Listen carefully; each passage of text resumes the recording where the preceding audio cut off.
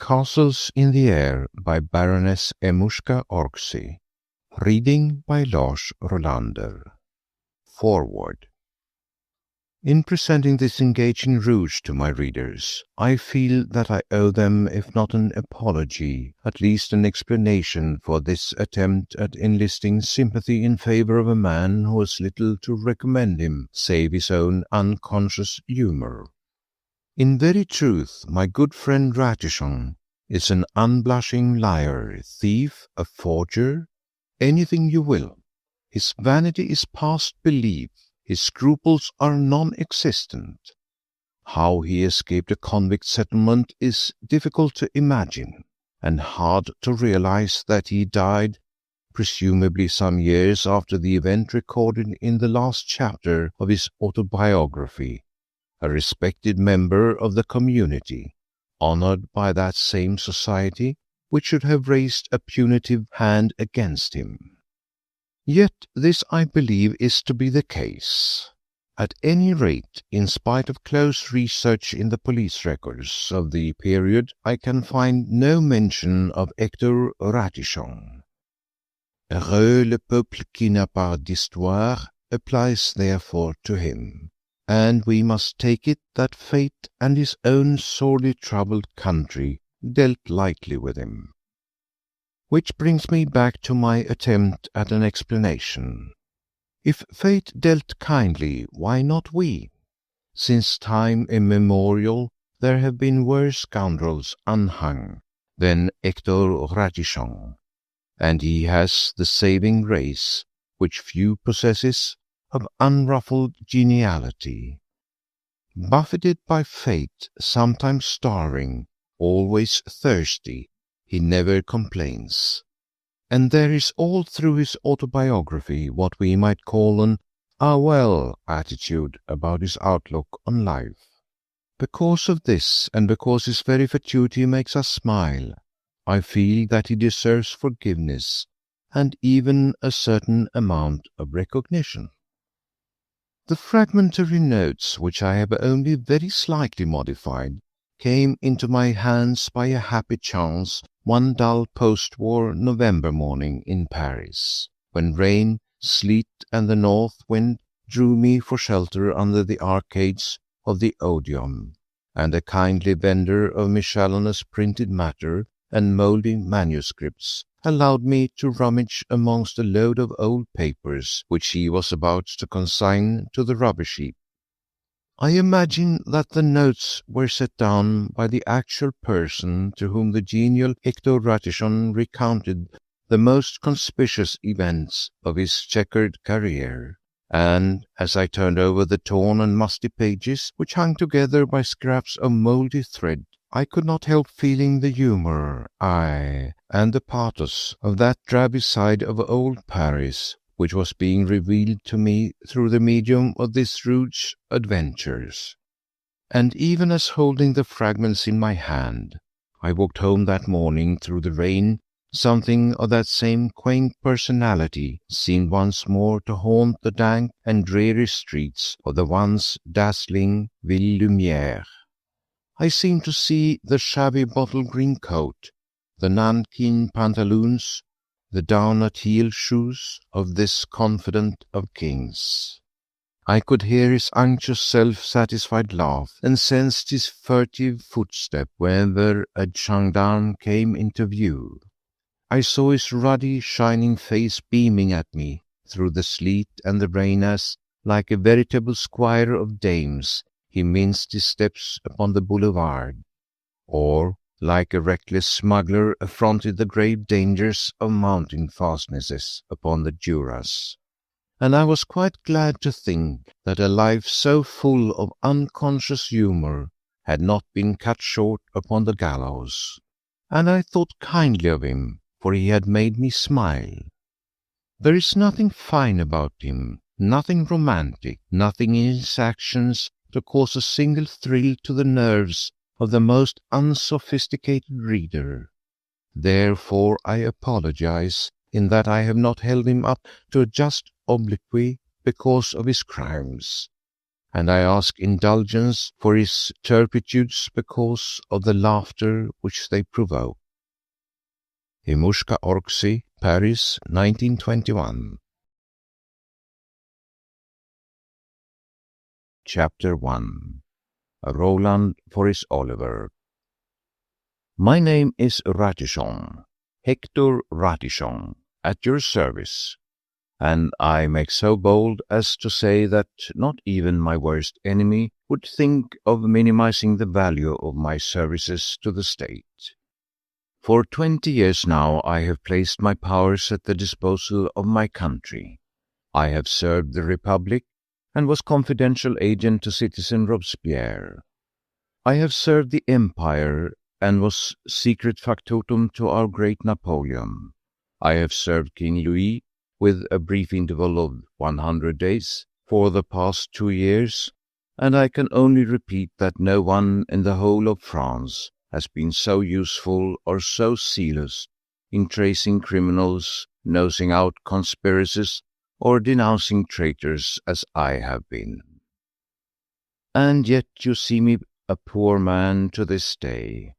There has been a persistently malignant fate which has worked against me all these years, and would but for a happy circumstance, of which I hope anon to tell you, have left me just as I was in the matter of fortune when I first came to Paris and set up in business as a volunteer police agent at number 96 Rue d'Onneau.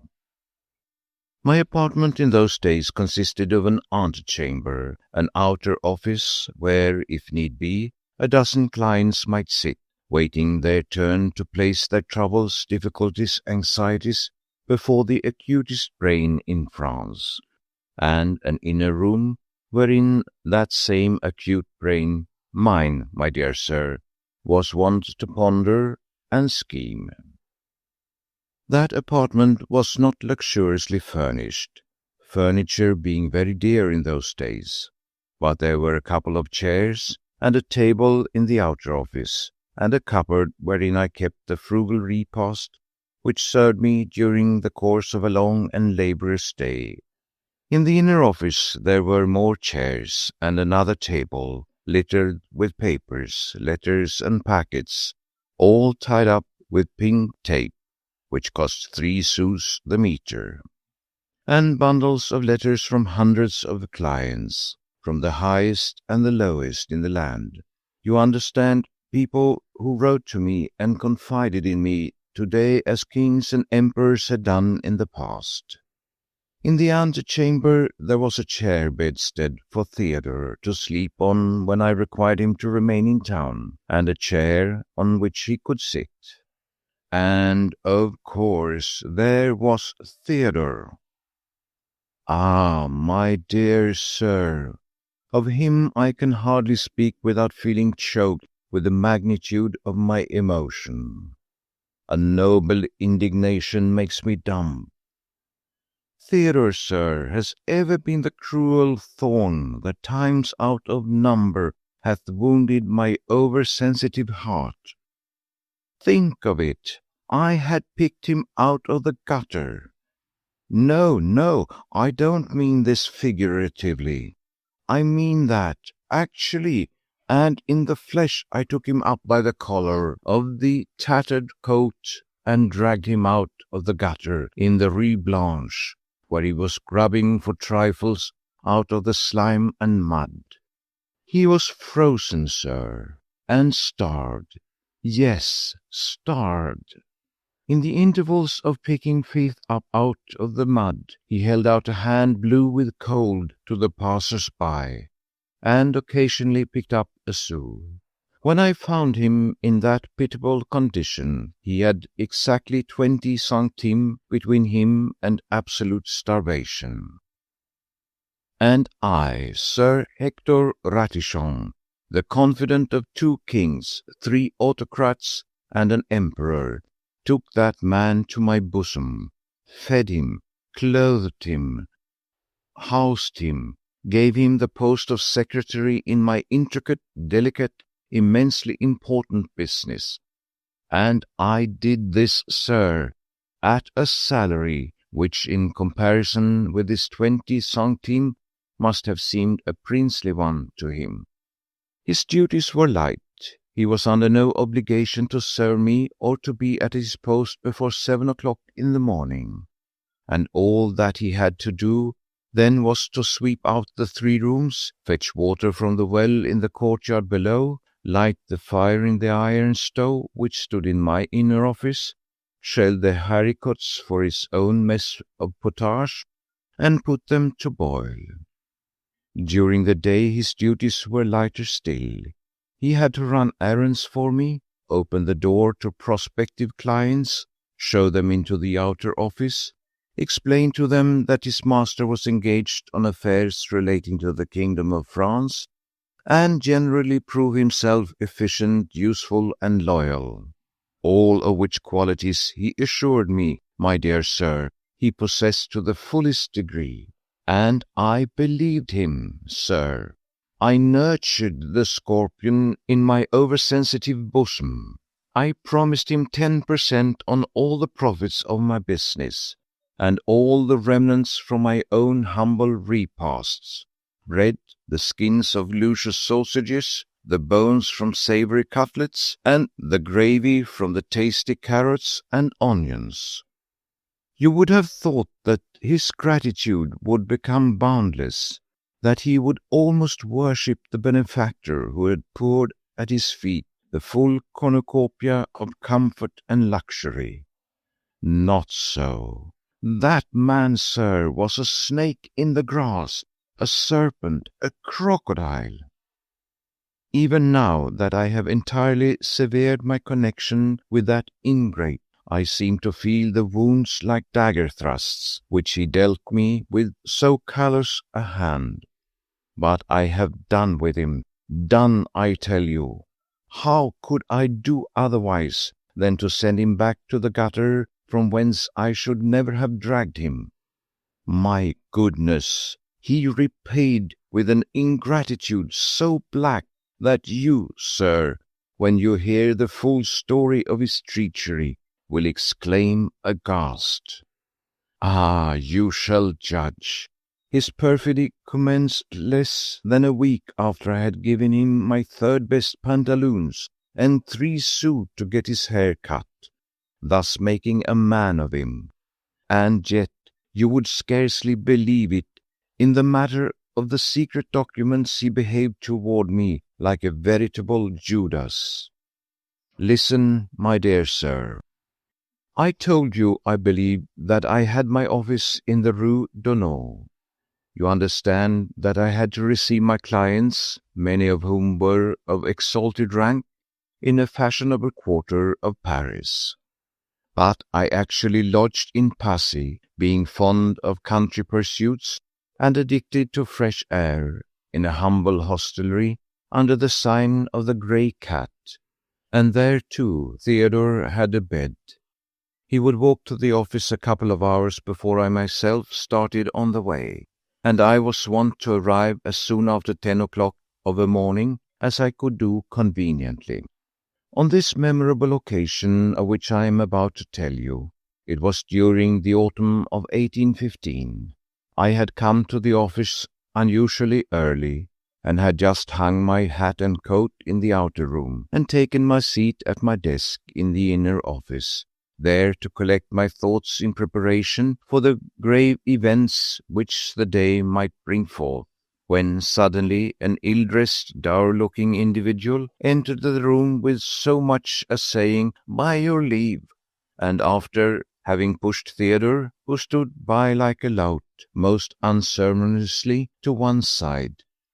Before I had time to recover from my surprise at this unseemly intrusion, the uncouth individual thrust Theodore roughly out of the room, slammed the door in his face, and having satisfied himself that he was alone with me, and that the door was too solid to allow of successful eavesdropping, he dragged the best chair forward.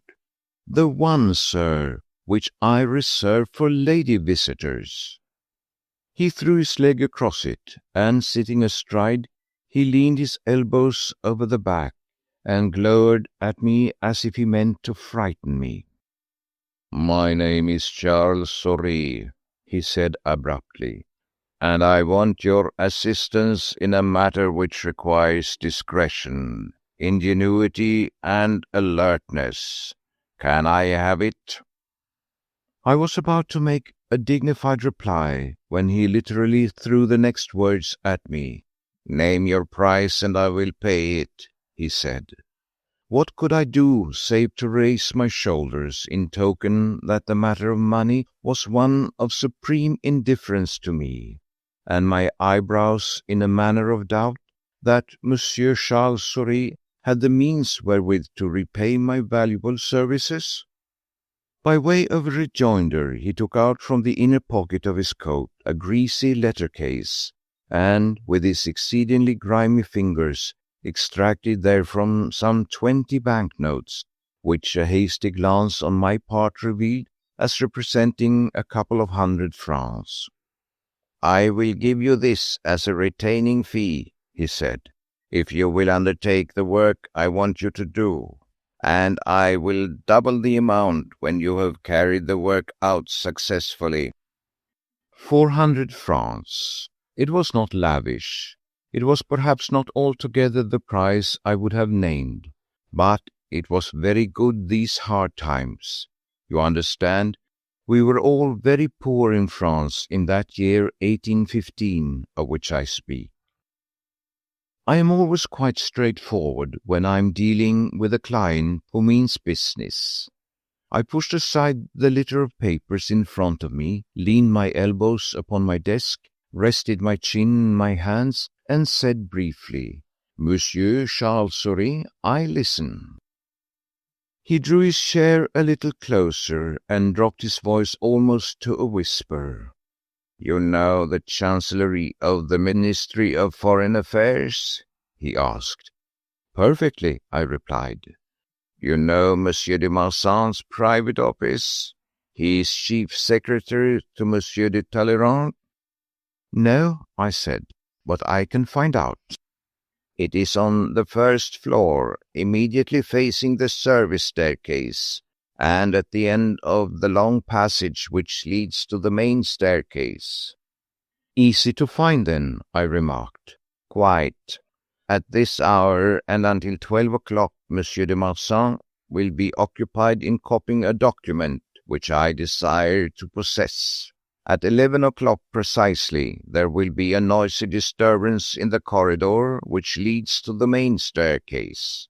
Monsieur de Marsan, in all probability, will come out of his room to see what the disturbance is about. Will you undertake to be ready at that precise moment to make a dash from the service staircase into the room to seize the document, which no doubt will be lying on the top of the desk, and bring it to an address which I am about to give you?" "It is risky," I mused. "Very," he retorted dryly. "Or I do it myself and not pay you 400 francs for your trouble." "Trouble!" I exclaimed with a withering sarcasm. "Trouble, you call it? If I am caught, it means penal servitude. New Caledonia, perhaps." "Exactly," he said, with the same irritating calmness. "And if you succeed, it means 400 francs. Take it or leave it as you please, but be quick about it. I have no time to waste. It is past 9 o'clock already, and if you won't do the work, someone else will." For a few seconds longer I hesitated. Schemes both varied and wild rushed through my active brain. Refuse to take this risk and denounce the plot to the police? Refuse it and run to warn Monsieur de Marsan? Refuse it and— I had little time for reflection. My uncouth client was standing, as it were, with a pistol to my throat, with a pistol and 400 francs. The police might perhaps give me half a louis for my pains, or they might possibly remember an unpleasant little incident in connection with the forgery of some treasury bonds, which they have never succeeded in bringing home to me. One never knows. Monsieur de Marsan might throw me a franc and think himself generous at that.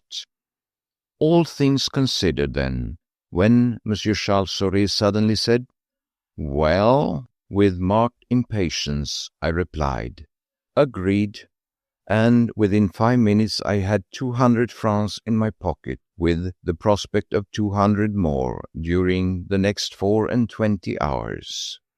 I was to have a free hand in conducting my own share in the business, and Monsieur Charles Soré was to call for the document at my lodgings at Passy on the following morning at 9 o'clock.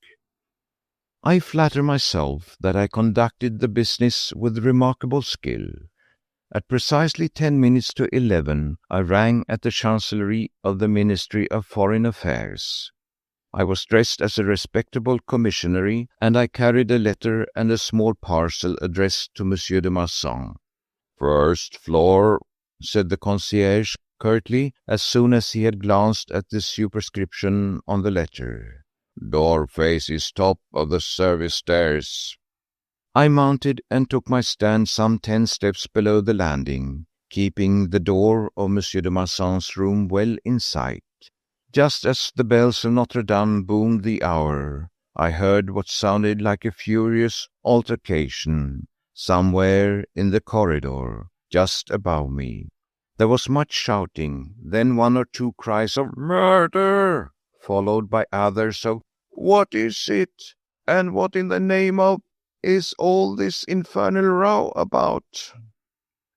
Doors were opened and banged. There was a general running and rushing along that corridor, and the next minute the door in front of me was opened also, and a young man came out, pen in hand, and shouting just like everybody else. "What is all this infernal row about?" "Murder! Help!" came from the distant end of the corridor, and Monsieur de Marsan, undoubtedly it was he, did what any other young man under the like circumstances would have done. He ran to see what was happening, and to lend a hand in it, if need be. I saw his slim figure disappearing down the corridor at the very moment that I slipped into his room. One glance upon the desk sufficed. There lay the large official-looking document, with the royal signature affixed thereto, and close beside it the copy which Monsieur de Marsan had only half finished. The ink on it was still wet. Hesitation, sir, would have been fatal. I did not hesitate, not 1 instant. 3 seconds had scarcely elapsed before I picked up the document, together with Monsieur de Marsan's half-finished copy of the same, and a few loose sheets of Chancellerie paper which I thought might be useful. Then I slipped the lot inside my blouse. The bogus letter and parcel I left behind me, and within 2 minutes of my entry into the room, I was descending the service staircase quite unconcernedly, and had gone past the concierge's lodge without being challenged. How thankful I was to breathe once more the pure air of heaven. I had spent an exceedingly agitated 5 minutes, and even now my anxiety was not altogether at rest. I dared not walk too fast, lest I attracted attention, and yet I wanted to put the river, the Pont Neuf, and 6 streets between me and the Chancellerie of the Ministry of Foreign Affairs. No one who has not gone through such an exciting adventure as I have just recorded can conceive what were my feelings of relief and of satisfaction when I at last found myself quietly mounting the stairs which led to my office on the top floor of number 96 Rue Donneau. Now, I had not said anything to Theodore about this affair. It was certainly arranged between us, when he entered my service as confidential clerk and doorkeeper, that in lieu of wages, which I could not afford to pay him, he would share my meals with me, and have a bed at my expense, in the same house at Passy where I lodged. Moreover, I would always give him a fair percentage on the profits which I derived from my business. The arrangement suited him very well. I told you that I picked him out of the gutter, and I heard subsequently that he had gone through many an unpleasant skirmish with the police in his day, and if I did not employ him, no one else would. After all, he did earn a more or less honest living by serving me. But in this instance, since I had not even asked for his assistance, I felt that considering the risks of New Caledonia and a convict ship which I had taken, a paltry 400 francs could not by any stretch of the imagination rank as a profit in a business, and Theodore was not really entitled to a percentage, was he? So when I returned, I crossed the antechamber and walked past him with my accustomed dignity, nor did he offer any comment on my get-up. I often affected a disguise in those days, even when I was not engaged in business, and the dress and get-up of a respectable commissionary was a favourite one with me. As soon as I had changed, I sent him out to make purchases for our luncheon, 5 sous worth of stale bread and 10 sous worth of liver sausage, of which he was inordinately fond. He would take the opportunity on the way of getting moderately drunk on as many glasses of absinthe as he could afford. I saw him go out of the outer door, and then I set to work to examine the precious document. Well, one glance was sufficient for me to realize its incalculable value. Nothing more or less than a treaty of alliance between King Louis XVIII of France and the King of Prussia in connection with certain schemes of naval construction. I did not understand the whole diplomatic verbiage, but it was pretty clear to my unsophisticated mind that this treaty had been entered into in secret by the two monarchs, and that it was intended to prejudice the interests of both Denmark and Russia in the Baltic Sea. I also realized that both the governments of Denmark and Russia would no doubt pay a very considerable sum for the merest glance at this document, and that my client of this morning was certainly a Secret Service agent, otherwise a spy of one of those two countries, who did not choose to take the very severe risks which I had taken this morning, but who would, on the other hand, reap the full reward of the daring coup, whilst I was to be content with 400 francs. Now I am a man of deliberation as well as of action, and at this juncture, feeling that Theodore was still safely out of the way, I thought the whole matter over quietly, and then took what precautions I thought fit for the furthering of my own interests. To begin with, I set to work to make a copy of the treaty on my own account. I have brought the study of calligraphy to a magnificent degree of perfection, and the writing on the document was easy enough to imitate, as was also the signature of our gracious King Louis and of Monsieur de Talleyrand, who had countersigned it. If you remember, I had picked up 2 or 3 loose sheets of paper off Monsieur de Masson's desk. These bore the arms of the Chancellerie of Foreign Affairs stamped upon them, and were in every way identical with that on which the original document had been drafted. When I had finished my work, I flattered myself that not the greatest calligraphic expert could have detected the slightest difference between the original and the copy which I had made. The work took me a long time. When at last I folded up the papers and slipped them once more inside my blouse, it was close upon 2. I wondered why Theodore had not returned with our luncheon, but on going to the little anteroom which divides my office from the outer door, great was my astonishment to see him lolling there, on the rickety chair which he affectioned, and half asleep. I had some difficulty in rousing him. Apparently he had got rather drunk while he was out, and had then returned and slept some of his booze off, without thinking that I might be hungry and needing my luncheon. "Why didn't you let me know you had come back?" I asked curtly, for indeed I was very cross with him. "I thought you were busy," he replied, with what I thought looked like a leer. I have never really cared for Theodore, you understand.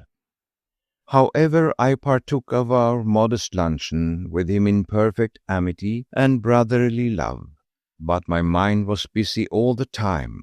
I began to wonder if Theodore suspected something. If so, I knew that I could not trust him. He would try and ferret things out, and then demand a share in my hard-earned emoluments to which he was really not entitled. I did not feel safe with that bulky packet of papers on me, and I felt that Theodore's bleary eyes were perpetually fixed upon the bulge in the left-hand side of my coat. At one moment he looked so strange that I thought he meant to knock me down. So my mind was quickly made up. After luncheon I would go down to my lodgings at Passy, and I knew of a snug little hiding place in my room there, where the precious documents would be quite safe until such time as I was to hand them, or one of them, to Monsieur Charles Soré. This plan I put into execution, and with remarkable ingenuity too. While Theodore was busy clearing up the debris of our luncheon, I not only gave him the slip, but as I went out, I took the precaution of locking the outer door after me and taking the key away in my pocket. I thus made sure that Theodore could not follow me. I then walked to Passy, a matter of 2 kilometers, and by 4 o'clock I had the satisfaction of stowing the papers safely away under one of the tiles in the flooring of my room, and then pulling the strip of carpet in front of my bed snugly over the hiding place. Theodore's attic, where he slept, was at the top of the house, whilst my room was on the ground floor, and so I felt that I could now go back quite comfortably to my office in the hope that more remunerative work and more lavish clients would come my way before nightfall. It was a little after 5 o'clock when I once more turned the key in the outer door of my room in the Rue Dunot. Theodore did not seem in the least to resent having been locked in for 2 hours. I think he must have been asleep most of the time. Certainly I heard a good deal of shuffling when first I reached the landing outside the door, but when I actually walked into the apartment with an air of quiet unconcern, Theodore was sprawling on the chair bedstead, with eyes closed, a nose the colour of beetroot, and emitting sounds through his thin, cracked lips which I could not, sir, describe graphically in your presence. I took no notice of him, however, even though as I walked past him I saw that he opened one bleary eye and watched my every movement. I went straight into my private room and shut the door after me. And here, I assure you, my dear sir, I literally fell into my favourite chair, overcome with emotion and excitement. Think what I had gone through. The events of the last few hours would have turned any brain less keen, less daring than that of Hector Ratichon. And here was I, alone at last, face to face with the future. What a future, my dear sir! Fate was smiling on me at last. At last I was destined to reap a rich reward for all the skill, the energy, the devotion, which up to this hour I had placed at the service of my country and my king, or my emperor, as the case might be, without thought of my own advantage. Here was I now in possession of a document, 2 documents, each one of which was worth at least 1,000 francs to persons whom I could easily approach. 1,000 francs! Was I dreaming? 5,000 would certainly be paid by the government whose agent Monsieur Charles Soré admittedly was. for one glance at that secret treaty which would be so prejudicial to their political interests, whilst Monsieur de Marsan himself would gladly pay another 5,000 for the satisfaction of placing the precious document intact before his powerful and irascible uncle. 10,000 francs! How few were possessed of such a sum in these days! How much could be done with it?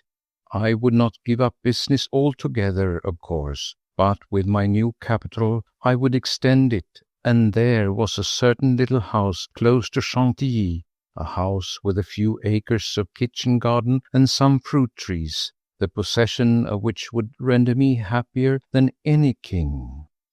I would marry. Oh, yes, I would certainly marry, found a family. I was still young, my dear sir, and possibly good-looking. In fact, there was a certain young widow, comely and amiable, who lived not far from Passy, who had on more than one occasion given me to understand that I was more than possibly good-looking.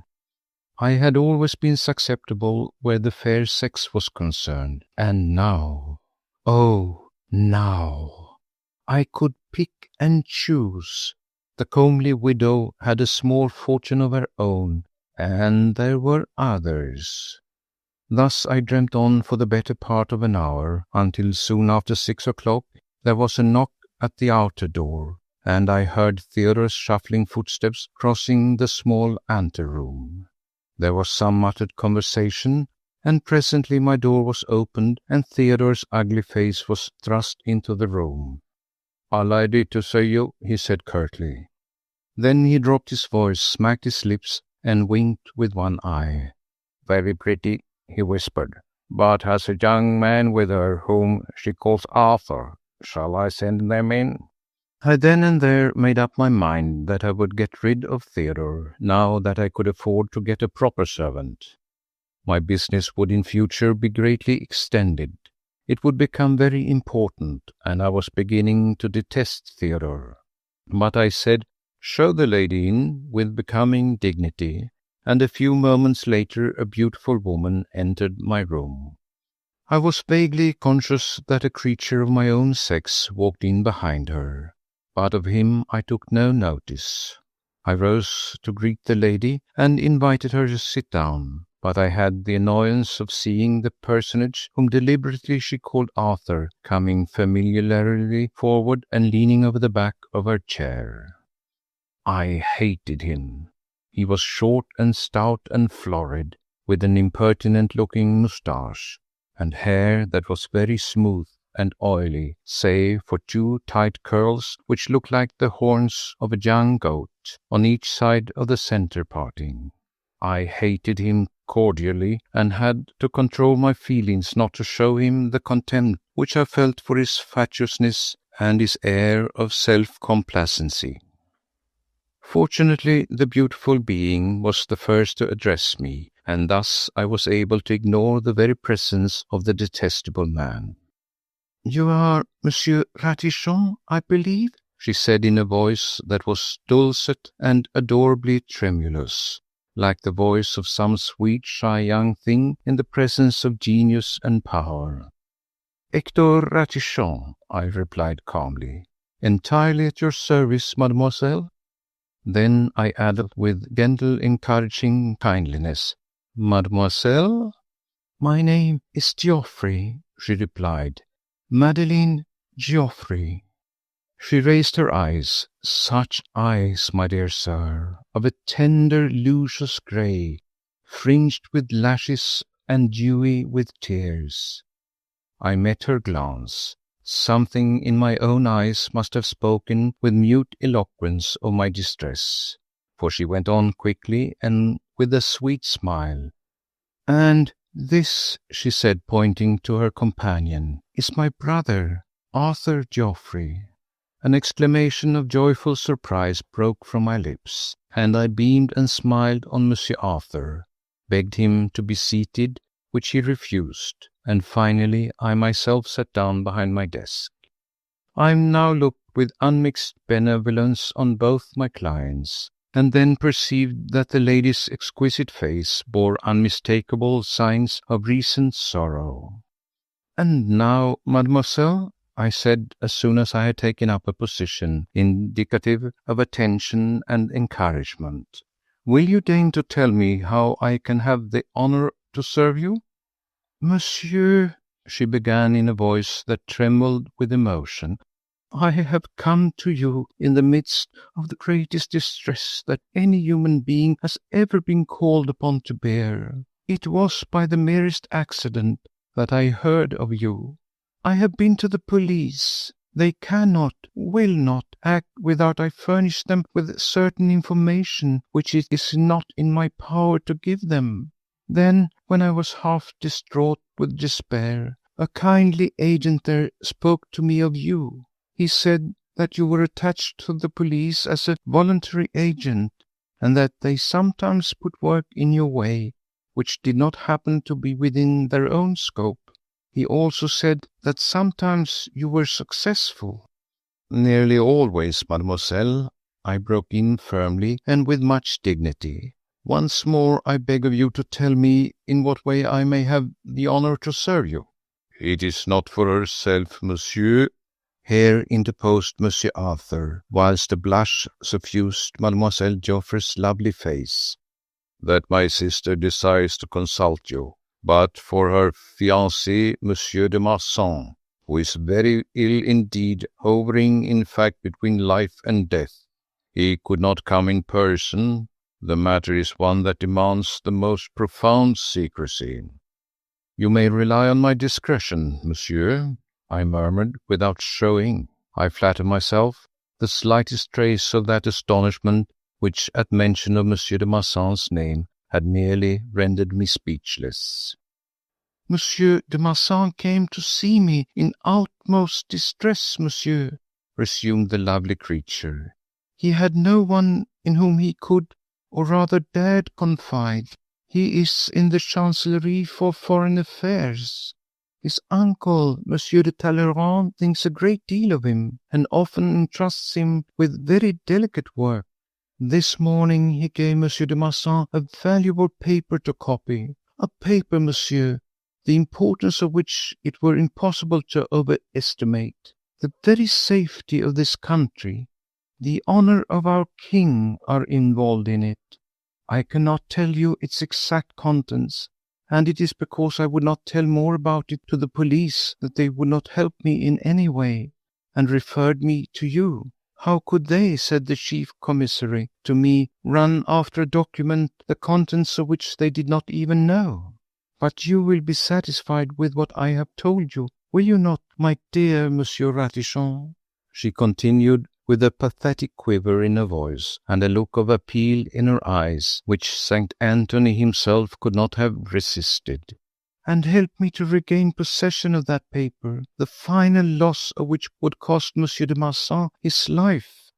To say that my feeling of elation of a while ago had turned to one of supreme beatitude would be to put it very mildly indeed. To think that there was this lovely being in tears before me, and that it lay in my power to dry those tears with a word and to bring a smile round those perfect lips, literally made my mouth water in anticipation. For I am sure that you will have guessed, just as I did in a moment, that the valuable document of which this adorable being was speaking was snugly hidden away under the flooring of my room in Passy.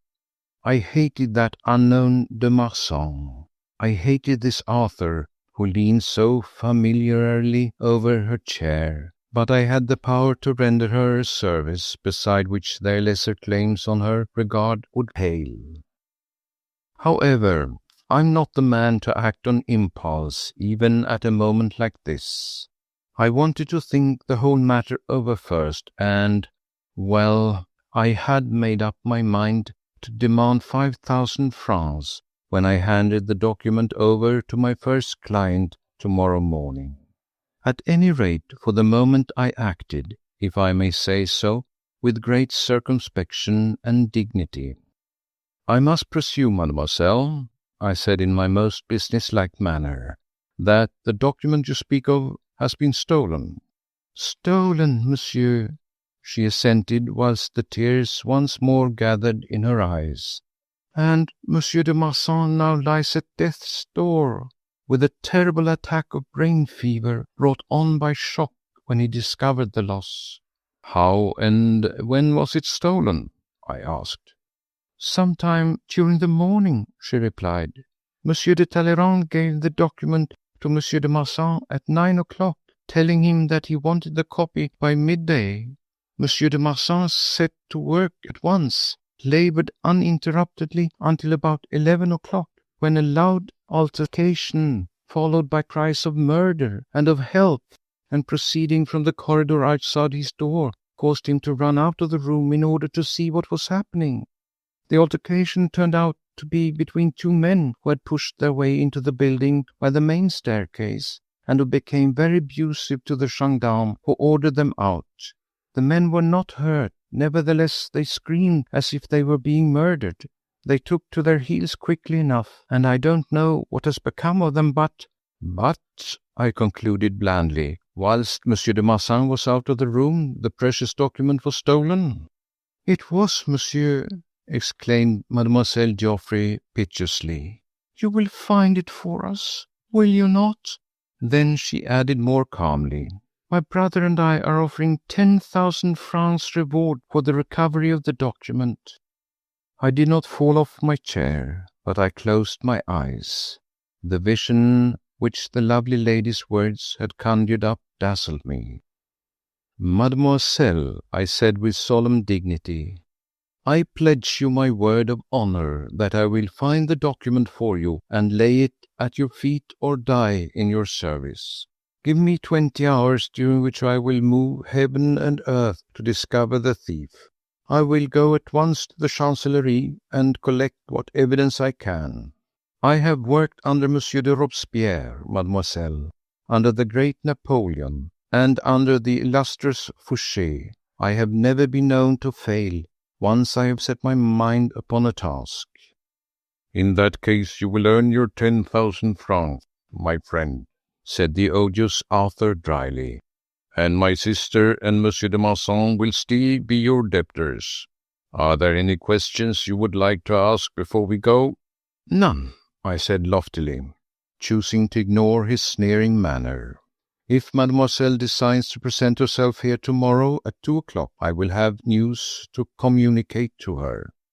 You will admit that I carried off the situation in a becoming manner. Both mademoiselle and Arthur Geoffrey gave me a few more details in connection with the affair. To these details I listened with well-simulated interest. Of course, they did not know that there were no details in connection with this affair that I did not know already.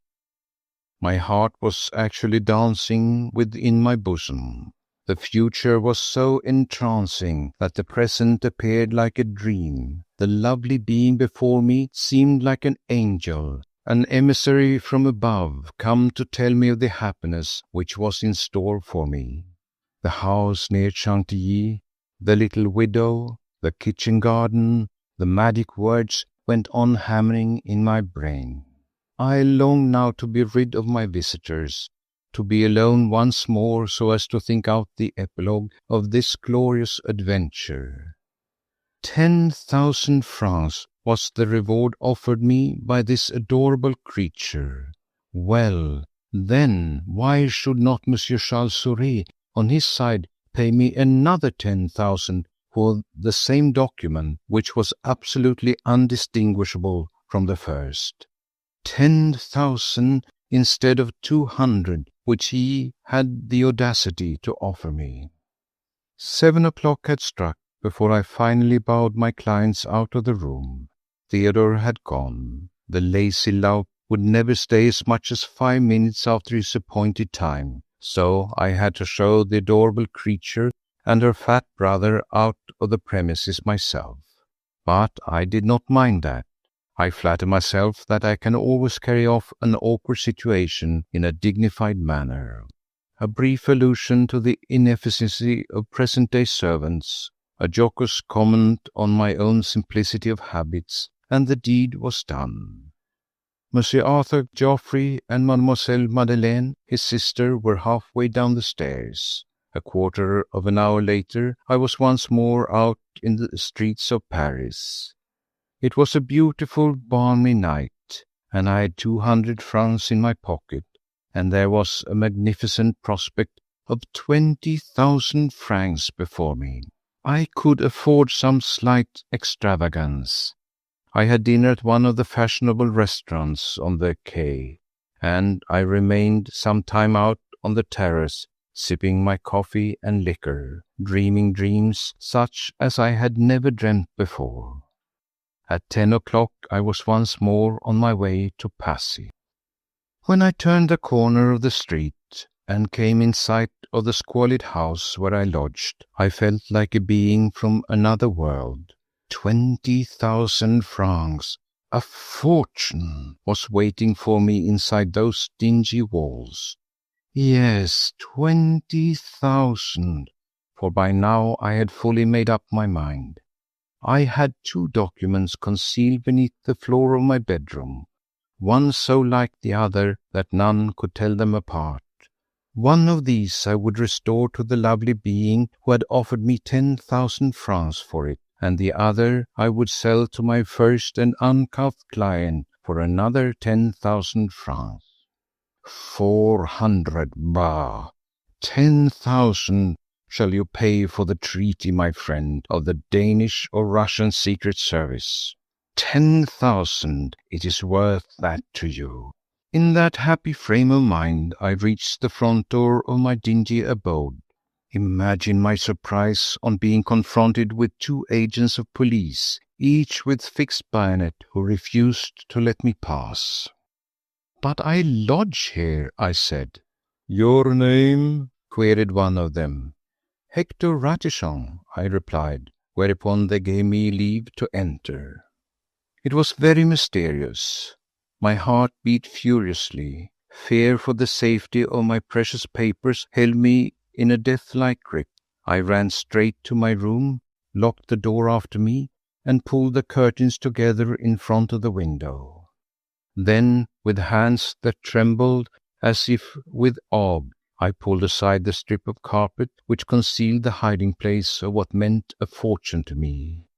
I nearly fainted with joy. The papers were there, quite safely.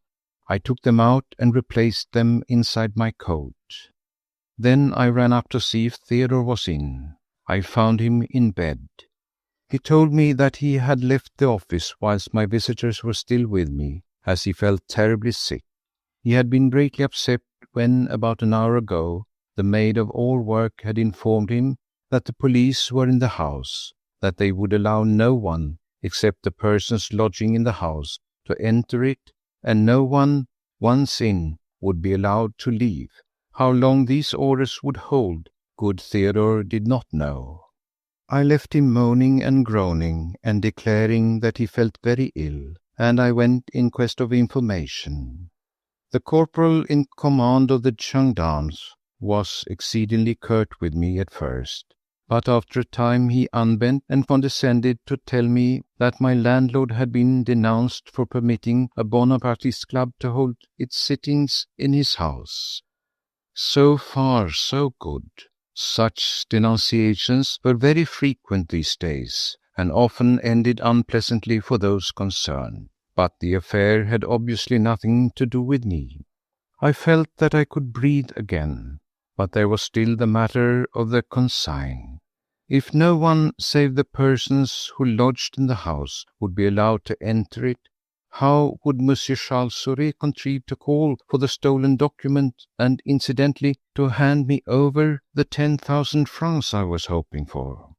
And if no one once inside the house would be allowed to leave it, how could I meet Mademoiselle Geoffrey tomorrow at 2 o'clock in my office and receive 10,000 francs from her in exchange for the precious paper? Moreover, the longer the police stayed in this house and poked their noses about in affairs that concerned hard-working citizens like myself, why, the greater the risk would be of the matter of the stolen document coming to light. It was positively maddening. I never undressed that night, but just lay down on my bed thinking. The house was very still at times, but at others I could hear the tramp of the police agents up and down the stairs, and also outside my window. The latter gave on a small, dilapidated back garden, which had a wooden fence at the end of it. Beyond it were some marked gardens belonging to a Monsieur Lorrain.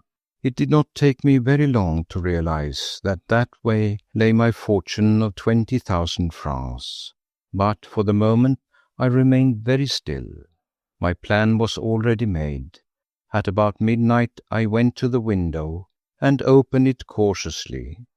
I heard no noise from that direction for some time, and I bent my ear to listen. Not a sound. Either the sentry was asleep or he had gone on his round, and for a few moments the way was free. Without a moment's hesitation I swung my legs over the sill. Still no sound. My heart beat so fast that I could almost hear it. The night was very dark. A thin mist like drizzle was falling. In fact, the weather conditions were absolutely perfect for my purpose. With utmost wariness I allowed myself to drop from the window ledge on to the soft ground below. If I was caught by the sentry, I had my answer ready. I was going to meet my sweetheart at the end of the garden. It is an excuse which always meets with the sympathy of every true-hearted Frenchman. The sentry would of course order me back to my room, but I doubt if he would ill-use me. The denunciation was against the landlord, not against me. Still not a sound. I could have danced with joy. 5 minutes more and I would be across the garden and over that wooden fence, and once more on my way to fortune. My fall from the window had been light, as my room was on the ground floor, but I had fallen on my knees, and now, as I picked myself up, I looked up, and it seemed to me as if I saw Theodore's ugly face at his attic window. Certainly there was a light there, and I may have been mistaken as to Theodore's face being visible. The very next second the light was extinguished, and I was left in doubt. But I did not pause to think. In a moment I was across the garden. My hands gripped the top of the wooden fence. I hoisted myself up, with some difficulty I confess, but at last I succeeded. I threw my legs over and gently dropped down on the other side. Then suddenly 2 rough arms encircled my waist, and before I could attempt to free myself, a cloth was thrown over my head, and I was lifted up and carried away, half suffocated and like an insentient bundle. When the cloth was removed from my face, I was half sitting, half lying, in an armchair in a strange room, which was lighted by an oil lamp that hung from the ceiling above. In front of me stood Monsieur Arthur Geoffrey and that beast Theodore. Monsieur Arthur Geoffrey was coolly folding up the 2 valuable papers for the possession of which I had risked a convict ship and New Caledonia, and which would have meant affluence for me for many days to come.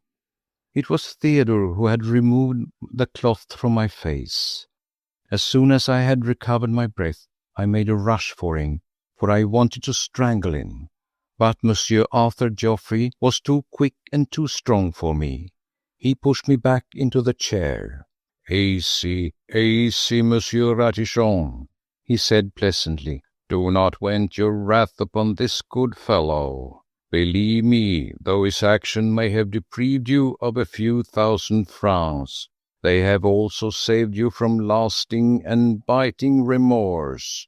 This document which you stole from Monsieur de Marsan, and so ingeniously duplicated, involved the honor of our king and our country, as well as the life of an innocent man. My sister's fiancé would never have survived the loss of the document, which had been entrusted to his honor. "I would have returned it to mademoiselle tomorrow," I murmured. "Only one copy of it, I think," he retorted. "The other you would have sold to whichever spy of the Danish or Russian governments happened to have employed you in this discreditable business." "How did you know?" I said involuntarily. "Through a very simple process of reasoning, my good Monsieur Ratichon," he replied blandly. "You are a very clever man, no doubt, but the cleverest of us is at times apt to make mistakes. You made two, and I profited by them. Firstly, after my sister and I left you this afternoon, you never made the slightest pretense of making inquiries or collecting information about the mysterious theft of the document. I kept an eye on you throughout the evening. You left your office and strolled for a while on the quays. You had an excellent dinner at the restaurant des Anglais. Then you settled down to your coffee and liquor. Well, my good Monsieur Ratichon, obviously you would have been more active in the matter if you had not known exactly where and when and how to lay your hands upon the document, for the recovery of which my sister had offered you 10,000 francs. I groaned. I had not been quite so circumspect as I ought to have been. But who would have thought? "I have had something to do with police work in my day," continued Monsieur Geoffrey blandly, "though not of late years. But my knowledge of their methods is not altogether rusty, and my powers of observation are not yet dulled. During my sister's visit to you this afternoon, I noticed the blouse and cap of a commissionary lying in a bundle in a corner of your room. Now, though Monsieur de Marsan has been in a burning fever since he discovered his loss, he kept just sufficient presence of mind at the moment to say nothing about that loss to any of the Chancellerie officials, but to go straight home to his apartments in the Rue Royale and to send for my sister and for me. When we came to him, he was already partly delirious, but he pointed to a parcel and a letter which he had brought away from his office. The parcel proved to be an empty box, and the letter a blank sheet of paper. But the most casual inquiry of the concierge at the Chancellerie excited the fact that the commissionary had brought these things in the course of the morning. That was your second mistake, my good Monsieur Ratichon. Not a very grave one, perhaps, but I have been in the police, and somehow, the moment I caught sight of that blouse and cap in your office, I could not help connecting it with the commissionary who had brought a bogus parcel and letter to my future brother-in-law a few minutes before that mysterious and unexplained altercation took place in the corridor." Again I groaned. I felt as a child in the hands of that horrid creature who seemed to be dissecting all the thoughts which had run riot through my mind these past 20 hours. "It was all very simple, my good Monsieur Ratichon," now concluded my tormentor, still quite amiably. "Another time you will have to be more careful, will you not? You will also have to bestow more confidence upon your partner or servant. Directly I had seen that commissionary's blouse and cap, I set to work to make friends with Monsieur Theodore. When my sister and I left your office in the Rue d'Anneau, we found him waiting for us at the bottom of the stairs. 5 francs loose in his tongue. He suspected that you were up to some game in which you did not mean him to have a share. He also told us that you had spent 2 hours in laborious writing, and that you and he both lodged at the dilapidated little inn called the Grey Cat in Passy. I think he was rather disappointed that we did not shower more questions, and therefore more emoluments upon him. Well, after I had denounced this house to the police as a Bonapartist club, and saw it put under the usual consigne, I bribed the corporal of the gendarmerie in charge of it to let me have Theodore's company for the little job I had in hand, and also to clear the back garden of sentries so as to give you a chance and the desire to escape. All the rest you know. Money will do many things, my good Monsieur Ratichon. And you see how simple it all was. It would have been still more simple if the stolen documents had not been such an important one that the very existence of it must be kept a secret, even from the police. So I could not have you shadowed and arrested as a thief in the usual manner. However, I have the document and its ingenious copy, which is all that matters. Would to God, he added with a suppressed curse, that I could get hold equally easily of the Secret Service agent to whom you, a Frenchman, were going to sell the honor of your country. Then it was that, though broken in spirit and burning with thoughts of the punishment I would mete out to Theodore, my full faculties returned to me, and I queried abruptly, "What would you give to get him?" 500 francs, he replied without hesitation. "Can you find him?" "Make it 1,000, I retorted, "and you shall have him." "How?" "Will you give me 500 francs now?" I insisted, "and another 500 when you have the man, and I will tell you." "Agreed," he said impatiently. But I was not to be played with by him again. I waited in silence until he had taken a pocketbook from the inside of his coat and counted out 500 francs, which he kept in his hand. "Now," he commanded. "The man," I then announced calmly, "will call on me for the document at my lodgings at the hostelry of the Grey Cat tomorrow morning at 9 o'clock. "Good," rejoined Monsieur Geoffrey. "We shall be there."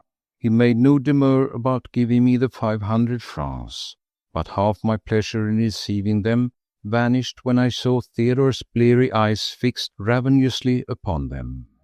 "Another 500 francs," Monsieur Geoffrey went on quietly, "will be yours as soon as the spy is in our hands." I did get that further 500, of course, for Monsieur Charles Sauret was punctual to the minute, and Monsieur Geoffrey was there with the police to apprehend him. But to think that I might have had 20,000! And I had to give Theodore 50 francs on the transaction, as he threatened me with the police when I talked of giving him the sack. But we were quite good friends again after that, until... But you shall judge. Chapter 2. A Fool's Paradise. Ah, my dear sir, I cannot tell you how poor we all were in France in that year of grace 1816. So poor indeed that a dish of roast pork was looked upon as a feast, and a new gown for the wife an unheard-of luxury. The war had ruined everyone. 22 years, and hopeless humiliation and defeat at the end of it. The Emperor handed over to the English, a Bourbon sitting on the throne of France, crowds of foreign soldiers still lodging it all over the country, until the country had paid its debts to her foreign invaders, and thousands of our own men still straggling home through Germany and Belgium, the remnants of Napoleon's grand army, ex-prisoners of war, or scattered units who had found their weary way home at last, shoeless, coatless, half-starved, and perished from cold and privations, unfit for housework, for agriculture, or for industry, fit only to follow their fallen hero, as they had done through a quarter of a century, to victory and to death. With me, sir, business in Paris was almost at a standstill. I, who had been the confidential agent of 2 kings, 3 democrats, and 1 emperor, I who had held diplomatic threads in my hands, which had caused thrones to totter and tyrants to quake, and who had brought more criminals and intriguers to book than any other man alive. I now sat in my office in the Rue Donneau day after day, with never a client to darken my doors, even whilst crime and political intrigue were more rife in Paris than they had been in the most corrupt days of the Revolution and the Consulate. I told you, I think, that I had forgiven Theodore his abominable treachery in connection with the secret naval treaty, and we were the best of friends. That is outwardly, of course. Within my inmost heart I felt, sir, that I could never again trust that shameless traitor, that I had in very truth nurtured a serpent in my bosom. But I am proverbially tender-hearted. You will believe me or not, I simply could not turn that vermin out into the street. He deserved it. Oh, even he would have admitted when he was quite sober, which he was not often, that I had every right to give him the sack, to send him back to the gutter whence he had come, there to grub once more for scraps of filth, and to stretch a half-frozen hand to the charity of the passers-by. But I did not do it, sir. No, I did not do it. I kept him on at the office as my confidential servant. I gave him all the crumbs that fell from mine own table, and he helped himself to the rest. I made as little difference as I could in my intercourse with him. I continued to treat him almost as an equal. The only difference I did make in our mode of life was that I no longer gave him bed and board at the hostelry where I lodged in Passy, but placed the chair bedstead in the anteroom of the office permanently at his disposal, and allowed him 5 sous a day for his breakfast.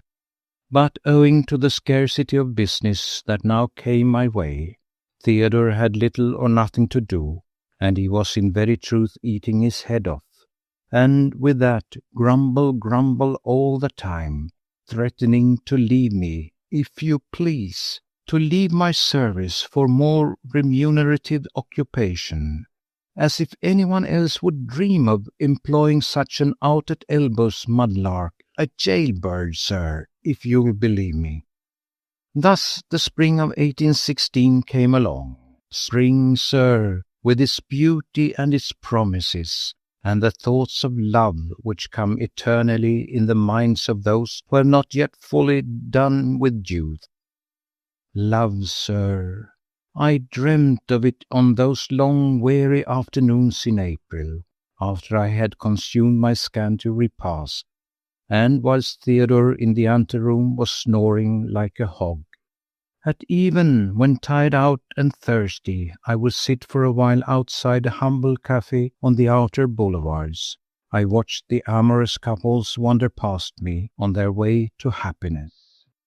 At night I could not sleep, and bitter were my thoughts, my revilings against the cruel fate that had condemned me, a man with so sensitive a heart and so generous a nature, to the sorrows of perpetual solitude.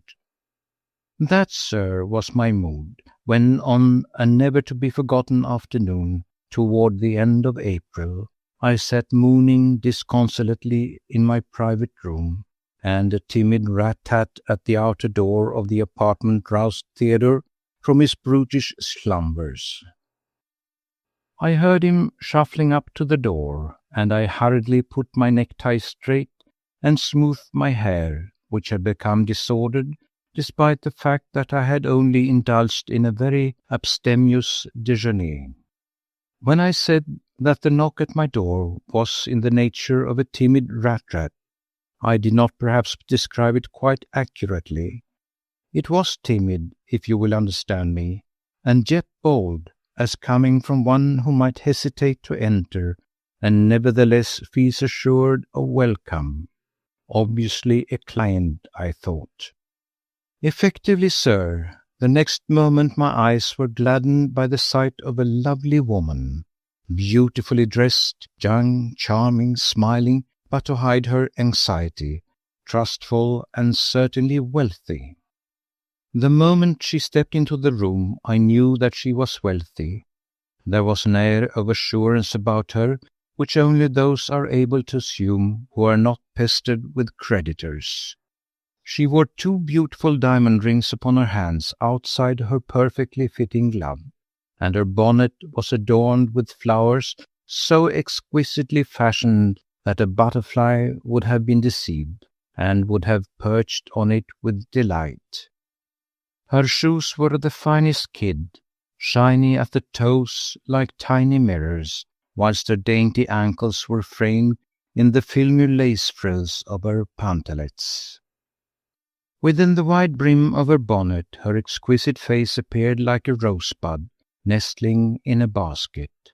She smiled when I rose to greet her, gave me a look that sent my susceptible heart a-flutter, and caused me to wish that I had not taken that bottle-green coat of mine to the Mont de Piété only last week. I offered her a seat, which she took, arranging her skirts about her with inimitable grace. "One moment," I added as soon as she was seated, "and I am entirely at your service." I took up a pen and paper, an unfinished letter which I always kept handy for the purpose, and wrote rapidly. It always looks well for a lawyer or an agent confidential to keep a client waiting for a moment or two while he attends to the enormous pressure of correspondence, which, if allowed to accumulate for 5 minutes, would immediately overwhelm him. I signed and folded the letter, threw it with a nonchalant air into a basket filled to the brim with others of equal importance, buried my face in my hands for a few seconds, as if to collect my thoughts, and finally said, "And now, mademoiselle, will you deign to tell me what procures me the honour of your visit?" The lovely creature had watched my movements with obvious impatience, a frown upon her exquisite brow, but now she plunged straightway into her story. "Monsieur," she said with that pretty determined air which became her so well, "my name is Estelle Bachelier. I am an orphan, an heiress, and have need of help and advice. I did not know to whom to apply. Until 3 months ago I was poor and had to earn my living by working in a milliner's shop in the Rue Saint-Honoré. The concierge in the house where I used to lodge is my only friend, but she cannot help me for reasons which will presently be made clear to you. She told me, however, that she had a nephew named Theodore, who was clerk to Monsieur Ratichon, advocate and confidential agent. She gave me your address, and as I knew no one else, I determined to come and consult you. I flatter myself that though my countenance is exceptionally immobile, I possess marvellous powers for keeping it impassive when necessity arises. In this instance, a mention of Theodore's name, I showed neither surprise nor indignation. Yet you will readily understand that I felt both. Here was that man once more revealed as a traitor. Theodore had an aunt of whom he had never as much as breathed a word. He had an aunt, and that aunt a concierge, ipso facto, if I may so express it, a woman of some substance, who no doubt would often have been only too pleased to extend hospitality to the man who had so signally befriended her nephew.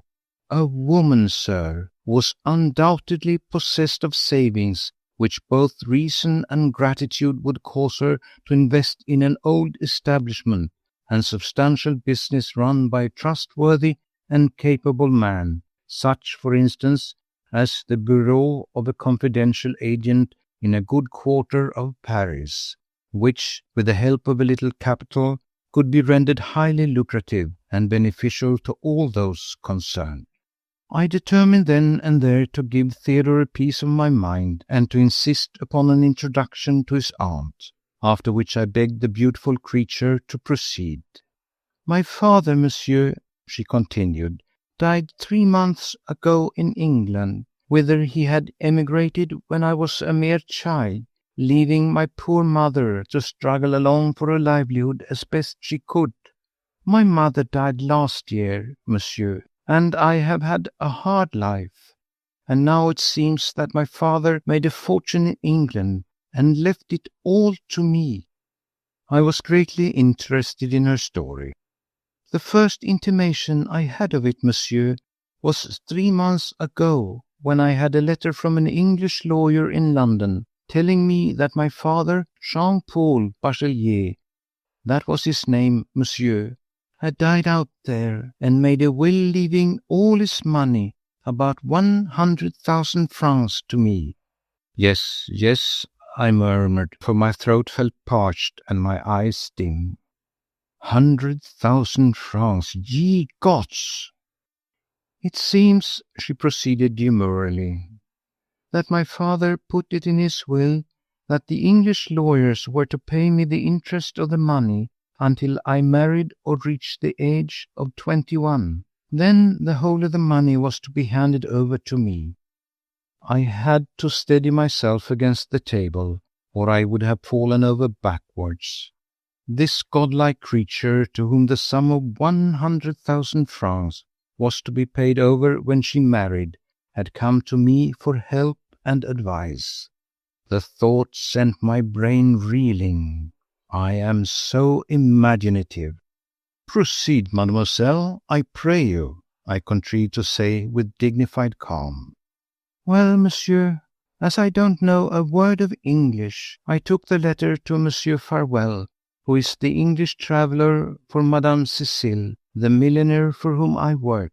He is a kind, affable gentleman, and was most helpful to me. He was, as a matter of fact, just going over to England the very next day. He offered to go and see the English lawyers for me, and to bring me back all particulars of my dear father's death and of my unexpected fortune." "And," said I, for she had paused a moment, "did Monsieur Farwell go to England on your behalf?" "Yes, monsieur. He went and returned about a fortnight later. He had seen the English lawyers, who confirmed all the good news which was contained in their letter. They took, it seems, a great fancy to Monsieur Farwell, and told him that since I was obviously too young to live alone and needed a guardian to look after my interests, they would appoint him my guardian, and suggested that I should make my home with him until I was married or had attained the age of 21.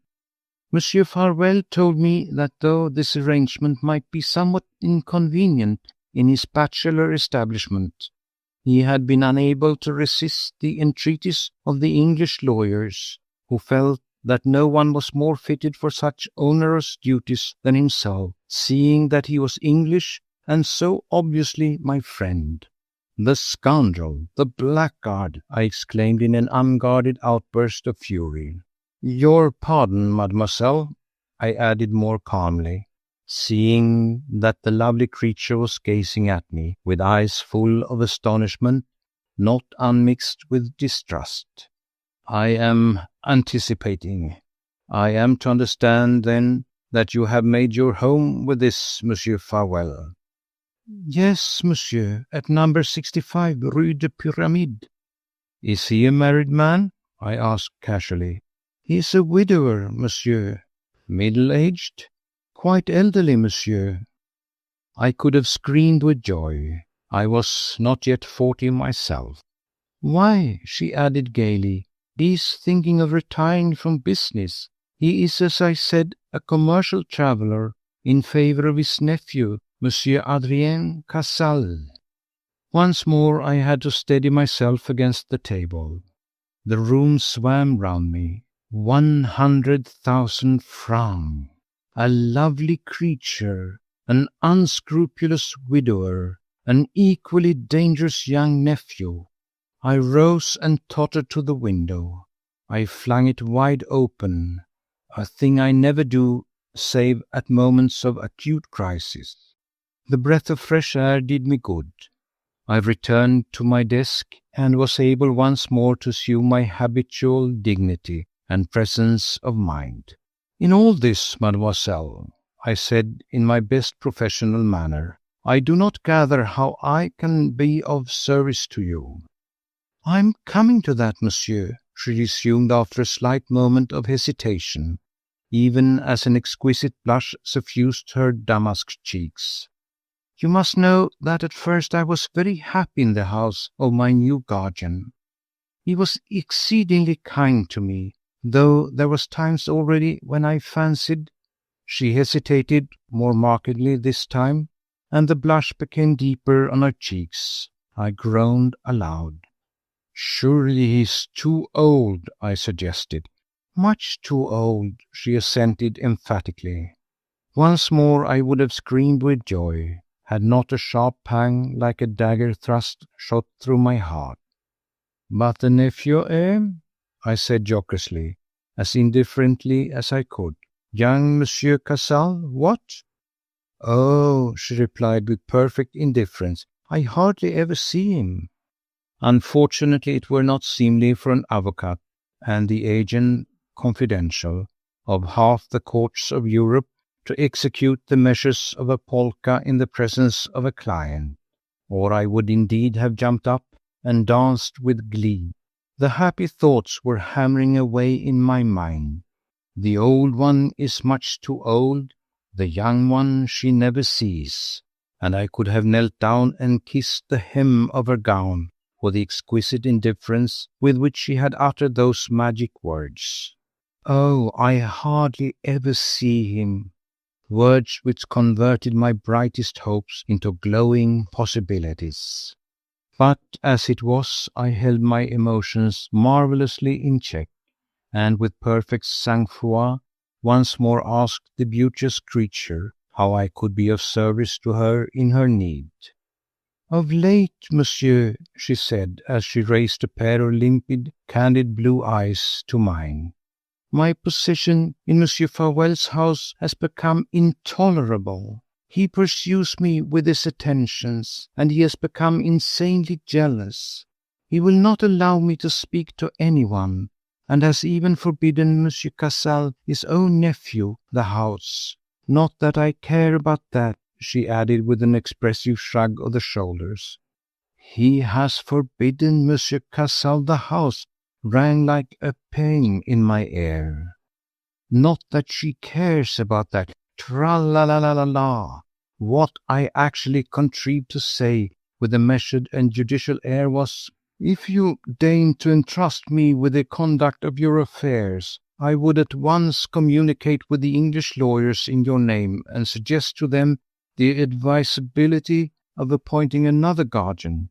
I would suggest, for instance, that I—" "How can you do that, monsieur?" she broke in somewhat impatiently, "seeing that I cannot possibly tell you who these lawyers are." "Eh?" I queried, gasping. "I neither know their names nor their residence in England." Once more I gasped. "Will you explain?" I murmured. "It seems, monsieur, that while my dear mother lived, she always refused to take a single sou from my father, who had so basely deserted her. Of course she did not know that he was making a fortune over in England, nor that he was making diligent inquiries as to her whereabouts when he felt that he was going to die. Thus he discovered that she had died the previous year, and that I was working in the atelier of Madame Cecile, the well-known milliner. When the English lawyers wrote to me at that address, they, of course, said that they would require all my papers of identification before they paid any money over to me. And so, when Monsieur Farwell went over to England, he took all my papers with him and—" She burst into tears and exclaimed piteously, "Oh, I have nothing now, monsieur, nothing to prove who I am. Monsieur Farwell took everything, even the original letter which the English lawyers wrote to me." "Farwell," I urged, "can be forced by the law to give all your papers up to you." "Oh, I have nothing now, monsieur. He threatened to destroy all my papers unless I promise to become his wife, and I haven't the least idea how and where to find the English lawyers." I don't remember either their name or their address, and if I did, how could I prove my identity to their satisfaction? I don't know a soul in Paris save a few irresponsible millinery apprentices at Madame Cecile, who, no doubt, is hand in glove with Monsieur Farewell. I am all alone in the world and friendless. I have come to you, monsieur, in my distress, and you will help me, will you not?" She looked more adorable in grief than she had ever done before. To tell you that at this moment visions floated in my mind, before which Dante's vision of paradise would seem pale and tame, were but to put it mildly. I was literally soaring in heaven, for you see, I am a man of intellect and of action. No sooner do I see possibilities before me than my brain soars in an empyrean, whilst conceiving daring plans for my body's permanent abode in Elysium. At this present moment, for instance, to name but a few of the beatific visions which literally dazzled me with their radiance, I could see my fair client as a lovely and blushing bride by my side, even whilst Messieurs X and X, the two still unknown English lawyers, handed me a heavy bag which bore the legend 100,000 francs. I could see, but I had not the time now to dwell on these ravishing dreams. The beauteous creature was waiting for my decision. She had placed her fate in my hands. I placed my hand on my heart. "Mademoiselle," I said solemnly, "I will be your adviser and your friend. Give me but a few days' grace, every hour, every minute of which I will spend in your service. At the end of that time I will not only have learnt the name and address of the English lawyers, but I will have communicated with them on your behalf, and all your papers proving your identity will be in your hands. Then we can come to decision with regard to a happier and more comfortable home for you. In the meanwhile, I entreat you to do nothing that may precipitate Monsieur Farewell's actions. Do not encourage his advances, but do not repulse them. And above all, keep me well informed of everything that goes on in his house." She spoke a few words of touching gratitude. Then she rose, and with a gesture of exquisite grace, she extracted 100-franc note from her reticule and placed it upon my desk. "Mademoiselle," I protested with splendid dignity, "I have done nothing as yet." "Ah, but you will, monsieur," she entreated in accents that completed my subjugation to her charms. "Besides, you do not know me. How could I expect you to work for me and not to know if, in the end, I should repay you for all your trouble? I pray you take this small sum without demur. Monsieur Farewell keeps me well supplied with pocket money. There will be another 100 for you when you place the papers in my hands." I bowed to her, and having once more assured her of my unswerving loyalty to her interests, I accompanied her to the door, and anon saw her graceful figure slowly descend the stairs, and then disappear along the corridor. Then I went back to my room, and was only just in time to catch Theodore calmly pocketing the 100-franc note which my fair client had left on the table. I secured the note, and I didn't give him a black eye, for it was no use putting him in a bad temper when there was so much to do. That very same evening I interviewed the concierge at number 65 Rue de Pyramide. From him I learnt that Monsieur Farewell lived on a very small income on the top floor of the house, that his household consisted of a housekeeper who cooked and did the work of the apartment for him, and an odd-job man who came every morning to clean boots, knives, draw water, and carry up fuel from below. I also learnt that there was a good deal of gossip in the house about the presence in Monsieur Farewell's bachelor establishment of a young and beautiful girl whom he tried to keep a virtual prisoner under his eye. The next morning, dressed in a shabby blouse, alpaca cap, and trousers frayed out round the ankles, I, Hector Ratichon, the confidant of kings, was lounging under the porte-cochere of number 65 Rue de Pyramide. I was watching the movements of a man similarly attired to myself, as he crossed and recrossed the courtyard to draw water from the well or to fetch wood from one of the sheds, and then disappeared up the main staircase. A casual, tactful inquiry of the concierge assured me that that man was indeed in the employ of Monsieur Farewell. I waited as patiently and inconspicuously as I could, and at 10 o'clock I saw that my man had obviously finished his work for the morning, and had finally come down the stairs ready to go home. I followed him.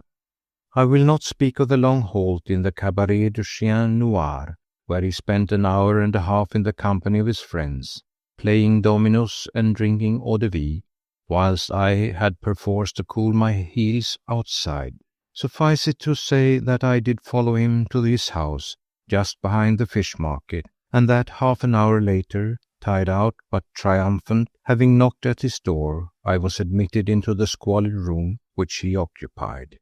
He surveyed me with obvious mistrust, but I soon reassured him. "My friend, Monsieur Farewell has recommended you to me," I said with my usual affability. "I was telling him just a while ago that I needed a man to look after my office in the Rue du Nord of a morning, and he told me that in you I would find just the man I wanted." Grunted the fellow, very sullenly, I thought. "I work for Farewell in the mornings. Why should he recommend me to you? Am I not giving satisfaction?" "Perfect satisfaction," I rejoined urbanely. "That is just the point. Monsieur Farewell desires to do you a good turn, seeing that I offered to pay you 20 sous for your morning's work, instead of the 10 which you are getting from him." I saw his eyes glisten at mention of the 20 sous. "I'd best go and tell him then that I'm taking on your work," he said, and his tone was no longer sullen now. "Quite unnecessary," I rejoined. "I arranged everything with Monsieur Farewell before I came to you. He has already found someone else to do his work, and I shall want you to be at my office by 7 o'clock tomorrow morning. And," I added, for I am always cautious and judicious, and I now placed a piece of silver in his hand, "here are the first 20 sous on account." He took the money and promptly became very civil, even obsequious. He not only accompanied me to the door, but all the way down the stairs, and assured me all the time that he would do his best to give me entire satisfaction. I left my address with him, and sure enough, he turned up at the office the next morning at 7 o'clock precisely. Theodore had had my orders to direct him in his work, and I was left free to enact the second scene of the moving drama in which I was determined to play the hero, and to ring down the curtain to the sound of the wedding bells. I took on the work of odd job man at 65 Rue de Pyramide. Yes, even I, who had sat in the private room of an emperor discussing the destinies of Europe. But with a beautiful bride and 100,000 francs as my goal, I would have worked in a coal mine or on the galleys for such a guerdon.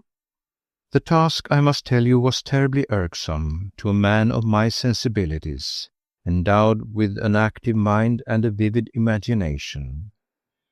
The dreary monotony of fetching water and fuel from below and polishing the boots of that arch-scoundrel Farewell would have made a less stout spirit quail. I had, of course, seen through the scoundrel's game at once. He had rendered Estelle quite helpless by keeping all her papers of identification, and by withholding from her all the letters which, no doubt, the English lawyers wrote to her from time to time. Thus she was entirely in his power, but, thank heaven, only momentarily, for I, Hector Ratichon, Argus-eyed, was on the watch. Now and then the monotony of my existence and the hardship of my task were relieved by a brief glimpse of Estelle or a smile of understanding from her lips. Now and then she would contrive to murmur as she brushed past me while I was polishing the scoundrel's study floor. "Any luck yet?"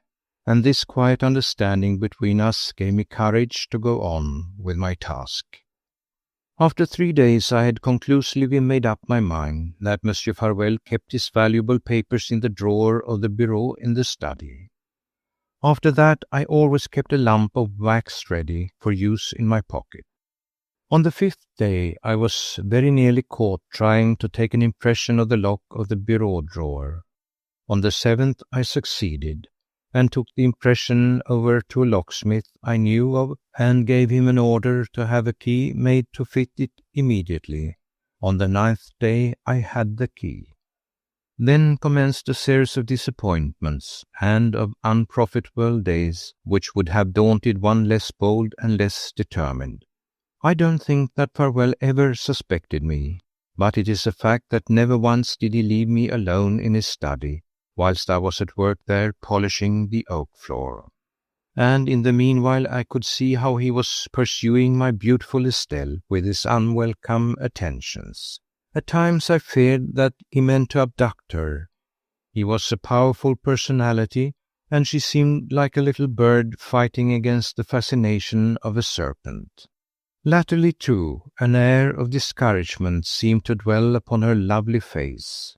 I was half distraught with anxiety, and once or twice, whilst I knelt upon the hard floor, scrubbing and polishing as if my life depended on it, whilst he, the unscrupulous scoundrel, sat calmly at his desk, reading or writing, I used to feel as if the next moment I must attack him with my scrubbing brush and knock him down senseless, whilst I ransacked his drawers. My horror of anything approaching violence saved me from so foolish a step. Then it was that, in the hour of my blackest despair, a flash of genius pierced through the darkness of my misery. For some days now, Madame Dupont, Farewell's housekeeper, had been exceedingly affable to me.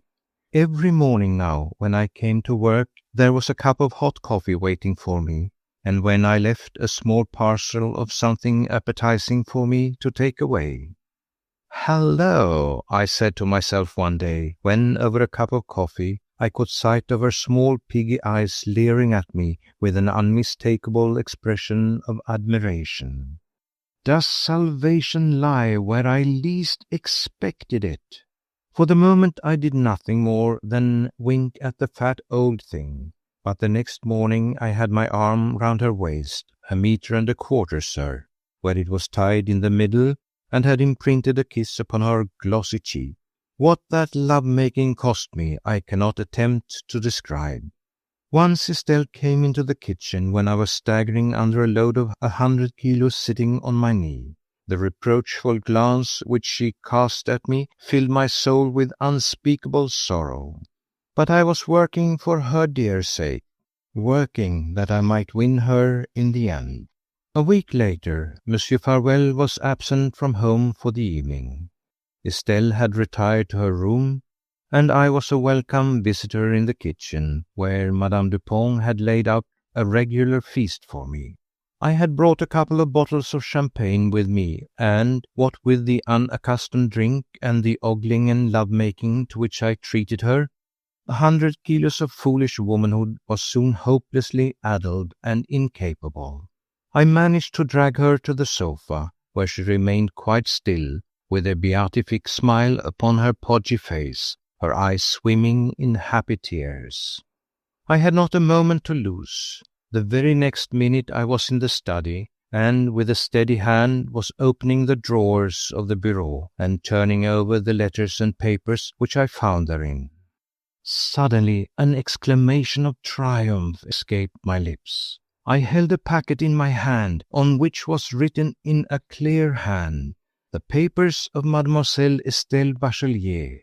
A brief examination of the packet sufficed.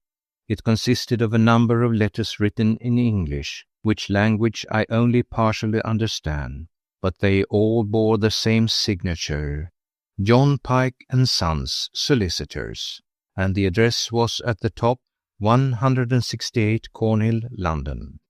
It also contained my Estelle's birth certificate, her mother's marriage certificate, and her police registration card.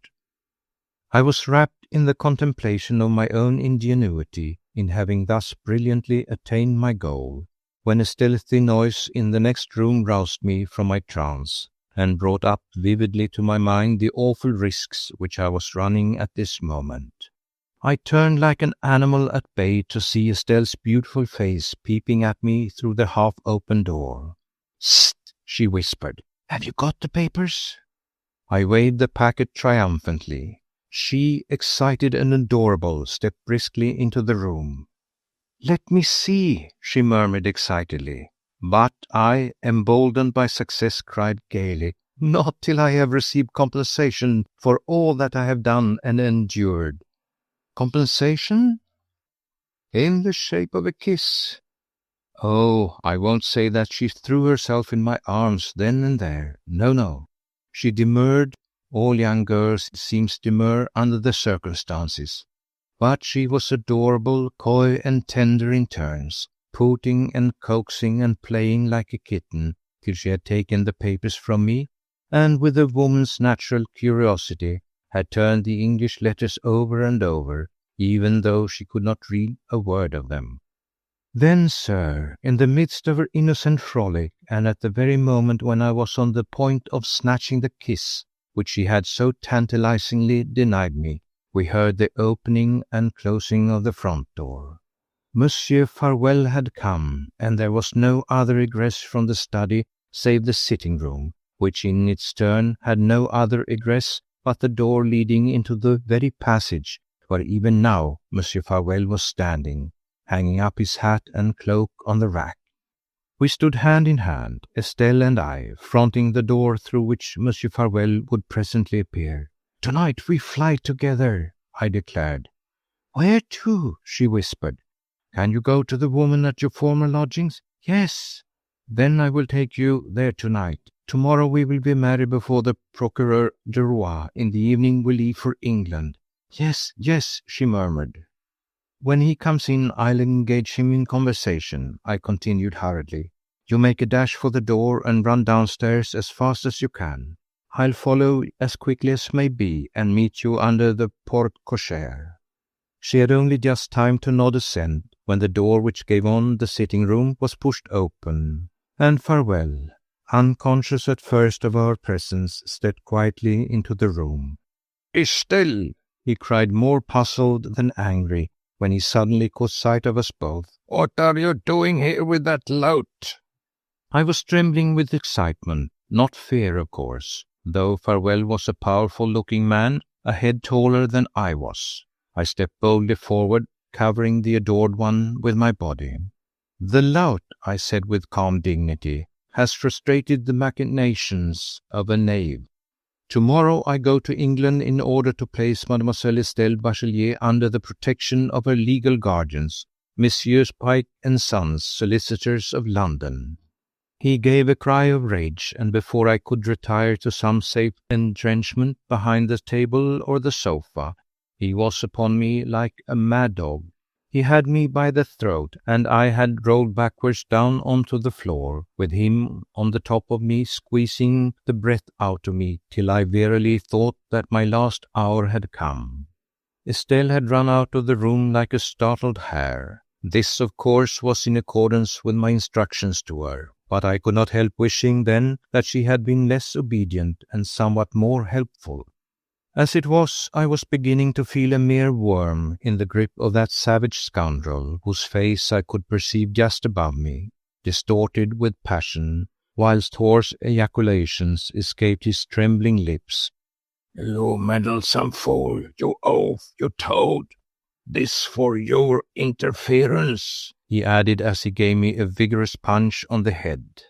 I felt my senses reeling. My head was swimming. My eyes no longer could see distinctly. It seemed as if an unbearable pressure upon my chest would finally squeeze the last breath out of my body.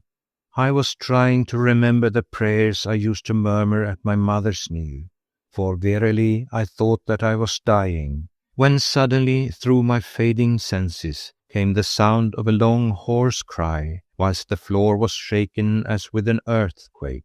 The next moment the pressure on my chest seemed to relax. I could hear Farewell's voice uttering language such as it would be impossible for me to put on record, and through it all hoarse and convulsive cries of, "You shan't hurt him, you limb of Satan, you!" Gradually strength returned to me. I could see it as well as hear, and what I saw filled me with wonder and with pride. Wonder at Mme. Dupont's pluck, pride in that her love for me had given such power to her mighty arms. Aroused from her slumbers by the sound of the scuffle, she had run to the study, only to find me in deadly peril of my life. Without a second's hesitation she had rushed on Farewell, seized him by the collar, pulled him away from me, and then thrown the whole weight of her 100 kilos upon him, rendering him helpless. A woman, lovely, selfless woman, my heart a prey to remorse in that I could not remain in order to thank my plucky deliverer. I nevertheless finally struggled to my feet and fled from the apartment and down the stairs, never drawing breath till I felt Estelle's hand resting confidingly upon my arm. I took her to the house where she used to lodge and placed her under the care of the kind concierge who was Theodore's aunt. Then I too went home, determined to get a good night's rest. The morning would be a busy one for me. There would be the special license to get, the Curé of St. Jacques to interview, the religious ceremony to arrange for, and the places to book on the stagecoach for Boulogne en route for England and fortune. I was supremely happy and slept the sleep of the just. I was up betimes and started on my round of business at 8 o'clock the next morning. I was a little troubled about money, because when I had paid for the license and given to the curé the required fee for the religious service and ceremony, I had only 5 francs left out of the 100 which the adored one had given me. However, I booked the seats on the stagecoach and determined to trust to luck. Once Estelle was my wife, all money care would be at an end, since no power on earth could stand between me and the 100,000 francs, the happy goal for which I had so ably striven. The marriage ceremony was fixed for 11 o'clock, and it was just upon 10 when, at last, with a light heart and springy step, I ran up the dingy staircase which led to the adored one's apartment. I knocked at the door. It was opened by a young man, who with a smile courteously bade me enter. I felt a little bewildered and slightly annoyed. My Estelle should not receive visits from young men at this hour. I pushed past the intruder in the passage and walked boldly into the room beyond. Estelle was sitting upon the sofa, her eyes bright, her mouth smiling, a dimple in each cheek. I approached her with outstretched arms, but she paid no heed to me, and turned to the young man who had followed me into the room. "Adrienne," she said, "this is kind Monsieur Ratichon, who at risk of his life obtained for us all my papers of identification, and also the valuable name and address of the English lawyers." "Monsieur," added the young man as he extended his hand to me, "Estelle and I will remain eternally your debtors." I struck at the hand which he had so impudently held out to me and turned to Estelle with my usual dignified calm, but with wrath expressed in every line of my face. "Estelle," I said, "what is the meaning of this?" "Oh," she retorted with one of her provoking smiles, "you must not call me Estelle, you know, or Adrienne will smack your face. We are indeed grateful to you, my good Monsieur Ratichon," she continued more seriously, "and though I only promised you another 100 francs when your work for me was completed, my husband and I have decided to give you 1,000 francs in view of the risks which you ran on our behalf." "Your husband?" I stammered. "I was married to Monsieur Adrien Cazal a month ago," she said, "but we had perforce to keep our marriage a secret, because Monsieur Farewell once vowed to me that unless I became his wife, he would destroy all my papers of identification, and then, Even if I ever succeeded in discovering who were the English lawyers who had charge of my father's money, I could never prove it to them that I and no one else was entitled to it. But for you, dear Monsieur Ratichon, added the cruel and shameless one, I should indeed never have succeeded.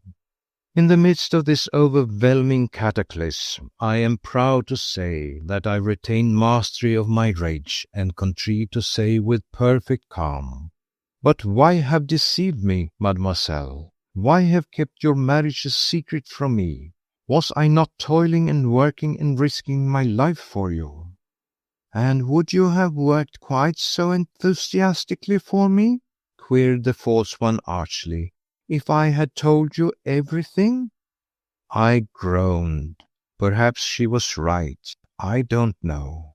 I took the 1,000 francs and never saw Monsieur and Madame Casal again. But I met Madame Dupont by accident soon after. She has left Monsieur Farwell's service. She still weighs 100 kilos. I often call on her of an evening. Ah, well. Chapter 3. On the Brink.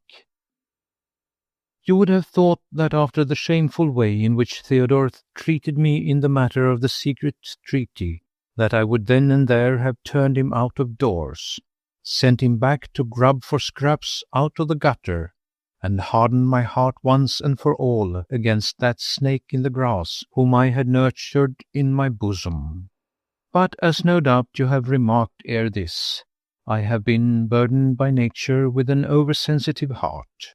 It is a burden, my dear sir, and though I have suffered inexpressibly under it, I nevertheless agree with the English poet George Crabbe, whose works I have read with a great deal of pleasure and profit in the original tongue, and who avers in one of his inimitable tales that it is better to love amiss than nothing to have loved. Not that I loved Theodore, you understand?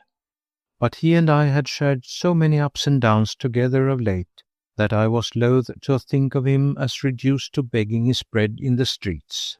Then I kept him by me, for I thought that he might at times be useful to me in my business. I kept him to my hurt, as you will presently see. In those days, I am now speaking of the time immediately following the restoration of our beloved King Louis XVIII to the throne of his forebears. Parisian society was, as it were, divided into two distinct categories: those who had become impoverished by the revolution and the wars of the empire, and those who had made their fortunes thereby. Among the former was Monsieur le Marquis de Firmin-Latour, a handsome young officer of cavalry, and among the latter was one Morus Mosenstein, a usurer of the Jewish persuasion, whose wealth was reputed in millions, and who had a handsome daughter, biblically named Rachel, who a year ago had become Madame la Marquise de Firmin-Latour. From the first moment that this brilliant young couple appeared upon the firmament of Parisian society, I took a keen interest in all their doings. In those days, you understand, it was in the essence of my business to know as much as possible of the private affairs of people in their position, and instinct had at once told me that in the case of Monsieur le Marquis de la Firmin-Latour, such knowledge might prove very remunerative. Thus, I very soon found out that Monsieur le Marquis had not a single louis of his own to bless himself with, and that it was Papa Mosenstein's millions that kept up the young people's magnificent establishment in the Rue de Grammont. I also found out that Madame la Marquise was some dozen years older than Monsieur, and that she had been a widow when she married him. There were rumours that her first marriage had not been a happy one. The husband, Monsieur le Comte de Naquet, had been a gambler and a spendthrift, and had dissipated as much of his wife's fortune as he could lay his hands on, until one day he went off on a voyage to America, or goodness knows where, and was never heard of again. Madame la Comtesse, as she then was, did not grieve over her loss. Indeed, she returned to the bosom of her family, and her father, a shrewd usurer who had amassed an enormous fortune during the wars, succeeded with the aid of his apparently bottomless moneybags in having his first son-in-law declared deceased by royal decree, so as to enable the beautiful Rachel to contract another, yet more brilliant alliance, as far as name and lineage were concerned, with the Marquis de Firmin-Latour. Indeed, I learned that the worthy Israelite's one passion was the social advancement of his daughter, whom he worshipped. So, as soon as the marriage was consummated, and the young people were home from their honeymoon, he fitted up for their use the most extravagantly sumptuous apartment Paris had ever seen. Nothing seemed too good or too luxurious for Madame la Marquise de Firmin-Latour. He desired her to cut a brilliant figure in Paris society, nay, to be the Ville Lumiere's brightest and most particular star. After the town house, he bought a chateau in the country, horses and carriages, which he placed at the disposal of the young couple. He kept up an army of servants for them, and replenished their cellars with the choicest wines. He threw money about for diamonds and pearls which his daughter wore, and paid all his son-in-law's tailors' and shirt-makers' bills. But always the money was his, you understand? The house in Paris was his, so was the chateau on the Loire. He lent them to his daughter. He lent her the diamonds and the carriages, and the boxes at the Opera and the Française. But here his generosity ended. He had been deceived in his daughter's first husband. Some of the money which he had given her had gone to pay the gambling debts of an unscrupulous spendthrift. He was determined that this should not occur again. A man might spend his wife's money. Indeed, the law placed most of it at his disposal in those days, but he could not touch or mortgage one sou that belonged to his father-in-law. And strangely enough, Madame la Marquise de Firmin-Latour acquiesced and aided her father in his determination. Whether it was the Jewish blood in her or merely obedience to old Mosenstein's whim, it were impossible to say.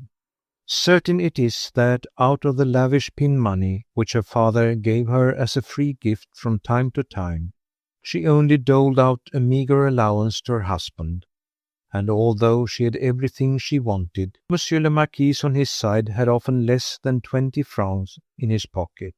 A very humiliating position, you will admit, sir, for a dashing young cavalry officer.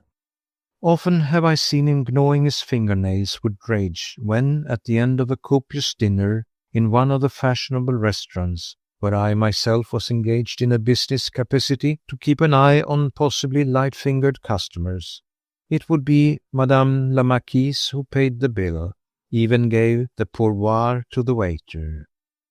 At such times my heart would be filled with pity for his misfortunes, and in my own proud and lofty independence I felt that I did not envy him his wife's millions. Of course he borrowed from every usurer in the city for as long as they would lend him any money. But now he was up to his eyes in debt, and there was not a Jew inside France who would have lent him 100 francs. You see, his precarious position was as well known as were his extravagant tastes and the obstinate parsimoniousness of Monsieur Mosenstein. But such men as Monsieur le Marquis de Firmin-Latour, you understand, sir, are destined by nature first, and by fortuitous circumstances afterwards, to become the clients of men of ability like myself. I knew that sooner or later the elegant young soldier would be forced to seek the advice of someone wiser than himself, for indeed his present situation could not last much longer. It would soon be sink with him, for he could no longer swim. And I was determined that when that time came, he should turn to me as the drowning man turns to the straw. So where Monsieur le Marquis went in public, I went when possible. I was biding my time, and wisely too, as you will judge. Then one day our eyes met, not in a fashionable restaurant, I may tell you, but in a discreet one situated on the slopes of Montmartre. I was there alone, sipping a cup of coffee after a frugal dinner. I had drifted in there chiefly because I had quite accidentally caught sight of Monsieur le Marquis de Firmin-Latour walking arm in arm up the Rue Lepic with a lady who was both youthful and charming, a well-known dancer at the opera. Presently I saw him turn into that discreet little restaurant, where, in very truth, it was not likely that Madame la Marquise would follow him. But I did. What made me do it, I cannot say, but for some time now it had been my wish to make the personal acquaintance of Monsieur de Firmin-Latour, and I lost no opportunity which might help me to attain this desire. Somehow the man interested me. His social and financial position was peculiar, you will admit, and here, methought, was the beginning of an adventure which might prove the turning point in his career and my opportunity. I was not wrong, as you will presently see. While silently eating my simple dinner, I watched Monsieur de Firmin-Latour. He had started the evening by being very gay. He had ordered champagne and a succulent meal, and chatted light-heartedly with his companion, until presently 3 young women, flashily dressed, made noisy irruption into the restaurant. Monsieur de Firmin-Latour's friend hailed them, introduced them to him, and soon he was host, not to 1 lady, but to 4. And instead of 2 dinners, he had to order 5, and more champagne, and then dessert, peaches, strawberries, bonbons, liquors, flowers, and what not, until I could see that the bill which presently he would be called upon to pay would amount to far more than his quarterly allowance from Madame la Marquise, far more, presumably, than he had in his pocket at the present moment. My brain worked with marvellous rapidity, as you know. Already I had made up my mind to see the little comedy through to the end, and I watched with a good deal of interest and some pity the clouds of anxiety gathering over Monsieur de Firmin-Latour's brow. The dinner party lasted some considerable time. Then the inevitable cataclysm occurred. The ladies were busy chattering and rouging their lips when the bill was presented. They affected to see and hear nothing. It is a way ladies have when dinner has to be paid for, but I saw and heard everything. The waiter stood by, silent and obsequious at first, whilst Monsieur le Marquis hunted through all his pockets. Then there was some whispered colloquy, and the waiter's attitude lost something of its correct dignity.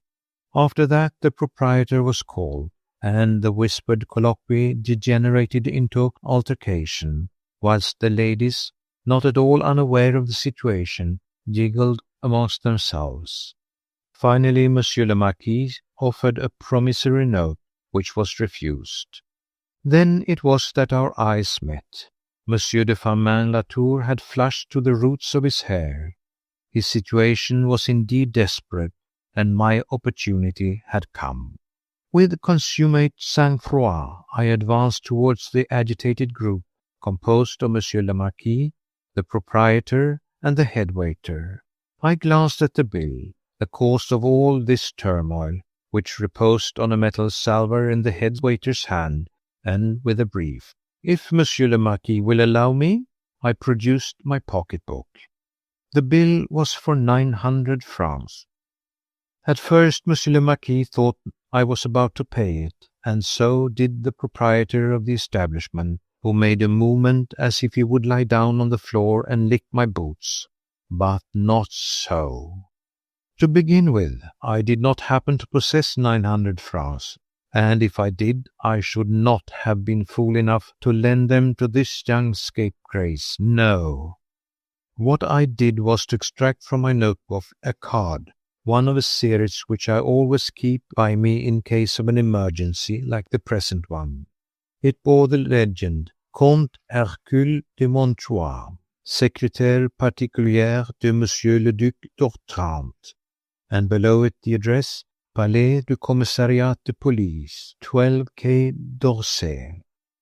This card I presented with a graceful flourish of the arm to the proprietor of the establishment, whilst I said with that lofty self-assurance which is one of my finest attributes, and which I have never seen equalled. Monsieur le Marquis is my friend. I will be guarantee for this trifling amount. The proprietor and head waiter stammered excuses. Private secretary of Monsieur le Duc d'Otrante.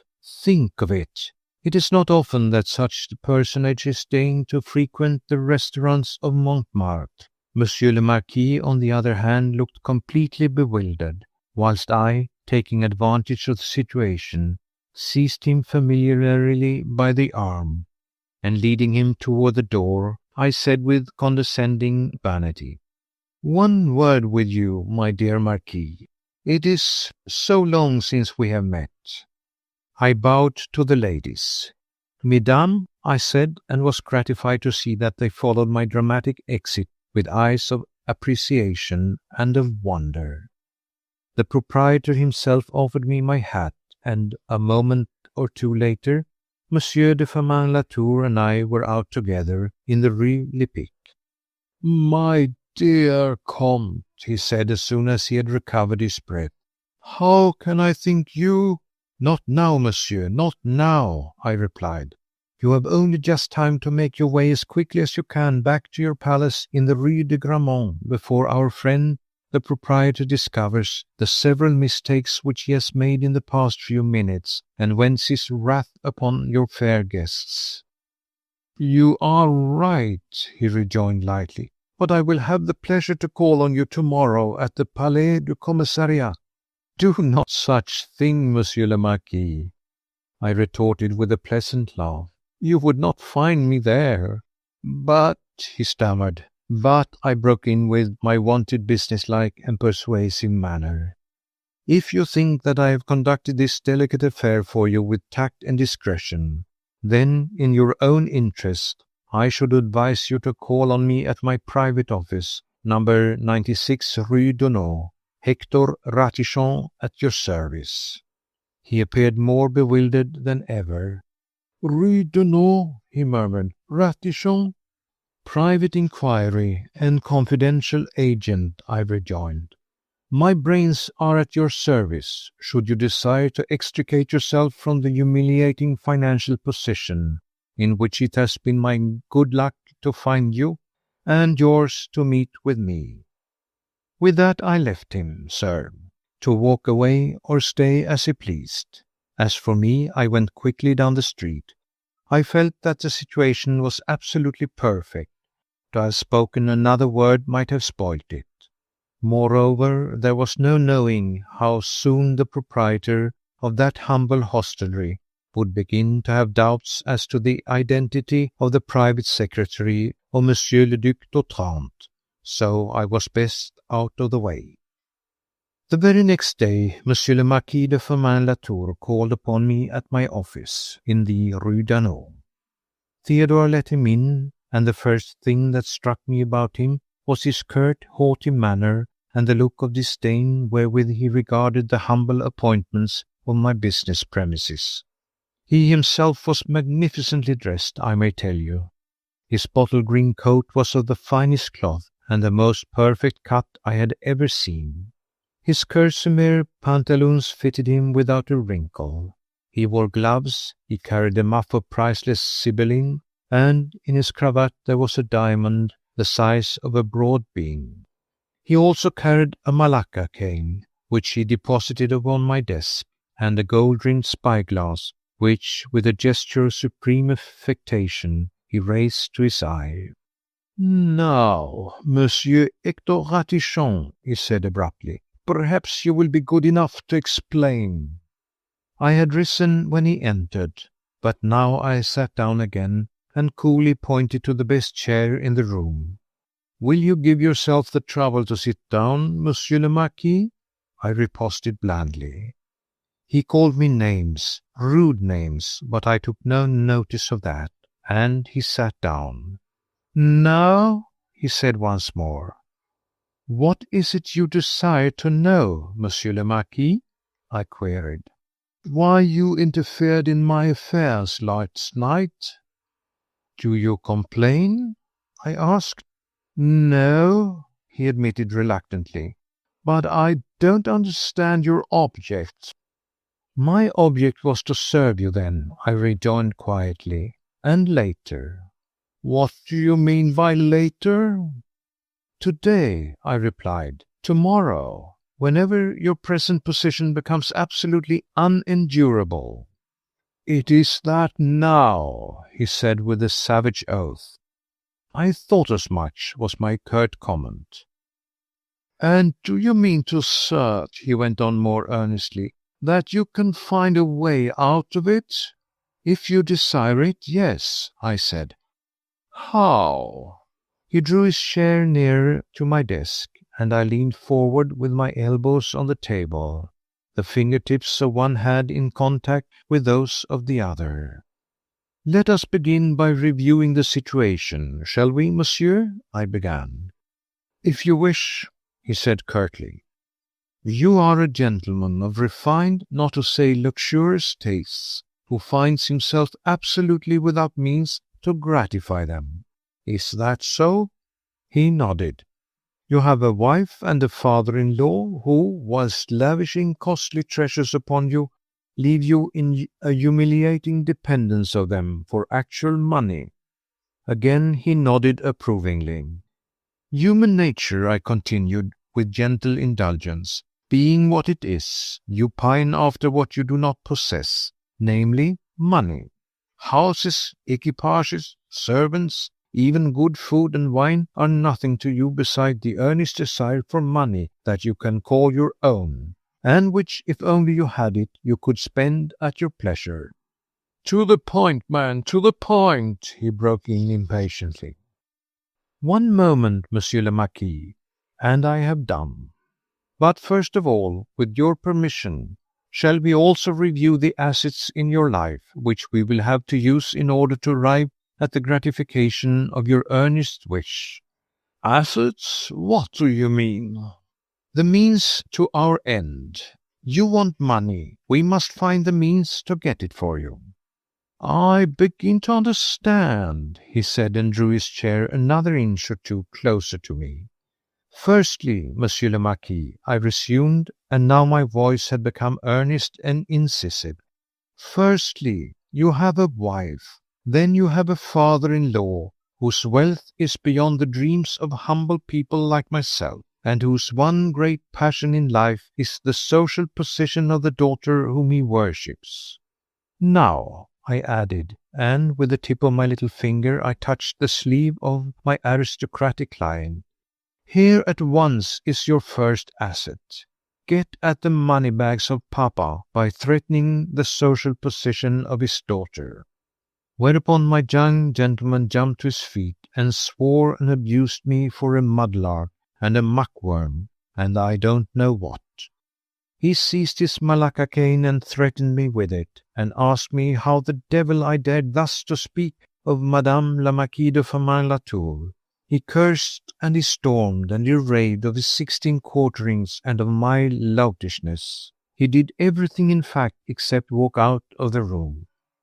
I let him go on quietly. It was part of his program, and we had to go through the performance. As soon as he gave me the chance of putting in a word edgeways, I rejoined quietly. We are not going to hurt Madame la Marquise, monsieur, and if you do not want the money, let us say no more about it. Whereupon he calmed down. After a while he sat down again, this time with his cane between his knees and its ivory knob between his teeth. Go on, he said curtly. Nor did he interrupt me again, whilst I expounded my scheme to him. One that, mind you, I had evolved during the night, knowing well that I should receive his visit during the day. And I flatter myself that no finer scheme for the bleeding of a parsimonious usurer was ever devised by any man. If it succeeded, and there was no reason why it should not, Monsieur de Firmin-Latour would pocket a cool 500,000, whilst I, sir, the brain that had devised the whole scheme, pronounced myself satisfied with a paltry emolument of 100,000 francs, out of which, remember, I should have to give Theodore a considerable sum. We talked it all over, Monsieur le Marquis and I, the whole afternoon. I may tell you at once that he was positively delighted with the plan, and then and there gave me 100 francs out of his own meagre purse for my preliminary expenses. The next morning we began work. I had begged Monsieur le Marquis to find the means of bringing me a few scraps of the late Monsieur le Comte de Naquet's, Madame le Marquis's first husband, handwriting. This fortunately he was able to do. They were a few valueless notes penned at different times by the deceased gentleman, and which, luckily for us all, Madame had not thought it worth while to keep under lock and key. I think I told you before, did I not, what a marvellous expert I am in every kind of calligraphy, and soon I had a letter ready which was to represent the first fire in the exciting war which we were about to wage against an obstinate lady and a parsimonious usurer. My identity securely hidden under the disguise of a commissionary, I took that letter to Madame la Marquise de Firmin-Latour's sumptuous abode in the Rue de Grammont. Monsieur le Marquis, you understand, had in the meanwhile been thoroughly primed in the role which he was to play. As for Theodore, I thought it best for the moment to dispense with his aid. The success of our first skirmish surpassed our expectations. 10 minutes after the letter had been taken upstairs to Madame la Marquise, one of the maids, on going past her mistress's door, was startled to hear cries and moans proceeding from Madame's room. She entered and found Madame lying on the sofa, her face buried in the cushions, and sobbing and screaming in a truly terrifying manner. The maid applied the usual restoratives, and after a while Madame became more calm, and at once very curtly ordered the maid out of the room. Monsieur le Marquis, on being apprised of this mysterious happening, was much distressed. He hurried to his wife's apartments, and was as gentle and loving with her as he had been in the early days of their honeymoon. But throughout the whole of that evening, and indeed for the next 2 days, all the explanations that he could get from Madame herself was that she had a headache, and that the letter which she had received that afternoon was of no consequence and had nothing to do with her migraine. But clearly the beautiful Rachel was extraordinarily agitated. At night she did not sleep, but would pace up and down her apartments in a state bordering on frenzy, which of course caused Monsieur le Marquis a great deal of anxiety and of sorrow. Finally, on the Friday morning, it seemed as if Madame could contain herself no longer. She threw herself into her husband's arms and blurted out the whole truth. Monsieur le Comte de Naquet, her first husband, who had been declared drowned at sea and therefore officially deceased by royal decree, was not dead at all.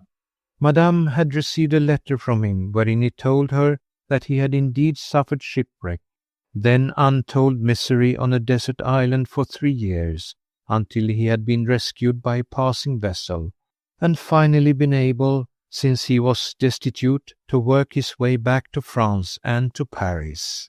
Here he had lived for the past few months as best he could, trying to collect together a little money so as to render himself presentable before his wife, whom he had never ceased to love. Inquiries discreetly conducted had revealed the terrible truth that Madame had been faithless to him, had light-heartedly assumed the death of her husband, and had contracted what was nothing less than a bigamous marriage. Now he, Monsieur de Naquet, standing on his rights as Rachel Mosenstein's only lawful husband, demanded that she should return to him, and as a prelude to a permanent and amicable understanding, she was to call at 3 o'clock precisely on the following Friday at number 96 Rue d'Honneur, where their reconciliation and reunion was to take place. The letter announcing this terrible news and making this preposterous demand she now placed in the hands of Monsieur le Marquis, who at first was horrified and thunderstruck, and appeared quite unable to deal with the situation or to tender advice. For Madame it meant complete social ruin, of course, and she herself declared that she would never survive such a scandal. Her tears and her misery made the loving heart of Monsieur le Marquis bleed in sympathy. He did all he could to console and comfort the lady, whom, alas, he could no longer look upon as his wife. Then, gradually, both he and she became more composed. It was necessary above all things to make sure that Madame was not being victimized by an impostor, and for this purpose Monsieur le Marquis generously offered himself as a disinterested friend and adviser. He offered to go himself to the Rue Dunôt at the hour appointed, and to do his best to induce Monsieur le Comte de Naquet, if indeed he existed, to forego his rights on the lady who had so innocently taken on the name and hand of Monsieur le Marquis de Firmin-Latour. Somewhat more calm, but still unconsoled, the beautiful Rachel accepted this generous offer. I believe that she even found 5,000 francs in her privy purse, which was to be offered to Monsieur de Naquet in exchange for a promise never to worry Madame la Marquise again with his presence. But this I have never been able to ascertain with any finality. Certain it is that when at 3 o'clock on that same afternoon Monsieur de Firmin-Latour presented himself at my office, he did not offer me a share in any 5,000 francs, though he spoke to me about the money, adding that he thought it would look well if he were to give it back to Madame, and to tell her that Monsieur de Naquet had rejected so paltry a sum with disdain. I thought such a move unnecessary, and we argued about it rather warmly, and in the end he went away, as I say, without offering me any share in the emolument. Whether he did put his project into execution or not, I never knew. He told me that he did. After that there followed for me, sir, many days, nay, weeks of anxiety and of strenuous work. Madame la Marquise received several more letters from the supposititious Monsieur de Naquet, any one of which would have landed me, sir, in a vessel bound for New Caledonia. The discarded husband became more and more insistent as time went on, and finally sent an ultimatum to Madame, saying that he was tired of perpetual interviews with Monsieur le Marquis de Firmin-Latour, whose right to interfere in the matter he now fully denied, and that he was quite determined to claim his lawful wife before the whole world. Madame la Marquise in the meanwhile had passed from one fit of hysterics into another. She denied her door to every one, and lived in the strictest seclusion in her beautiful apartment of the Rue de Grammont. Fortunately, this all occurred in the early autumn, when the absence of such a society star from fashionable gatherings was not as noticeable as it otherwise would have been. But clearly we were working up for the climax, which occurred in the way I am about to relate. Ah, my dear sir, when after all these years I think of my adventure with that abominable Marquis, righteous and noble indignation almost strikes me dumb. To think that with my own hands and brains I literally put 500,000 into that man's pocket, and that he repaid me with the basest ingratitude, almost makes me lose my faith in human nature. Theodore, of course, I could punish, and did so adequately, and where my chastisement failed, fate herself put the finishing touch. But Marquis de Firmin-Latour, however, you shall judge for yourself. As I told you, we now made ready for the climax, and that climax, sir, I can only describe as positively gorgeous. We began by presuming that Madame la Marquise had now grown tired of incessant demands for interviews and small doses of money, and that she would be willing to offer a considerable sum to her first and only lawful husband in exchange for a firm guarantee that he would never trouble her again as long as she lived. We fixed the sum at 500,000 francs, and the guarantee was to take the form of a deed, duly executed by a notary of repute, and signed by the supposititious Comte de Naquet. A letter embodying the demand and offering the guarantee was thereupon duly sent to Madame la Marquise, and she, after the usual attack of hysterics, duly confided the matter to Marquis de Firmin-Latour. The consultation between husband and wife on the deplorable subject was touching in the extreme, and I will give that abominable Marquis credit for playing his role in a masterly manner. At first he declared to his dear Rachel that he did not know what to suggest, for in truth she had nothing like 500,000 on which she could lay her hands. To speak of this awful pending scandal to Papa Mosenstein was not to be thought of. He was capable of repudiating the daughter altogether, who was bringing such obloquy upon herself, and would henceforth be of no use to him as a society star. As for himself, in this terrible emergency, he, of course, had less than nothing, or his entire fortune would be placed, if he had one, at the feet of his beloved Rachel. To think that he was on the point of losing her was more than he could bear, and the idea that she would soon become the talk of every gossip-monger in society, and mayhap be put in prison for bigamy, well-nigh drove him crazy. What could be done in this awful perplexity, he for one could not think, unless indeed his dear Rachel were willing to part with some of her jewellery, but no, he could not think of allowing her to make such a sacrifice. Whereupon Madame, like a drowning man, or rather woman, catching at a straw, bethought her of her emeralds. They were historic gems, once the property of the Empress Marie-Thérèse, and had been given to her on her second marriage by her adoring father. No, no, she would never miss them. She seldom wore them, for they were heavy, and more valuable than elegant. And she was quite sure that at the Mont de Piété they would lend her 500,000 francs on them. Then gradually they could be redeemed before Papa had become aware of their temporary disappearance. Madame would save the money out of the liberal allowance she received from him for pin money. Anything was preferable to this awful doom which hung over her head. But even so, Monsieur le Marquis demurred. The thought of his proud and fashionable Rachel going to the Mont de Piété to pawn her own jewels was not to be thought of. She would be seen, recognized, and the scandal would be as bad and worse than anything that loomed on the black horizon of her fate at this hour. What was to be done? What was to be done? Then Monsieur le Marquis had a brilliant idea.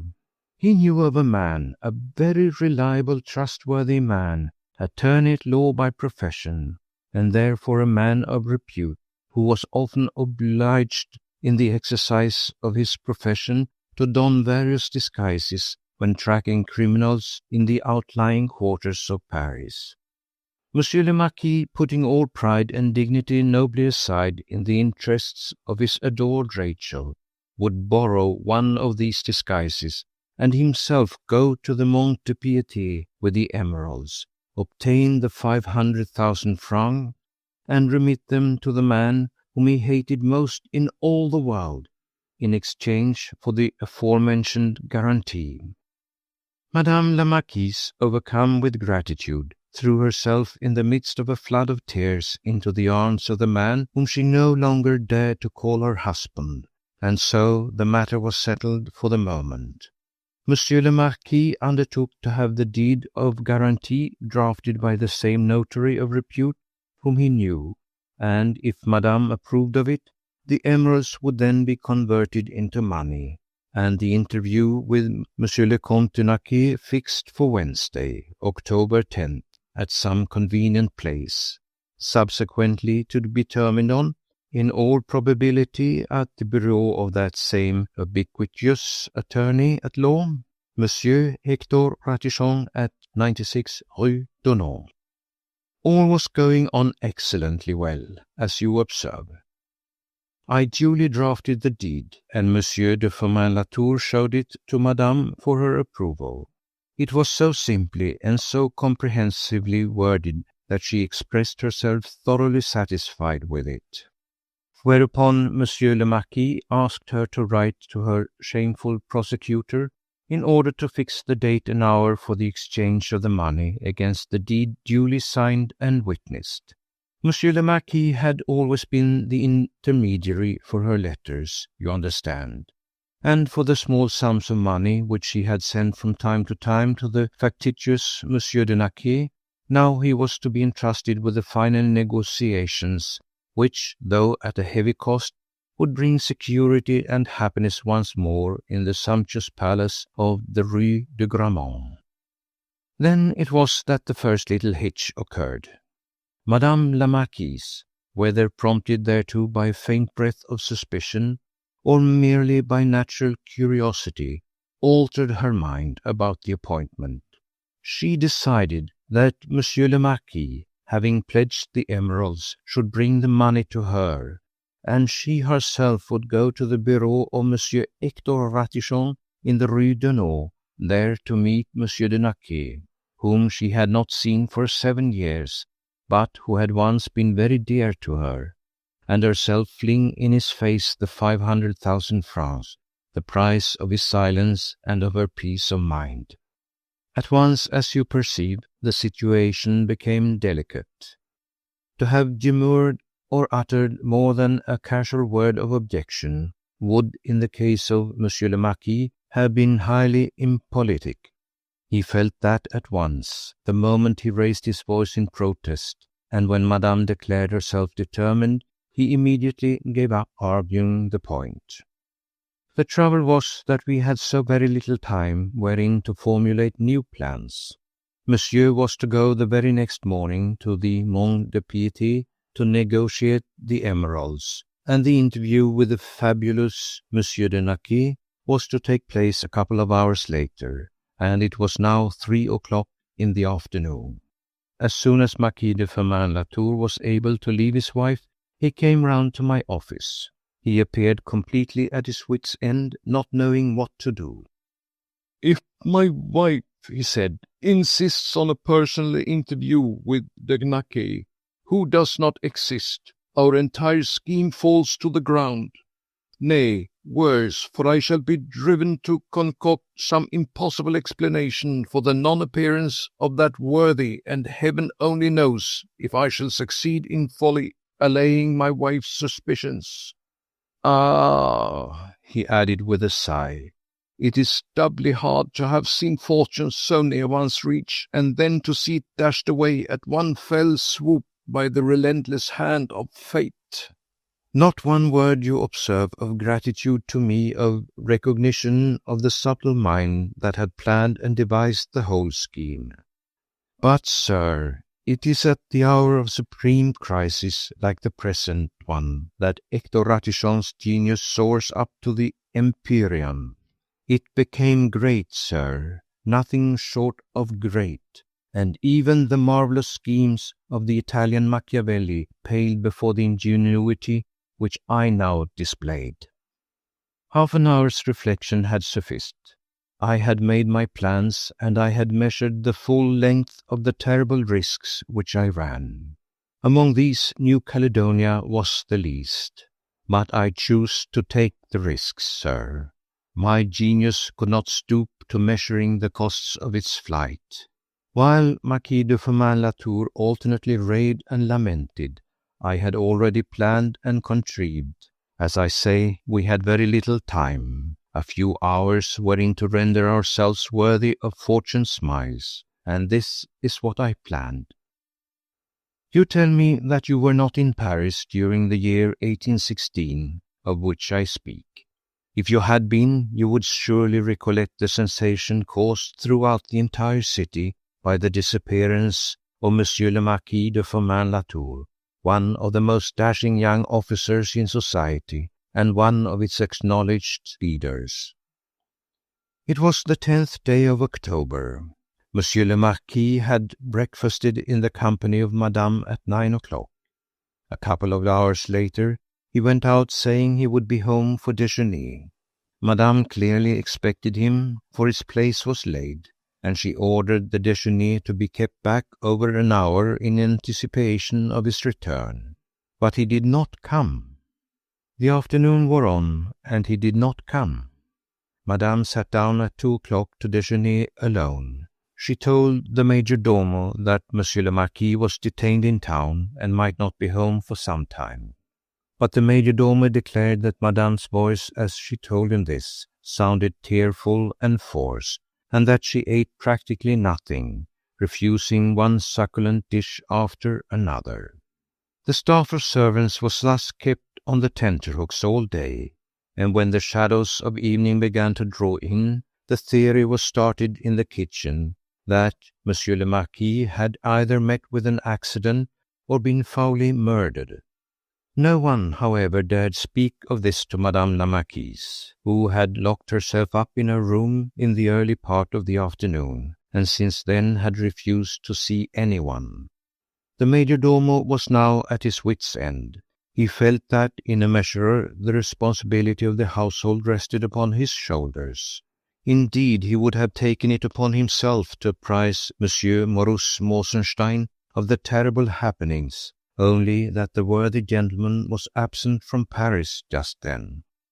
Madame la Marquise remained shut up in her room until past 8 o'clock.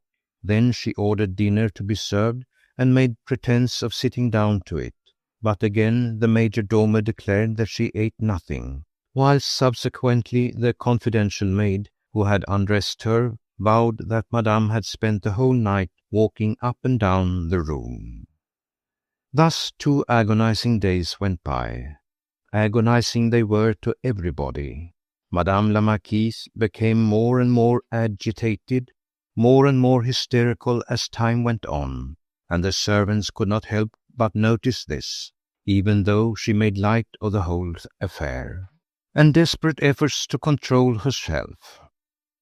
The heads of her household, the major domo, the confidential maid, the chef de cuisine, did venture to drop a hint or two as to the possibility of an accident or of foul play, and the desirability of consulting the police. But Madame would not hear a word of it. She became very angry at the suggestion, and declared that she was perfectly well aware of Monsieur le Marquis's whereabouts, that he was well and would return home almost immediately. As was only natural, tongues presently began to wag. Soon it was common talk in Paris that Monsieur le Marquis de Firmin-Latour had disappeared from his home, and that Madame was trying to put a bold face upon the occurrence. There were surmises and there was gossip. Oh, interminable and long-winded gossip. Minute circumstances in connection with Monsieur le Marquis's private life and Madame la Marquise's affair were freely discussed in the cafés, the clubs and restaurants, and as no one knew the facts of the case, surmises soon became very wild. On the 3rd day of Monsieur le Marquis's disappearance, Papa Mosenstein returned to Paris from Vichy, where he had just completed his annual cure. He arrived at Rue de Grammont at 3 o'clock in the afternoon, demanded to see Madame la Marquise at once, and then remained closeted with her in her apartment for over an hour, after which he sent for the inspector of police of the section, with the result that very same evening Monsieur le Marquis de Firmin-Latour was found locked up in an humble apartment on the top floor of a house in the Rue de Nau, not 10 minutes' walk from his own house. When the police, acting on information supplied to them by Monsieur Morus Mosenstein, forced their way into that apartment, they were horrified to find Monsieur le Marquis de Firmin-Latour there, tied hand and foot with cords to a chair, his likely calls for help smothered by a woolen shawl wound loosely round the lower part of his face. He was half dead with inanition and was conveyed speechless and helpless to his home in the Rue de Grammont, there presumably to be nursed back to health by Madame his wife. Now, in all this matter, I ask you, sir, who ran the greatest risk? Why, I, Hector Ratichon, of course, Hector Ratichon, in whose apartment Monsieur de Firmin-Latour was discovered in a position bordering on absolute inanition. And the proof of this is that self-same night I was arrested at my lodgings at Passy and charged with robbery and attempted murder. It was a terrible predicament for a respectable citizen, a man of integrity and reputation in which to find himself, but Papa Mosenstein was both tenacious and vindictive.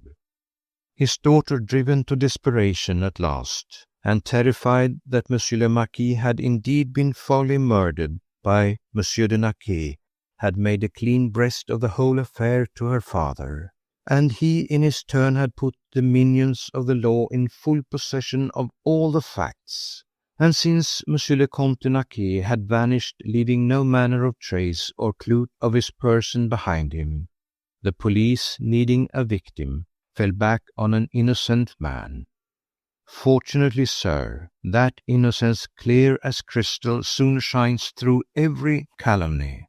But this was not before I had suffered terrible indignities, and all the tortures which base ingratitude can inflict upon a sensitive heart. Such ingratitude as I am about to relate to you has never been equalled on this earth.